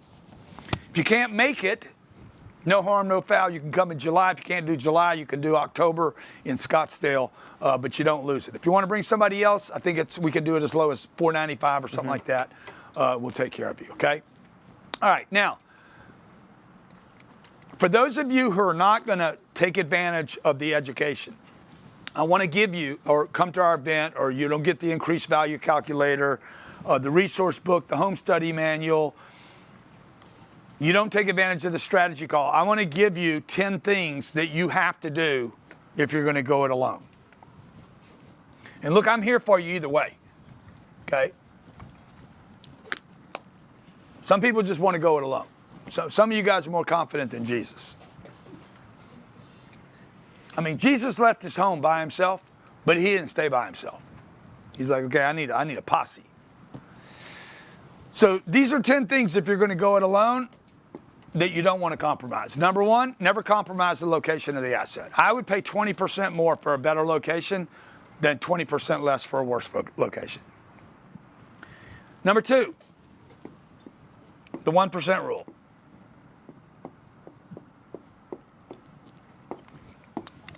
Now, I'm going to tell you that I will compromise the 1% rule, more often than not, in fact, as long as I see a path back to the 1% rule. Number three, units allow you to scale. The number of units, I would tell everybody here right now, under very few exception, if your first deal could be 32 units, it's easier to make $1 million on 32 units than it is $1 million on one unit. Yeah, if you guys know for sure you want to come to Fort Lauderdale, Debbie just said, yeah, my husband and I will be there. If you guys know for sure, just throw your name in the chat. Hey, I want to be there live. But put it live, L-I-V-E. Or seat. Yeah, live. Okay. So Cole, I can't wait to meet you, man. By the way, I'm right there with you guys both days. Like, this is very intimate. I meet everybody. We do a lot of pictures, and your questions get answered by me. I'm on the stage the entire 2 days. July live. I live in Broward. Okay, good. Well, it'd be easy for you to come. You know, the crazy thing is the people that are closest to the event are always late and the highest no-shows. And all they had to do was walk down the street. It's like we got to make it really hard for people. There'll be some guy flying from Taiwan and not complain about one thing. They'll come from Australia, from Sydney, Australia, spend fucking 3 days in airports and get there and be like, oh man, thank you so much for putting this on. And another guy walks 2 blocks and he's upset because he had to wait for a coffee or something. Crazy. And then we'll have 11 of those Cubans in the room. Yeah. Okay, so yeah, if you want to be there, I'm taking note of live. So my team, make sure Stephanie, Wow, Oaks, Steve, Manuel, Michelle, make sure these guys get seats. I'm going to sell this event out, guys. So if you're going to confirm your seat, Walker, if I can confirm you guys and put you into the executive session seating, better than the general admission seating, I'll give you a seat. Just confirm with my team, okay? Make sure you guys do your part. I'll do mine. Okay, number 4, unbreakable. Can it support debt? Okay, the deal should support 65 to 73% debt at a 125 cover. Oh, I don't know what a 125 cover is. That's a damn shame. Now, if you don't know what the 125 cover is, then guess what? You get to just flop around and go from bank to bank and get rejected. Because that's what's going to happen to you. That's what happened to me because I was an idiot. And the bank's going to treat you like shit, okay? Because they discriminate. They discriminate against people that are ignorant. Okay, you guys are like, oh man, I'm black or I'm brown or I'm female and they're going to discriminate. Bro, they're going to discriminate no matter what. Are you kidding me? You're a dummy and they know it.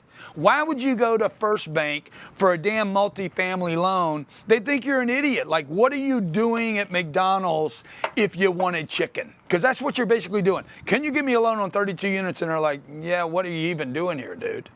They're not going to tell you they don't lend. They're going to tell you, no. We don't think that's a good investment because they don't lend on them. They're not going to tell you the second. Your credit union's not going to do this deal. You should know exactly who's going to tell you yes, and you should know the level, and you should know the DCR. I can teach you all this, okay? Number 5. For both the investor and the bank, you need to talk about barriers, okay? If you can show 101 Meisner, if I can't get there before you did, or just show the whole asset. I probably have. Oh God damn, that thing looks so good. See this asset right here, man? Can they just not that asset? That oh, you got it even a better picture, okay? So when I got this deal, I got a phone call.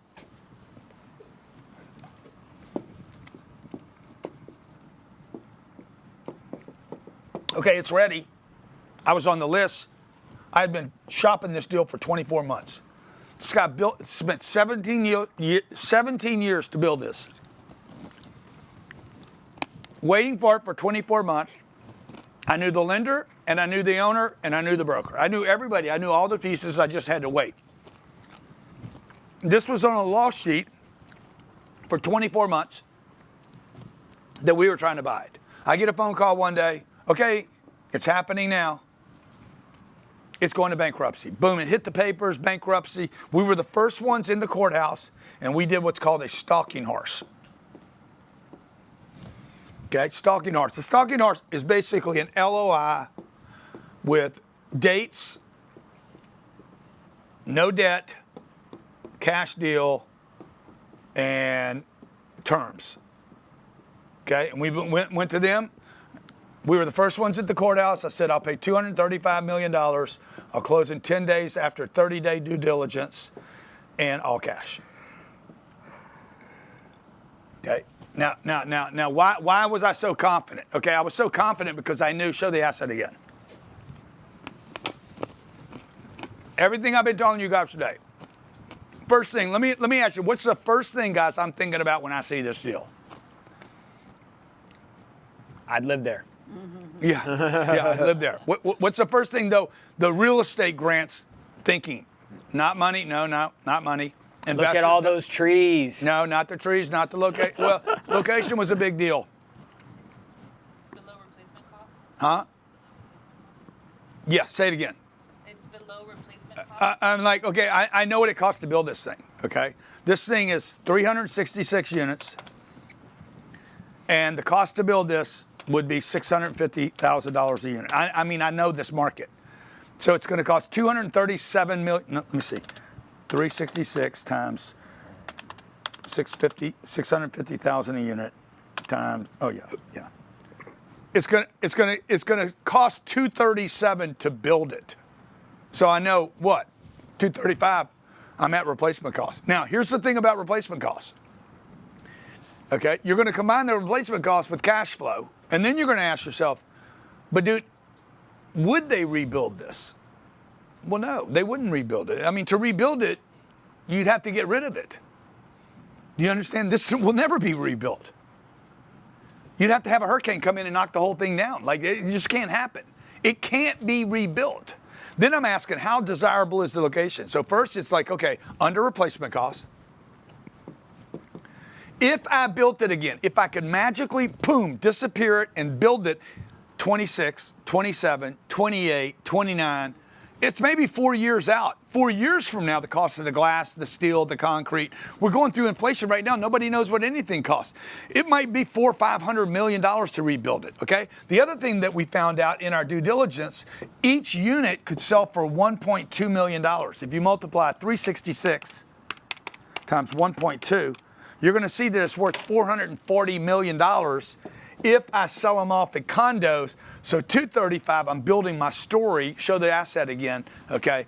Freaking location sick, barriers are in place, under replacement costs, upside exit. I just told you about the exit. How do I get out of the deal? How do the investors get out of the deal? You have to know this story. Notice the whole time I'm showing the deal. Look at the deal.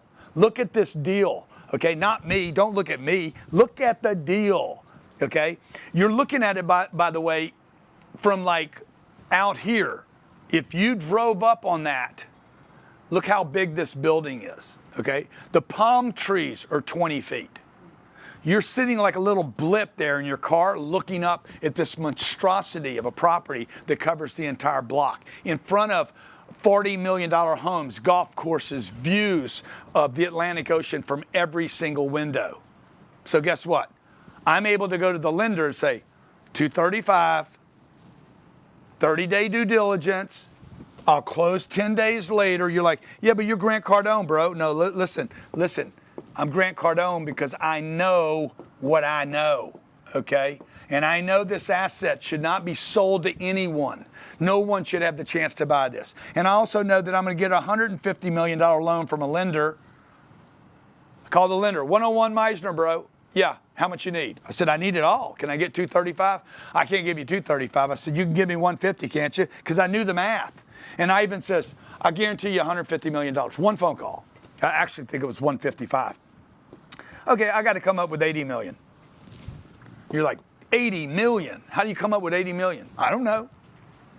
But I know it's a good deal if I can come up with 80 million. I know I could tell my investors this, 80 turns into $240 million if we just condo it. And I have cash flow. Well, we didn't raise $235 million in under 40 days. First of all, we were awarded the deal. 14 other buyers wanted the deal, okay? I've already been offered more money for the deal. I paid $235.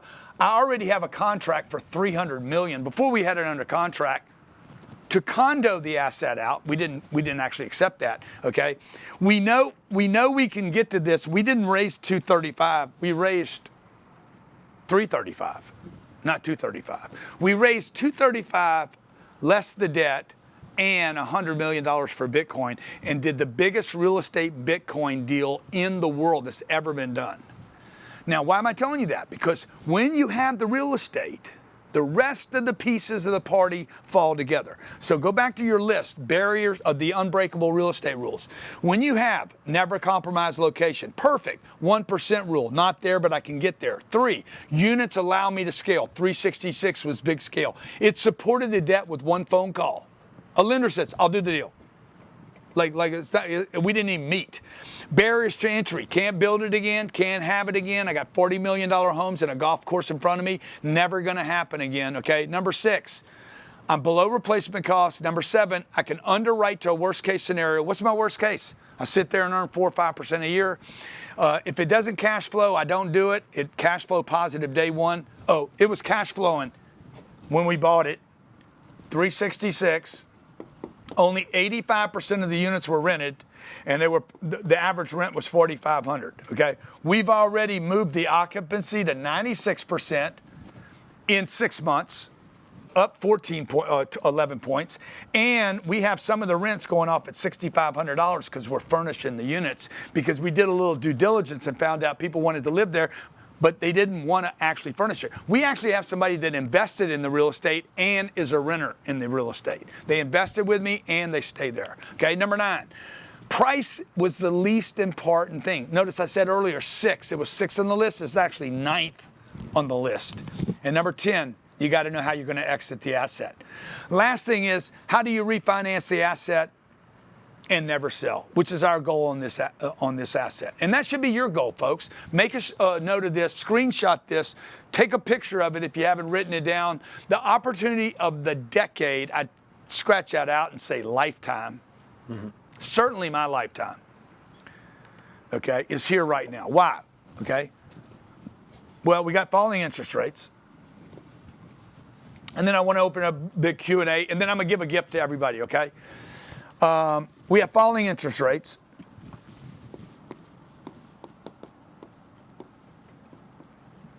As soon as Iran is over, you're going to have an interest rate go from 6 6/8. You're going to have it go down to about 4.5%. Okay, I know. I'm sitting there waiting for this to happen. I'm friends with people at Fannie Mae and Freddie Mac. I'm in this deal every day. This is going to happen. It's going to roll over. For you guys that want to go buy single-family homes or smaller deals, if you want to go all the way down to single, do not try to catch this rate. What you want to do is you want to go find those 14 million homes that have fixed rates below 4% right now and just assume those loans. But that's going to take another minute to explain to you. Number two, the tax benefits under the new big, beautiful bill. The tax benefits of accelerated 100% depreciation have been extended by the Trump administration. Number three, we're in full-blown debt crisis. I don't know how many of you saw this about debt, the debt fund. Who was killing off their BlackRock? Was that BlackRock? Stopped their redemptions? Only on a private credit fund, yeah. I think it was Goldman Sachs, J.P. Morgan, private credit fund. They stopped because we're in a debt crisis. Okay, you got Tokyo jacking up their treasuries. Like, you got a lot of problems on this planet right now. Okay. As of March 26, Ares, Apollo, Morgan Stanley, BlackRock, Blue Owl, all halted investor withdrawals from their private credit funds. That's a crisis. Okay. And the next thing you know, we go to Iran. Same week this shit was happening, by the way. Okay. So read the list again. Ares. Nobody even knows it's happening because you guys are paying attention to Khomeini. Ares, Apollo, Morgan Stanley, BlackRock, and Blue Owl. The biggest in the world. Okay. Saying, no, I can't send you money out. Okay. These are institutions, pension funds that invested billions of dollars. They're like, we want our money back now. And these lenders, give the list again. Ares, Apollo, BlackRock, Blue Owl, a couple trillion. Morgan Stanley. These are the biggest companies in the world saying, ouch, I can't send money back right now. And guess what? Trump's like, yeah, let's hit them in the desert. And so everybody's attention is on Iran right now rather than this crack. Number four, we have a monster inventory glut. If you guys don't believe me on the glut, one or two things are happening. You just don't believe anything, okay? All that's available right now, today. Those are just 5-unit deals. Those are available tonight. For sale, ready to go. There's a whole nother list of deals that tried to go and didn't get their price, and they're sitting there too, off market, that you don't know about. And the prices are getting right too. Here's the deal in Oklahoma for an 8 cap. That means you would buy this deal and you would earn 8% on your money. If you put a loan on it, you would earn 11% on your money. It's a good looking deal. But you see, I'm not in Oklahoma. Oakland. Oh, is it Oakland? Mm-hmm. Oakland, California? God damn. It's $135,000 a unit. There's no way that's not a deal for a gangster. Okay? Now, probably not the right deal for somebody who doesn't know how to collect rents in a tough neighborhood. You might be packing a Glock on that one. Mm-hmm. So what, dude? What do the rents need to be to make this deal work? $1,300. $1,333 a month. Well, I guarantee the rent's at $1,333 a month. Okay. Now, if I asked you guys to call Steven right now, if I said, "Hey, get a deal under contract and I'll fund the entire deal," okay? Back on the market, by the way, it failed last time. Terrible marketing. Yeah. Okay. So, if I said, "Guys, I'll pay for the deal and we'll split the profits. No money from you." Would you know what to do next?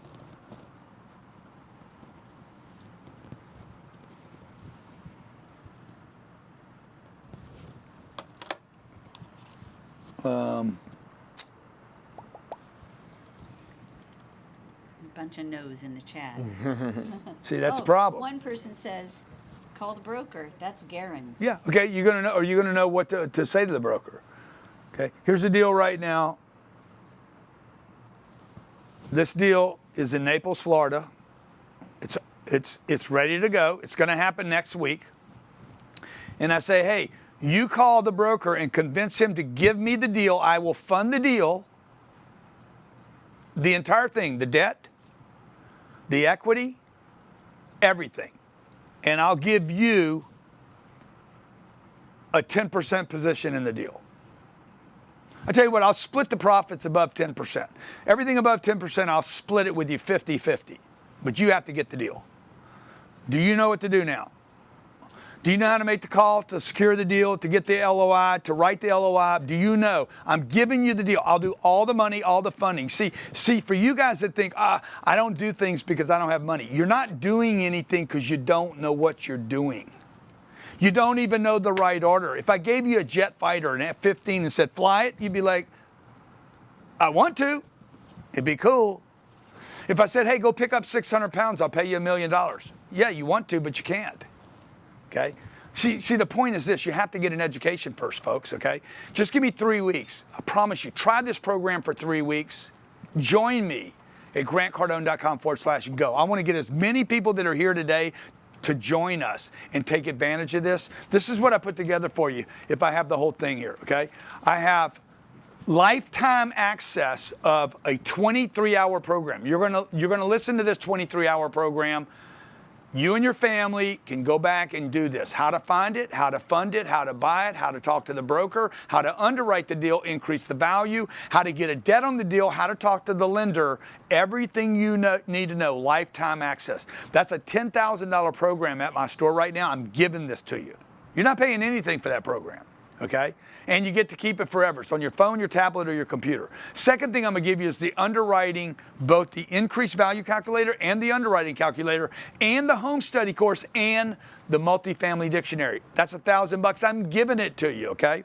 This is stupid at this point. The resource book, due diligence, PSAs, all the things you need to know when you're walking through a property, doing due diligence. Everything you need to know to be confident, in addition to a list of some of the most powerful brokers in the front and what their names and phone numbers are, tax forms, due diligence schedules, PSAs, like it's all there for you. I'm going to give you that. By the way, that's $2,500 on my website if you want to give me money, or I can just give it to you for free, okay? The strategy call, okay? Everyone should take advantage of this strategy call. In addition to everyone on the strategy call, okay, if you have a question about anything, what's included, not included, you're like my sister. See, my sister could never make a decision on this program without talking to somebody. She'd be like, I have to talk to somebody. Am I for sure going to get a seat? She'd want to know where she's sitting. Is she going to meet me? Is she going to get a photograph? Is Grant going to be, like, whatever. If you have questions that aren't being answered right now, just call this phone number, right? This number works? Yep. And there'll be somebody to answer your question. For everybody else that join, you got to get a strategy call with one of my teammates, okay? Let my guy help understand where you are. Do you have money to buy deals? Do you have credit to buy deals? Are you just getting started? Are you brand new? Are you confident? Some of you may have a bunch of experience doing deals, okay? Do you have an investor list? That's the kind of questions they're going to ask you. So I'm going to give that to the first 50 people that take advantage of the grantcardone.com/go. Also, I said I would give you the capital raising video course, free. You can buy it at my website. By the way, it'll be worth $100 million to you. But I'm going to give it to you for anybody that takes advantage of this today. And also for the first 100 people that take advantage at grantcardone.com/go, I said I would give you a seat at our next real estate conference, which is only 20 days away. And that's really what I want you guys to show up for, okay? I said I'd do it for $297. I said also, I told my team, hey, dude, I want to create a platform where people can store this information. And this is called our real estate. We just launched our real estate resource portal where you can find your underwriter calculators, your resource book. Okay. All the calculators, the deal checklist. There's a couple other extra calculators that we put in there. You get the full course, the capital raising workshop. Everything is in one place. And it's super easy to access and super easy to consume the info from there. And I just want you guys to know, look, if you don't have a high IQ, and you don't really understand what we're doing right now, all you got to know is this. If you're serious about learning, okay, Shelly Lewis came to me. She was serious. I said, Shelly, you serious? Okay. She's closed 700 doors with no experience. Now, is that going to happen for you? Could be 7,000. She's currently a GP on 316 units. I mean, she's a general partner. She's running the asset. She has $41 million. 41 million. That's $41 million. Okay, since joining this program. This dude that looks like me.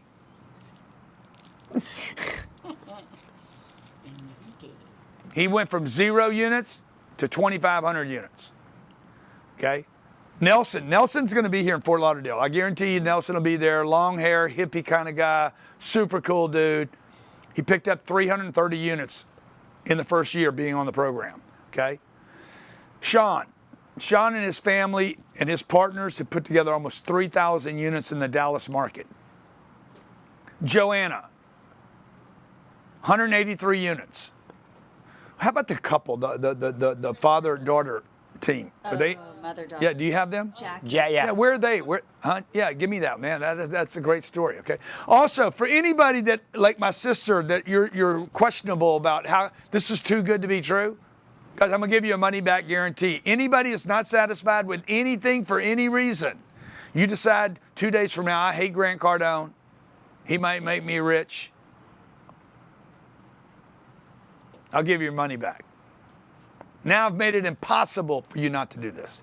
See, what I said to you earlier is this. Hey, if you gave me, would you take this trade? Would you give me $297 if I give you $1 million? How fast would you run to give me $297 if I gave you $1 million? Because that's what I'm offering you right now. Now, some of you just can't make a decision to do anything. And I'm going to tell you the truth, okay? Here's the real truth. You're not going to build or buy real estate if you can't make decisions. And you're not making decisions because you don't know what you're doing. Because you're a responsible person. And a responsible person will never, ever go do something when they know they don't know what they're doing. Listen to what I'm telling you. The more responsible you are and the more ethical you are, the less likely you are to take action if you know you don't know. If you're not sure, if you lack confidence, if you I don't know, man, I don't know. The more ethics you have, okay, the more responsible you are, the more people are responsible for you, you for them, the less action you will take if you don't know. Now, the more we remove this, if you do know, you'll take action. All you need is one deal, folks. You need one deal to change your life. Okay, one deal. They're all over the place. I'm going to go back and show you the glut right now. Again. There. Huh? What? Jackie. Yeah, show Jackie and her daughter. You got the video of Jackie? This is a mother and daughter team. No. They don't have a video. Okay. Sure is a good one. Yeah. Okay, let's find some deals and then I'm going to answer some questions, all right? Because they Real quick, also, they bought a deal right here in Miami. Yeah. Mm-hmm. A lot of people are saying, hey, you said you'd talk about IRS code 469. Yeah, IRS code 469. Okay, perfect.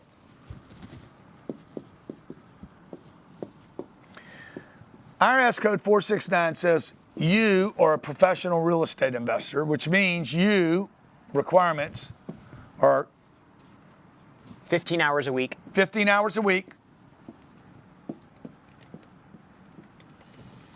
Times 12, what is that?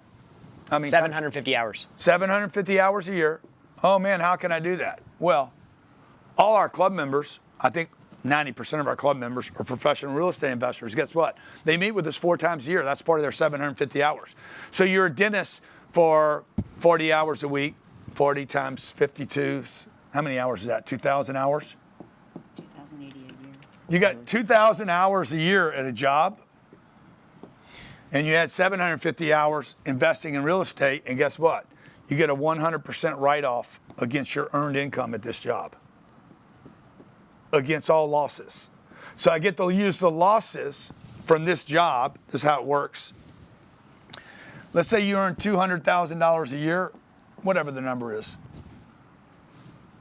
And I end up with, I invest $50,000 next year, and I have $200,000 worth of losses on my real estate. These aren't real losses. See, the $50,000 bought $1 million worth of real estate, and the $1 million real estate comes with $400,000 of losses. This is how it works. It's the accelerated depreciation. When you buy $1 million real estate, it comes with about $400,000 worth of losses. When you earned 200 grand, you're going to owe 40% taxes on this unless you live in New York or California, in which case it would be 50 or 55%, okay? And then they're going to be like, you owe $80,000 in taxes. It's going to say tax due with a big middle finger from the IRS, okay? And if anybody's ever been hit with that tax bill, you hate it. Now, if you'd have been registered professional real estate investor and taken the time to educate yourself. By the way, you're going to need proof of education. You're going to need proof of time learning. You're going to need proof and validation that you spent time looking at deals, walking deals, underwriting deals, learning about deals, calculating deals. Oh yeah, by the way, I joined the grantcardone.com/go. I'm a real estate investor and I have proof. By the way, I spent 2 days with him in Fort Lauderdale, Florida, okay? I have a 23-hour program right here. I have a 10-hour program. I use the 23-hour program every single month.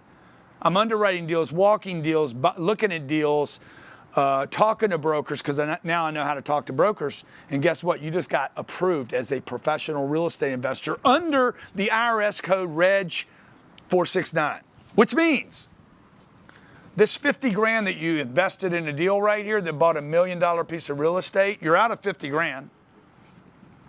But guess what? You got $400,000 worth of losses to offset this. So you're going to give it to your accountant, and your accountant's going to be like, bro, you don't owe 80 grand. In fact,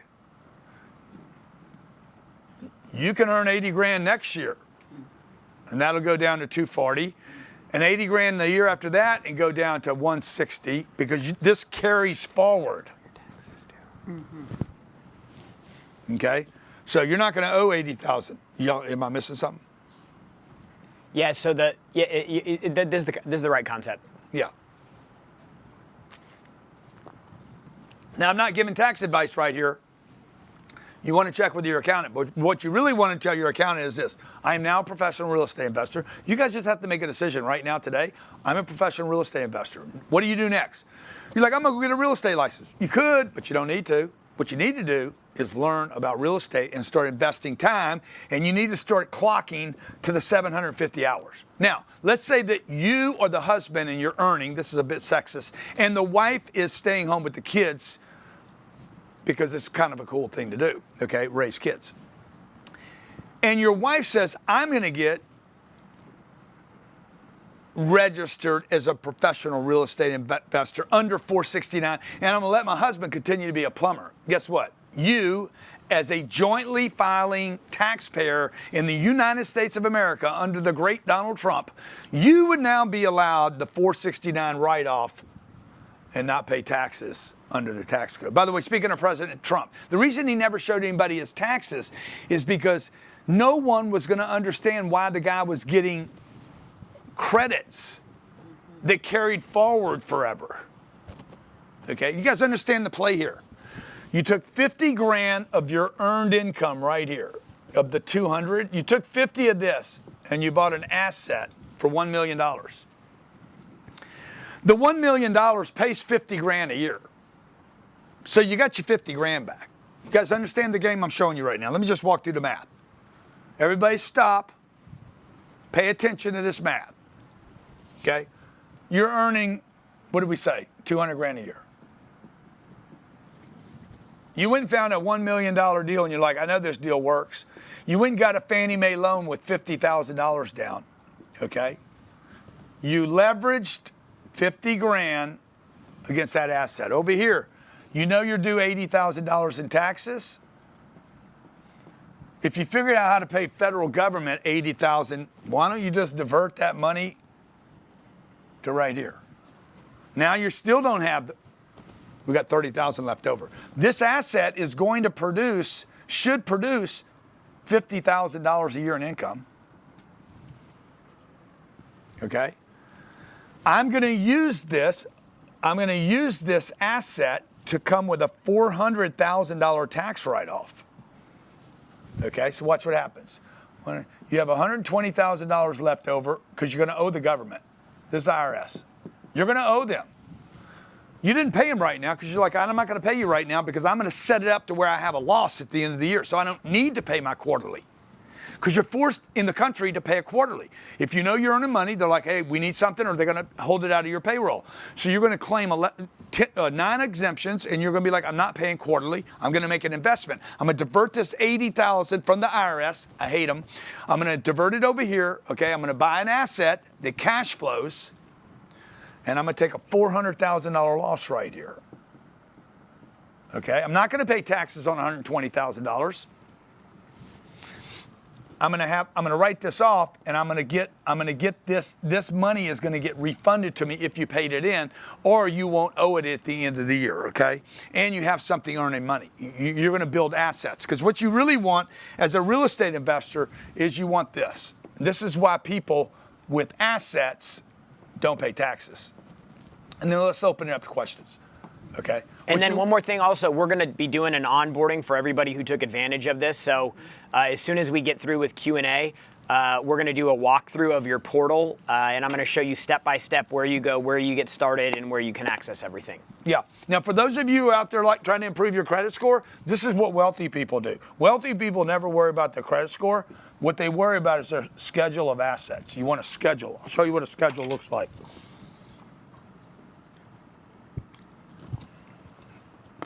A schedule of assets is going to look something like this, if you guys could show my screen. They're going to be like, hey, we want to give you a loan. We want to give you something. You want to buy a house. You want to buy a boat. You want to buy something. They're not looking at your credit score anymore, folks. They're looking at this. Show me your assets. Now, at 28 years old, I made a decision to become a real estate investor. In addition to being a businessman, in addition to being a coach, in addition to being a consultant for companies, I knew that at some point I had to start investing. I mean, unless you guys know how to marry rich. Super hack. I mean, there's 5 ways to get rich. 5 ways to get rich. Marry, inherit. By the way, just because your parents are rich doesn't mean you're getting this. So I don't know if who's the guy that committed suicide? Robin Williams. Robin Williams, in his will, you should look this up. It's crazy. Robin Williams said, hey, he had like $100 million. He said, hey, my kids, he had 3 kids. My kids have to prove that they can earn $100,000 a year by the time they're 40. If they can't, they get nothing. If they're unable, and they cannot work for a Robin Williams company, if they can't, the judge was freaked out so hard. He's like, say that again. In the will, Robin Williams said, if they have not proven that they can earn $100,000 a year, they're not getting any of this money. There'll be no extensions. At the age of 40, if they have not achieved that, you see it? It's freaking insane. So just because your parents are rich, my kids, they ain't guaranteed to get shit. You got to make $100,000 for 10 consecutive years. If they can't do that, can't prove they can do that, they got 0. Will Ferrell, when he flies, his kids fly coach on a different plane with as many stops as possible. Really? Yep. He said, I want them to know what it's like to grind. They don't get direct flights. Spirit Airlines, as many stops as possible. Okay, you could marry, you could inherit, you could win it, you know, like a lottery. Get lucky. Only do this once, by the way. I've only bought 76 real estate deals. I could buy 700. You'll never win 76 lotteries. You'll never inherit money 76 times, and you cannot marry that many people, bruh. I mean, one marriage is enough. Don't you think, Sherry? Yeah. Sherry relates. As I'm on number 3. Okay, number 4. What's another way? Oh, yeah. You could start a business. You're so smart. Highest failure rate. Go get a restaurant. Okay? Or you could become an investor. Now, which one of these, if you think of rich people, think of Warren Buffett. Did he marry rich? No. Did he inherit? No. Did he win anything? No. Did he start a business? No. Never started a business? Never invented anything? Nothing. Never managed a business? 0. Steve Jobs. Steve Jobs was an investor, okay? Elon Musk. Elon Musk made, what did he make on his first deal? Was it 100 million? PayPal? PayPal. Made $100 million on PayPal. He didn't have any money. Made $100 million on PayPal. Took the entire 100 million. 180 million. How much? 180. Worked his ass off. Had a $180 million score. Okay, was a huge amount of money.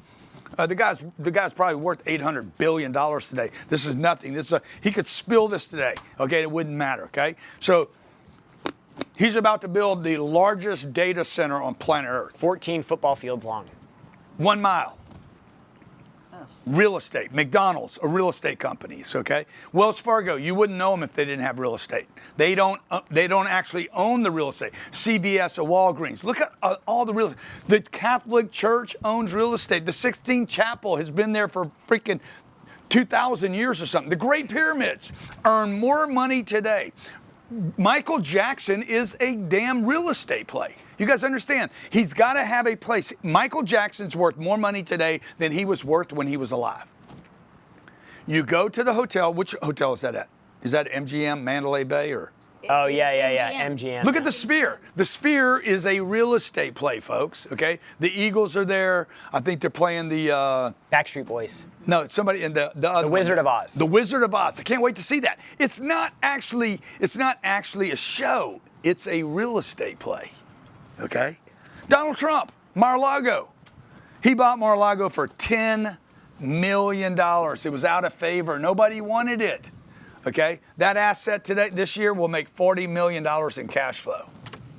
It'll become a historical site. It'll never be sold again, ever. It'll be worth billions of dollars in the future. You need the real estate, guys, okay? Now, you're going to buy a house. You're going to buy 1 unit, 2 units, 3 units, 4 units. That will not change your life. It will not. My uncle bought 80 Section 8 homes between the 70s and probably the 70s and through the 90s. He ended up with 80 Section 8 homes. These are $500 rents. He's collecting it from the government. This is a great business, by the way, if you could scale it. Great business. He tried to talk me into it. I'm like, I don't think I want to do that, dude. Okay? My uncle John was, at that time I was 45 years old, and he had to be 65 years old, and he was still collecting rent. I'm like, I don't want to fucking collect rent, bro. I went and bought 1 deal, 48 units. I had half, at 31 years old, I had half the assets he had on 1 deal. And then I went and bought 38 units. Okay, then I bought 92 units. Okay, within 6 months I had 500 units. I've never collected a rent check in my life since my first 2 deals. Okay, I had 7 times more real estate in 9 months because I know how to do something at scale. So hopefully you guys are sitting here saying, dude, don't think about 1 unit. You could do 1, but you're only going to make so much money. You're not going to make $1 million on 1 deal. You need scale. And to get scale, you need to know where to look. You need to know what to say, because now you're talking to professionals. You're not talking to Mary down the street that has a house for sale. Mary, sell me the house, sell me the house. And Mary's an idiot, and you're an idiot, and 2 idiots get together, and boom, you guys end up doing a deal. If you're looking for 32 units or 40 units, you're talking to sophisticated people that should know, or at least you're sophisticated and they don't know. God damn. At least have one sophisticated person at the party. Here's the problem. If they're sophisticated and you're not, you're getting taken advantage of. So you have to become the sophisticated player. Now, message to all the women in the room. Ladies, okay, you're going to inherit most of the wealth in this country in the next 25 years. You're going to end up with all of it for a second. And I'm telling you something, it's only for a second. If you fuck it up, it's going to go back to the men. And women are not good investors, okay? You can literally look at statistics. They own very little real estate in this country. They own a lot of bags, a lot of shoes, and they don't own a lot of real estate, and they don't make their investments. In fact, 80% of all money that women have, 83% is sitting in a cash account deteriorating. Okay? This is the graph on saving cash. This is Dave Ramsey's economy. Dave says, save your money, save your money. This is what the graph looks like on money for 75 years. That's the cash. US dollar value has lost 91% of its value in my lifetime.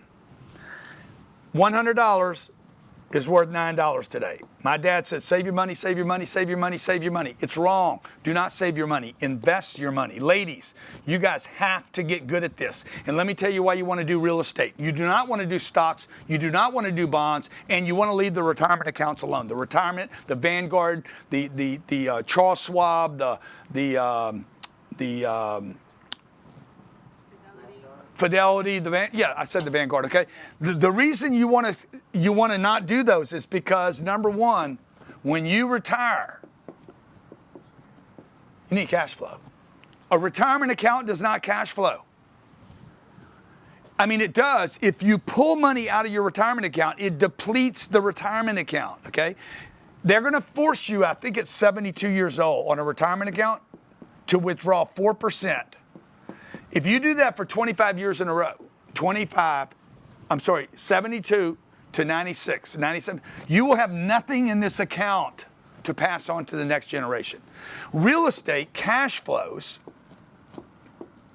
By the way, while it cash flows, the cash flow goes up and you never deplete the account because I'm never touching the real estate. I'm just taking a drip every month to live when I retire. So ladies, I'm pleading with you, learn how to do this. Do not assign this over to a man to do. This is your job to secure your retirement because he is going to die before you do. I've already taken care of my wife. She's hooked up for good, dude. I could just give her 6 buildings and say, these 6 buildings will take care of you forever. Never touch them, okay? Take care of them, paint them, put roofs on them, take care of the tenants. Do not F around with them. Never spend them, and they will take care of you because she's not going to be able to go earn income when she's 78 years old. Okay, I just need a few buildings to do that. You guys all need to pay attention to this, okay? This is not a sales pitch. This is not you learning how to become a salesperson, an influencer, Instagrammer, a prostitute, a plumber, a roofer. Nothing. This is not a job. This is an investment. You're going to learn how to become a professional real estate investor from a guy that started with nothing, no credit, no money, no connections, and I put $5 billion of real estate together. And if you don't believe, all you got to do is go to cardonecapital.com, and you can look at these investments, okay? We have 20,000 people that have invested with me. 20,000. Have given me $1.87 billion. What have I paid out? I think I closed that website. Okay.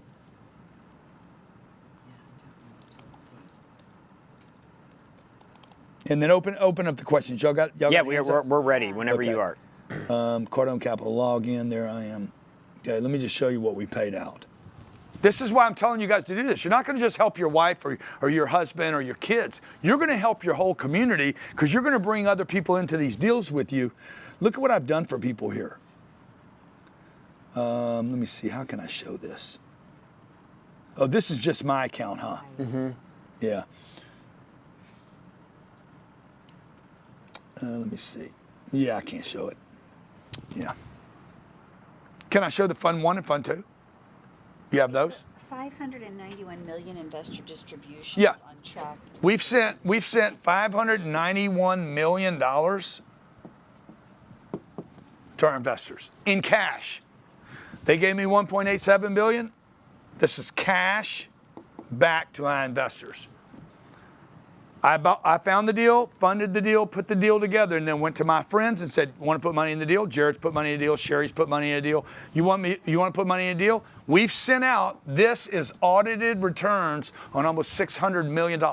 We've sent out also in tax write-offs $600 million. Fund 1 and Fund 2. Y'all looking for those? Yeah. I saw them earlier. We have them. Okay, watch this. So they gave me, my investors, this is the greatest thing I've done in my entire career, okay, was putting these deals together and allowing other people to come into them. I made money doing this, but they made almost $600 million in cash, and we give them $600 million in write-offs, and guess what? No headaches, no tenants, no evictions. Most of these people don't know anything about real estate. Jared's never walked one of my real estate deals ever, but he gets money every month. What do you get every month? 20 grand. 20 grand. It'll just go on forever, okay? All right, I wanted to say something else about that, but I forgot what it was. Oh yeah, I want to show this deal. I'll show you one deal I did. This is the favor you're going to be doing for your investors, okay? We did this deal 9 years ago. It was called Reserve at Port St. Lucie. Documented, audited. We put $4.8 million in a deal. I heard about the deal. I knew the moment I saw it, okay, I'll buy that deal. By the way, that's how fast it should happen. This is not complicated. Once you know it, you're like, bang, I'm buying that deal. Like it's not, oh, I got to go back over there. I got to go look at it again. I got to go look at it again. I got to go look at it again. It's going to be on. It's going to be gone if you got to look at it that many times. Okay. I knew as soon as we saw it, we raised $4.8 million. We returned almost $14 million to our investors in 9 years. That's a 47% return per year. 426%. Over 9 years, divide 9 into 426, I think it's 47. Is that right? Yeah, 47% annualized. And we still own the deal. We own the deal, and it continues to cash flow, which means we're into infinite returns. That return, by the way, is better than Google, NVIDIA, Tesla, Bitcoin. There's nothing. Gold, silver, you just take anything over the last 9 years. You don't have a return better than that. Fund 2, they don't all do that well. What was Fund 2? Next slide, guys. No, that's Fund 1 again. Ormond Beach. Next fund did not do as well. $8.3 million. We raised $8.3 million. We returned $9.68 million to our investors.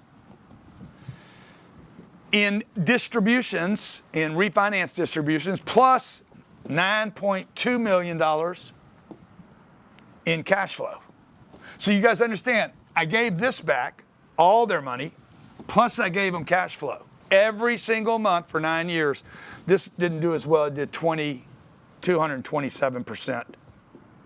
But we still own the deal. The moment you still own a deal, you're into infinite returns. Meaning we have no money in the deal, we've got all our money out, and it just continues to pay us.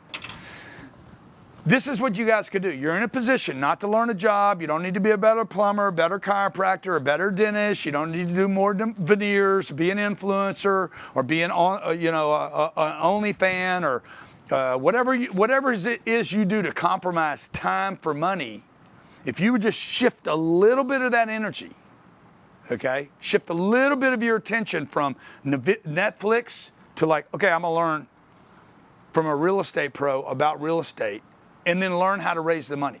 The capital raising workshop, guys, this is going to change your life. It's laying down behind the water bottle.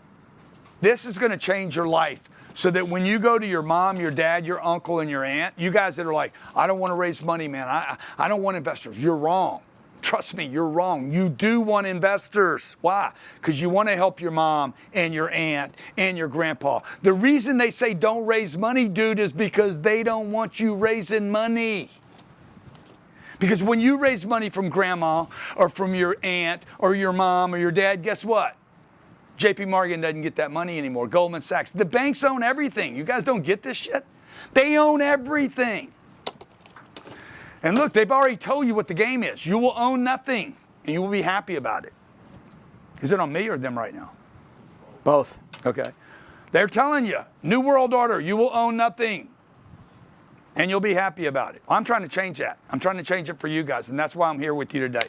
GrantCardone.com/go, GrantCardone.com/go. I got nothing else to give you. I gave you a money-back guarantee. I gave you the underwriting, the investor calculator, the underwriting calculator, the increased value calculator, the home study course, the real estate resource manual, the strategy call. I gave you seats to the conference that's coming up in 18 days. And if you can't make it, I said, hey, I'll take care of you on the next one. What else, Jared, can I do to make it even easier? I'm going to give you the dictionary. By the way, anybody and everybody that stays today, I'm going to download the dictionary for everybody. So here's what we want to do. Here's what we're going to do. Yeah. If you go to grantcardone.com/review, we're going to ask you to do one thing. One thing for me. One thing for me. grantcardone.com/review. Thank you. And leave a review of what you thought about the training today. grantcardone.com/review. Show Grant some love. He spent 4 hours here with you. Supposed to be an hour and a half. Show some love in the review, what your big takeaway was, how excellent it was, how awesome it was. If you thought it sucked, you could put that in there. I don't think anybody's going to do that. And then once you submit your review, we're going to send you out a copy of the dictionary. Yeah. Do the review. I'll send you that. By the way, you should just do that for me because I'm a good dude. Okay, one day I won't be able to do this with you guys, okay? One day you're gonna look back and say, bro, I was there, I watched that guy work his ass off for 4 hours or whatever I worked out. This is not work to me. This is me helping other people, man. This is what I've always wanted to do. So I just wanna thank everybody for letting me into your life for the last, 4 hours, 3 hours and 43 minutes. What does it say? 3:49, yeah. The what? Oh, yeah. Hey, thank you. Congratulations, Courtney, Robert, Michelle, Terrence. First of all, for everybody for spending your time, but also to the people that decided to join us. Lisa, Ibert. We're going to do an onboarding, Joseph, Bill, Grace, David, tomorrow, Rochelle. Play the video of everybody, by the way, the results we've gotten from people. Okay? Thanks to Kenneth, Santiago, Shireen, Michael, Evan, Kenneth, Shireen. Look, I'm going to help you guys. This isn't me the last time I worked with you guys. We're going to do more stuff together. I can't hear it. Equaling about 1,700 doors and RV park, about 113 pads. These deals came from people that are in the real estate mentorship program.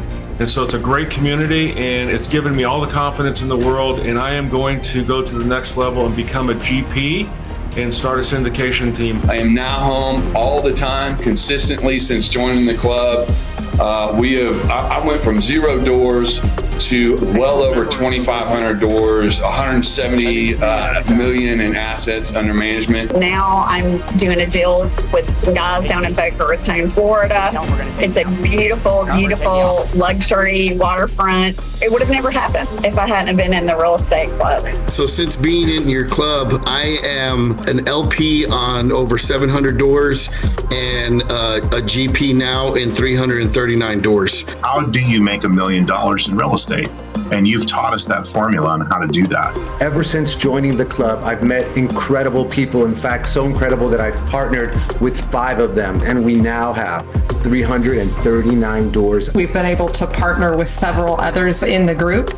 We now have 722 doors, and we were able to do that in less than a year because of your help. So we really appreciate that. Thank you so much for believing in us, for making us believe in ourselves, even when sometimes it's hard to. I had 0 real estate experience, and I've been able to scale quickly. I've raised over $500,000 from people inside the community, so up to 215 doors. And I've partnered with certain people in the group and have really learned a lot. It's really condensed time. That first week, I also invested in my first deal as a limited partner. We have 531 doors as a limited partner since we've joined, and really, it took about 8 months from the time.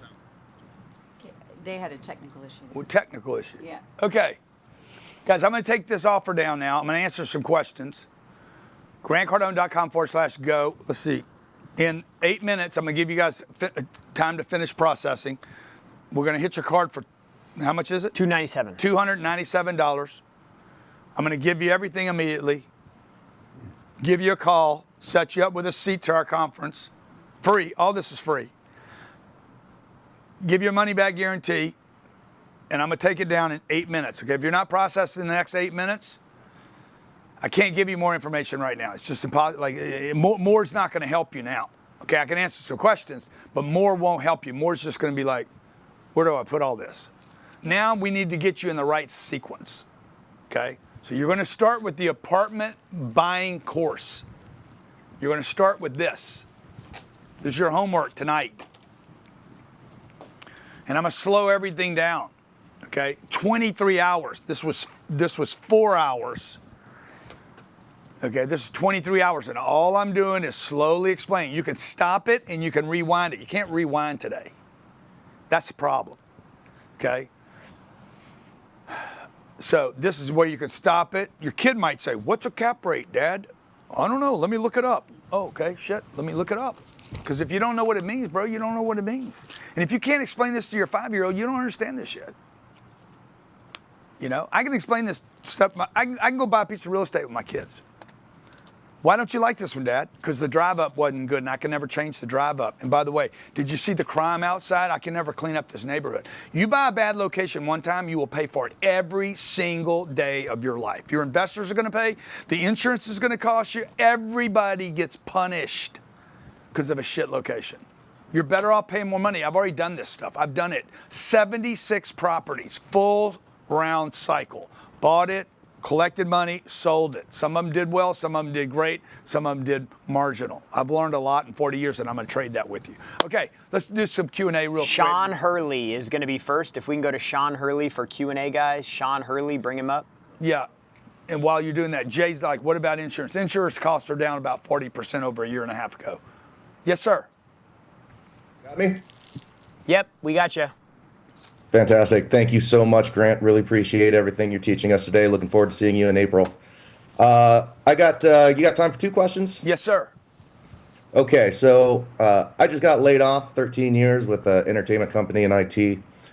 Built up my 401k, and now that's been basically unlocked for me. Yeah. I took the real estate class 2 weeks ago, about to take the test. But what that really taught me was my retirement accounts can hold real estate assets. I had no idea. 100%. So I have the opportunity to roll that into solo 401k, through my LLC, a SEP IRA, regular IRA. Is that a good option when you're just starting out? 1,000. How old are you? 52. Good. So, I mean, you're 20 years from them forcing you. They're going to force you in.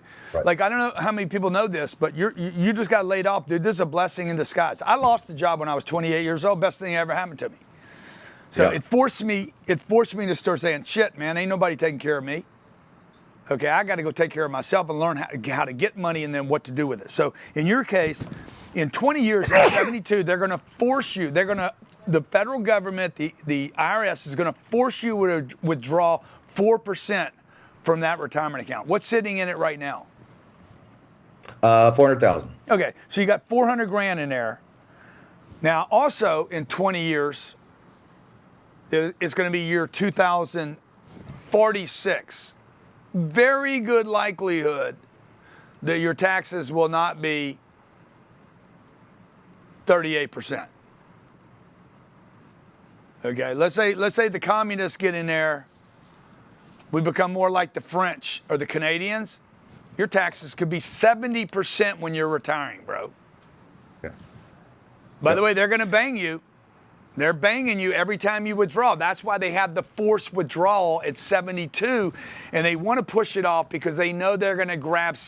So imagine, let's say your account grows to $2 million in 20 years, or $4 million. Let's say they're going to force you, whether you need the money or not, no matter what's going on with your life, they're going to force 4%, $160,000 a year to come out of that account for the next 25 years until it's depleted to zero. Okay, and let's say they're taxing you at 70%. Then they're going to get all the money. So the way you hack it is you self-direct right now. My team can help you do this for zero. I think it costs you $250. Now that you don't work for that company anymore, you self-direct and you can push it into a real estate deal, get it out of the stock market. Yeah.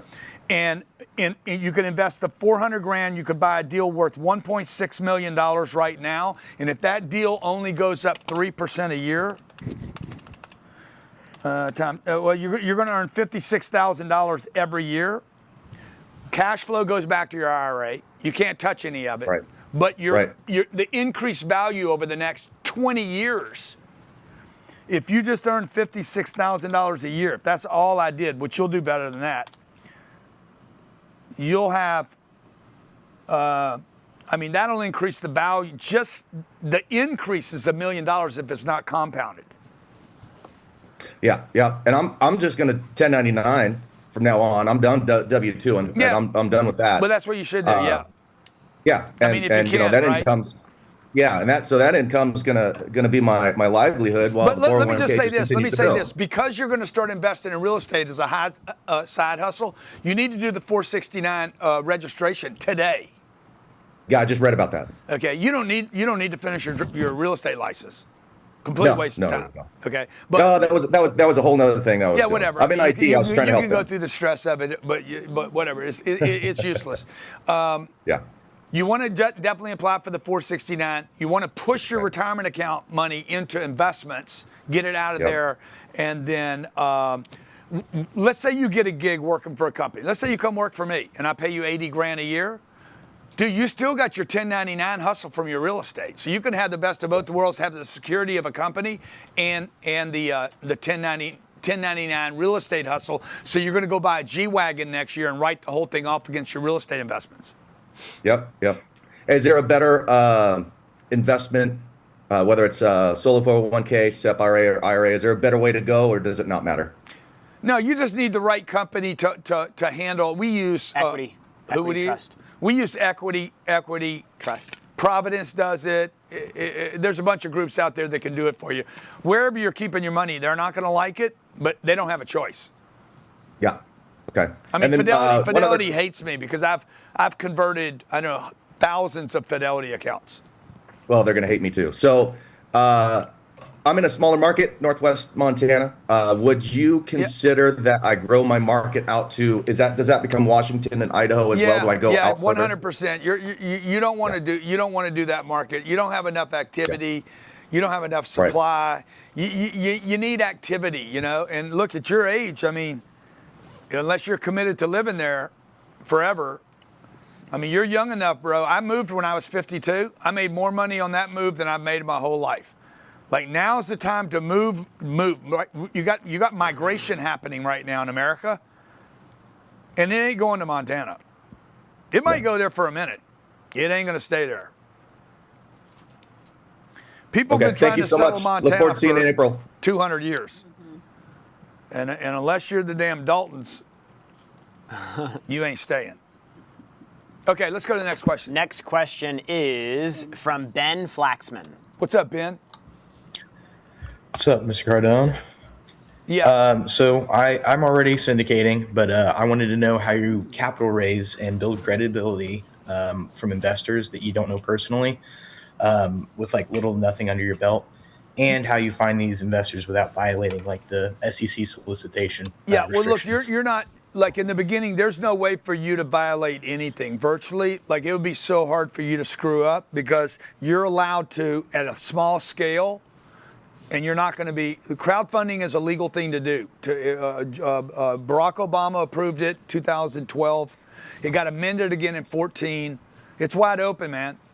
It's wide open. You're not going to get any trouble. If you keep yourself under 30 or 40 investors, you can do almost anything you want right now. Now, there's requirements. I'm going to give you the capital raising. It's going to show you what policy to use, who to call about what, whether you're trying to raise 75 million, 150 million, or 10 million. If you're raising 10 million, the first, 12 years I did this, dude, it was on a piece of paper that said, you are investing with me. I get blah, you get blah. This happens, but it was nothing. I wouldn't spend any money on it. I'd use Cloud or Grok or Gemini or one of the apps. Hey, create a subscription agreement for you. I wouldn't fucking worry about one thing, bro, but raise money. Now, the bigger question is this: how do you get people to listen to you? Okay, the way to get people to listen to you is with the asset. Okay, if you walk in a room with this hot smoking chick on your arm, everybody's gonna be like, who the fuck is he? They ain't gonna talk about her, bro. They're gonna be like, who are you, bro? See, this is the point you guys miss in real estate. You need an asset that takes the attention off of me and puts it on the asset. The better the asset, the better. It doesn't have to be monster big, but you want to show assets to people that understand assets. Where do you live? Arkansas. Good. So you show me a deal in Little Rock, it's not going to impress me. I don't care what it looks like, because I don't know Little Rock. So you need to show Little Rock, to the car dealer, the chiropractor, the doctor, the dentist, people that have money. You guys should not be talking to people that don't have money. Only talk to people with money. Now, you're like, yeah, but Grant, you're talking to people that don't have money. Yeah, but I'm talking to a lot of people at one time, right? There's 2,000, 2,500 people live in here right now. Out of 2,500 people, there's going to be 250 people that do one thing with me today. You're not going to invest in this course. You're not going to even do grantcardone.com/go. You're going to be like, you're going to call my office money and say, bro, I just want to put 200 grand with you, 2 million. We ran an ad yesterday, $3 million came in from a social media ad. Hey man, I've been watching you on social media. I want to put $3 million in with you in one of your deals. So that's what I'm doing, okay? I'm dragging this big audience, right? Willing to help everybody, knowing you're going to go buy stuff in Arkansas that I'm not going to touch. And then somebody out of this that's watching right now is like, you know what? I'm just going to invest some money with Grant and maybe do a deal by myself, or I'll do both. So find a great asset, bro. And then, how old are you?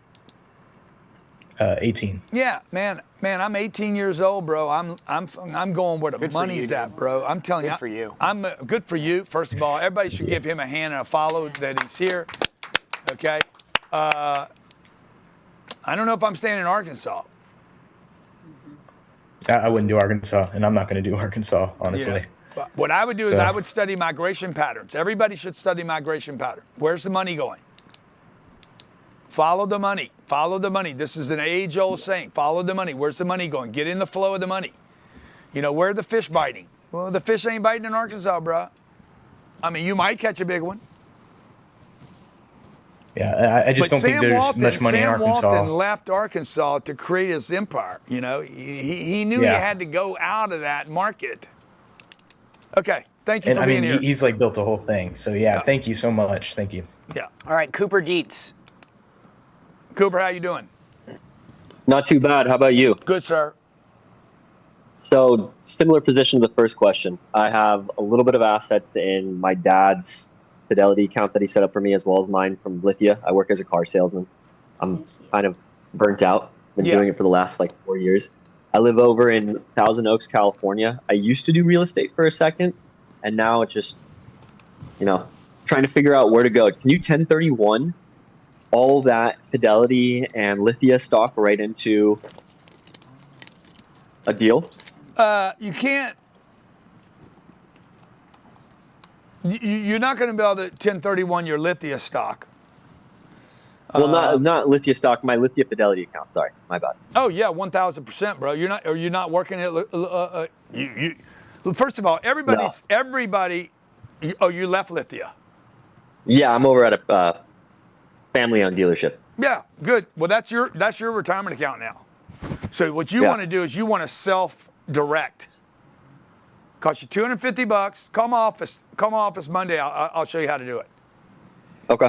I don't know why more. See, they don't tell you this. Nobody tells you this because they don't want you to do this. No. Yeah, and then the market I'm in. Is there any traction here, or is it pretty much inundated? No. California, you're in California, bro. You're in one of the greatest rental markets in the world. I'm not talking about in the country, in the world. Yeah. Can't build, barriers. All the rent eviction problems, all the moratoriums, all the you can't raise rents. Like you're in almost the perfect scenario to get super rich. If I was in California, I would just be buying California all the time. Like now that being said, there's pockets you have to be careful in because you'll get gamed.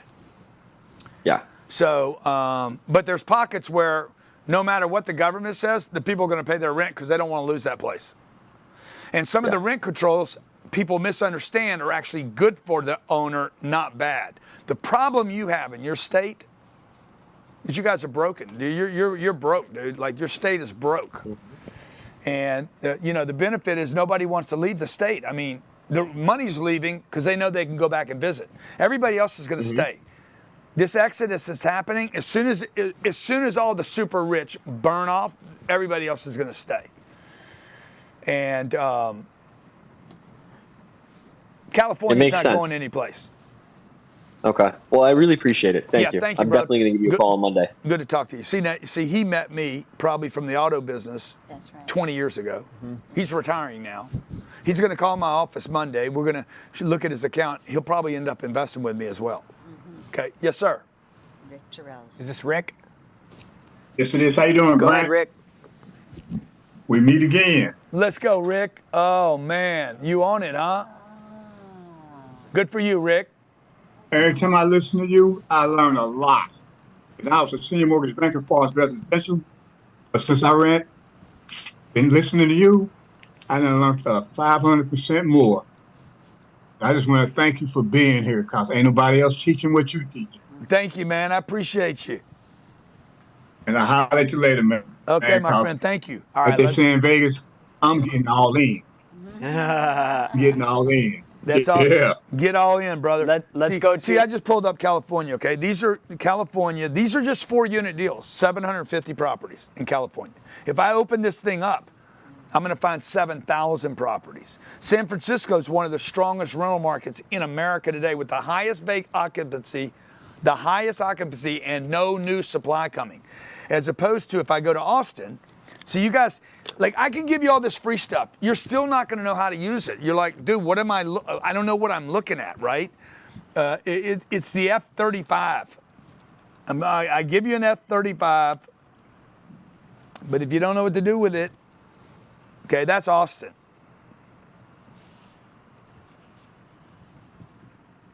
Okay, is it a good deal? Who knows? 10 units, 16 units for sale. Now, if I told you guys this deal could make $5 million, what do you do next? You're in Austin. You're one of the best real estate markets in the world, Austin, Texas. It will be a boom city in the future. It's going to benefit from data centers, Facebook, all the tech. They're going to continue to roll over there. It's going to benefit from the exodus. California doesn't want to live in Dallas. California wants to live in Austin because they think they're more liberal.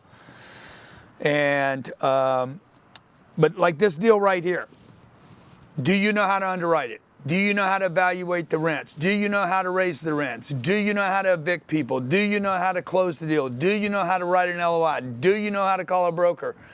Now, the only other question you need to ask is, do you have the willingness and the commitment to be serious enough to understand that you can't get rich working in this country? You have to learn how to become an investor. And if you're not a coder, I'm not a coder. I'm not gonna invent a SpaceX. I'm not gonna build a car. Dude, I can learn how to invest in real estate. I don't have to go back to college to do this. You guys give me 3 weeks. We're gonna take this down, guys. GrantCardone.com/go. But you give me 3 weeks with this program, your full attention for 21 days. Okay, I'll have you in the best financial shape of your lifetime. All right, and then we're gonna turn it over to the onboarding. Eduardo. Let's go to Eduardo. Yes, good afternoon, folks. My quick question is, I have a couple questions. My first one's a VA loan. Can we use that for real estate investing? Yes. For commercial real estate? Yes. Yeah, VA loan will cover you up to 5 units. Okay. And then they've got some really cool programs. We actually, if you email Annie at grantcardone.com, we teach a VA loan masterclass where we show you how to leverage your VA loan to invest in real estate. So if you email Annie at grantcardone.com, she can get you set up for the next one. We should have that in here. There's probably a bunch of veterans in here. Okay, if you go to grantcardone.com/vets, Eduardo, grantcardone.com/vets, you can register for the next VA loan webinar that we're doing. Now, to teach you about that the being VA said, that would not be my go-to move. That would not be my go-to loan because of some of the restrictions on it. 1, 2, you can only do one of them. And I would just tell everybody that's watching right now, if you're not going to scale your real estate portfolio, just become a passive investor. Okay? If you do one of these, don't bother doing this. I'm telling you. If you get the bite the way I have it, you're not going to do one. You're going to do 10. You're going to do 20. You're going to do 30. You're going to do 40. You should be thinking about how many of these you could. What city do you live in? Chula Vista, to be exact, in San Diego you County. ought to be buying. Guess where I did my first deals? Chula Vista, baby. I was in the barrios, man. I was banging, bro. I'm gonna tell you a guy that taught me how to do Chula Vista. He was 20 years old. He had 1,000 units at 20 years old in 1998. Guy was a gangster, bro. He taught me something I'll never forget. He's like, Grant, poor people are always poor people.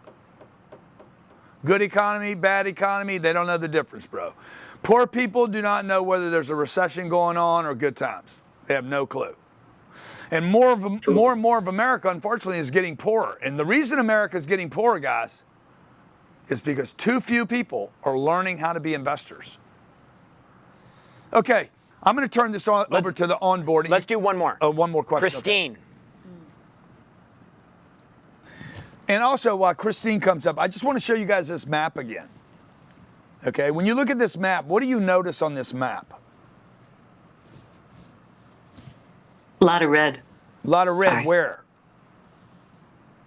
The west. Yeah, east. West Coast. 80%. 80% of all the population of America is east of the Mississippi River.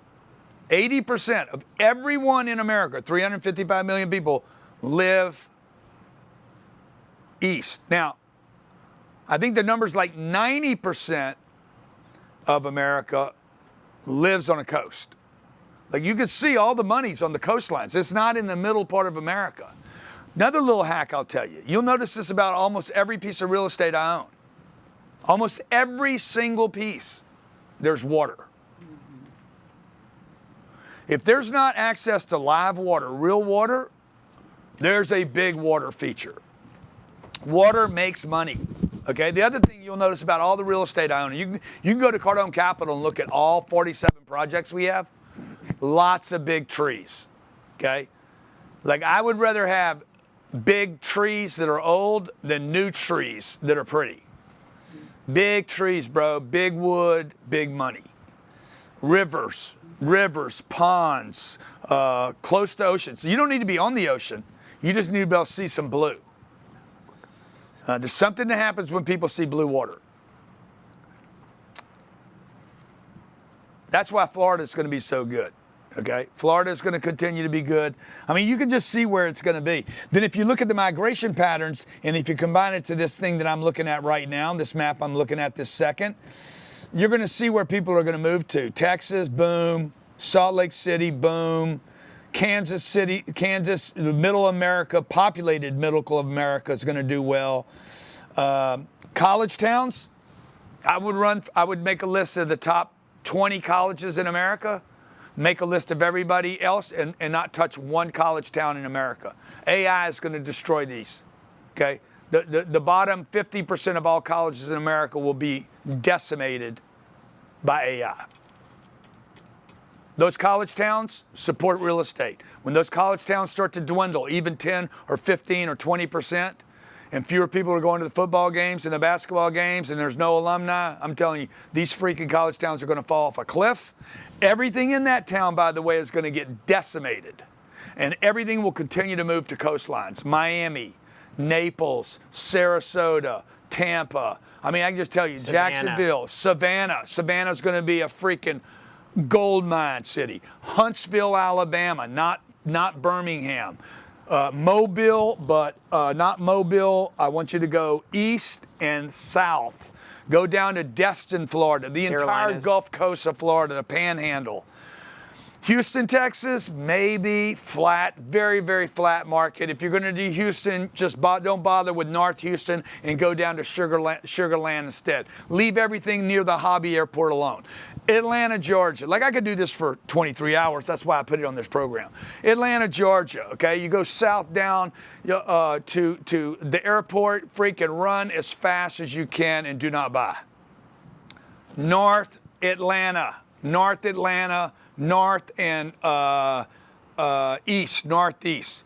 Buffalo, New York, no, go south. New York City, stay in Manhattan. Anything on the island, okay? LaGuardia, great, bomb it. New Jersey, everything you can see with city highlines, back to the city. Chicago, Illinois, leave it alone. It's only for adults. Okay, if you ain't fucking Kanye West, run away from Chicago. You don't know what you're doing. Now, if you're gonna do Chicago, you wanna do the suburbs, the Naples. You want to do where the money went, okay? Let the crime push the dime, okay? Columbus, Ohio, you want to be between 11 o'clock and 1 o'clock on a clock. You want to be at the top half. Dallas, Texas, again, you want to be between 11 and 1 o'clock. Anyway, I could do this with all the cities, but Denver, Colorado, probably wouldn't do Denver right now, but I'd go freaking try to consume all of Colorado Springs. Christine. Salt Lake City, I wouldn't touch Salt Lake City, but I'd go to Orem and Provo and grab as much real estate as you can as fast as you can. Yes, ma'am. Hi, Grant. Thank you so much for your time and your passion for helping people. I've been following you for a long time. And I have been going through a divorce, so I've been focused on that. And now it's time for me to. By the way, get rid of that guy. I hate his guts. But I have a deal that I found. It's been on the market for over 300 days. It's gorgeous. 7 bedrooms. I'm going to be renting them out to corporate executives and visiting nurses. It has about acre. It's about $100 less of the market value in Rockland County here. The market is like about $350, $345 per square foot. This is $245 per square foot. It's $1.1 million. It's 4,300 square feet, but it has a $40,000 a year tax. Does it matter? Don't do it. Because I'm going to be renting out the room. Don't do it. And do not do that. Do not do that asset. Okay. Don't do it. You're wasting your energy. You don't want all that. That acre of land is not good for you. Okay. That's not money. You want units. You want income. You want cash flow. Well, this is my first deal, and I was just starting with 7 bedrooms. That's fine. Well, the good thing is you're looking. Okay, you're looking. But you're basically paying $130,000 a room. You don't want that deal. I mean, I'm just doing the math in my head. I'm just knowing I don't want that deal. What city you live in? Valley Cottage. Where's that? Nyack, New York, Rockland County. Yeah. So let's go. You're in a great market. You're in a great market that has barriers and issues and taxes and government and all these issues, like, but you don't need that thing. Okay. Keep looking. Okay, guys, you're going to look at. Thank you. Thank you so much. I'll bet you I looked at least 200 deals. But I'm a beast, And I think you guys got to find the beast in you. You guys got to find how much work are you willing to put in. I mean, unless you're a lucky person. I'm not a lucky person. I've never been lucky at anything in my life. I'm not lucky. And I don't know if that's a manifestation thing, a mental block. But for me, it's always been a lot of work. But if you guys put in the work, I guarantee if you put in the work, I told my daughter this today, anything you work at every day, dude, you're going to get great at it. You're going to get great at it. It's just a matter of when. Now, I don't know how long it takes you. It might take you 3 weeks. It might take you 3 months. If you don't quit, you guys will get great at this. Anybody can do this. Not anybody can be a ballerina or a golfer or a football player or a rapper. Anybody at any age can do what I'm talking about. There is no, oh, God gave me this gift. This ain't a gift, bro. This is something I learned how to do, okay? Me talking to people is a gift, all right? My purpose is a gift. Me knowing how to buy real estate, all this shit is learned, Okay? If you told me, hey, Grant, you did 17 years in school, 12 years in high school and all that basic school, and then 5 years in college. If you could change one thing, I would get rid of those 17 years, basically give me math, how to speak, how to talk, how to write, understand the alphabet, and basically say, just teach the guy how to buy real estate. I own $50 billion of real estate today, not 5. The fact that I own $5 billion of real estate is unbelievable. Raised by a single mom, no money, no connections, no dad, nothing, zero. And I have 14,000 units. You guys understand how big this is? My dream, and again, guys, we're taking this down, okay? So if you're gonna get it, go get it right now. GrantCardone.com/go. My dream was 100 units. I said, I'm gonna get 100 units, and then I'm done. I don't need more than that, okay? I own 14,200 units. The stuff I was buying back then was old, decrepit, 30 and 40 years old. This is all beautiful, beautiful, phenomenal assets, okay? Watch this. I want you guys to do, if the rents, today's what? What's the date? March 28th. What year? 2026. Okay, our average rent on these properties today is about $2,000. That's not terrible. This is the average rent, okay? I'm 68 years old. I'm gonna be 88 one day, 20 years. Coral Icon's still playing the game, okay, at 88. 88, I can still buy real estate. I can't golf, can't ski, can't water ski, can't ski down a mountain. Probably don't want to golf too much, right? Really want to golf too much now. 20 years from now, I could still be buying real estate, 2046. Certainly 12 years or 20 years from now, I still own this real estate. All this is great real estate, phenomenal. It's still good. The buildings are still going to be there. How old is the Sistine Chapel? Or the Mormon temple in Salt Lake City? 540 years old. The Sistine Chapel has been around 500 years. Okay, I just bought a deal in Boca that's 3 years old.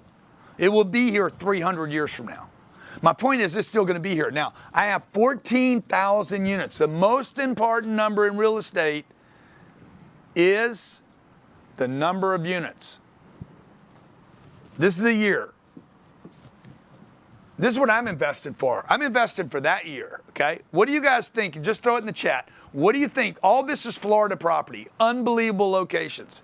What do you think the rents on my portfolio will be in 2046? If all I do between now and then is just take care of it, fresh it up, paint, what do you think the rents are going to be in the year 2046, 20 years from today?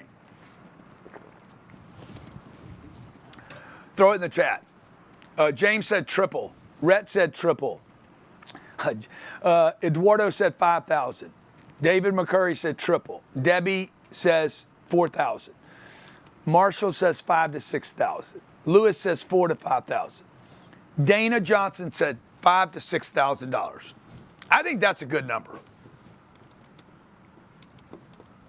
I don't think that's going to be the number, but I think that's a good number to use because I think this number is going to be more like 12,000 to 16,000. In my lifetime, the price of a home went up 57 times, 57x in my lifetime, okay? You got to remember, we weren't printing money until Nixon got off the gold standard. We weren't printing at scale, okay? And the real scale came in Iraq, Afghanistan, and COVID. We printed more money, Iraq, Afghanistan, and COVID, than we printed in the entire history of planet Earth. During COVID, we printed $7 trillion. $7 trillion. So you guys understand money. $7 trillion got printed and distributed to Americans in $1,400 checks. You guys might have remembered that. $7 trillion. Everybody's like, it was $7 trillion. It wasn't $7 trillion. This money got deposited in banks. And this is the thing about real estate. Real estate is an inflation beneficiary. It is a beneficiary of printing money. The more money you print, the more the real estate values go up, real assets go up. When you print $7 trillion and send it out to whatever, 355 million people, okay? You send it out to them. Where do those people have to put that money? At the bank. The money got deposited in the bank, and then the bank, because they have deposits, a deposit for a bank is a liability. They take that liability and they convert it to an asset, and they lend the money out. And they don't lend it out once, they lend it out 9 times the first time. So they call Jared up. Jared, the $1,400 you put, what do you want to do with it? Just leave it over there in my checking account. I'm not a spender. Jared's not a spender. I'm saving my $1,400 check. Okay? So he drops the money at the Citibank. Citibank has the money. 10,000 people got a check at Citibank. Bank of America got 10 million checks. Goldman Sachs, 50 million checks, okay, at $1,400. And these guys are sitting with all these liabilities in their cash accounts. And they call people like me. Hey, man, you want to borrow some of this money? Sure would like to borrow it. They didn't loan it out one time. They loaned it out 9 times. The same money, by the way. So $7 trillion became $63 trillion. Guys, we haven't even had inflation in this country yet. Now watch. Do you think Donald Trump has to print money right now? Oh, he has to print. They're going to have to print again. The next print will be bigger than the last print. Every print is bigger than the last one. But anyway, we're going to use your number here. This is if we don't print more money that goes up. We're going to print. You'll probably be off in 20 or 30 years. You'll probably be off the dollar.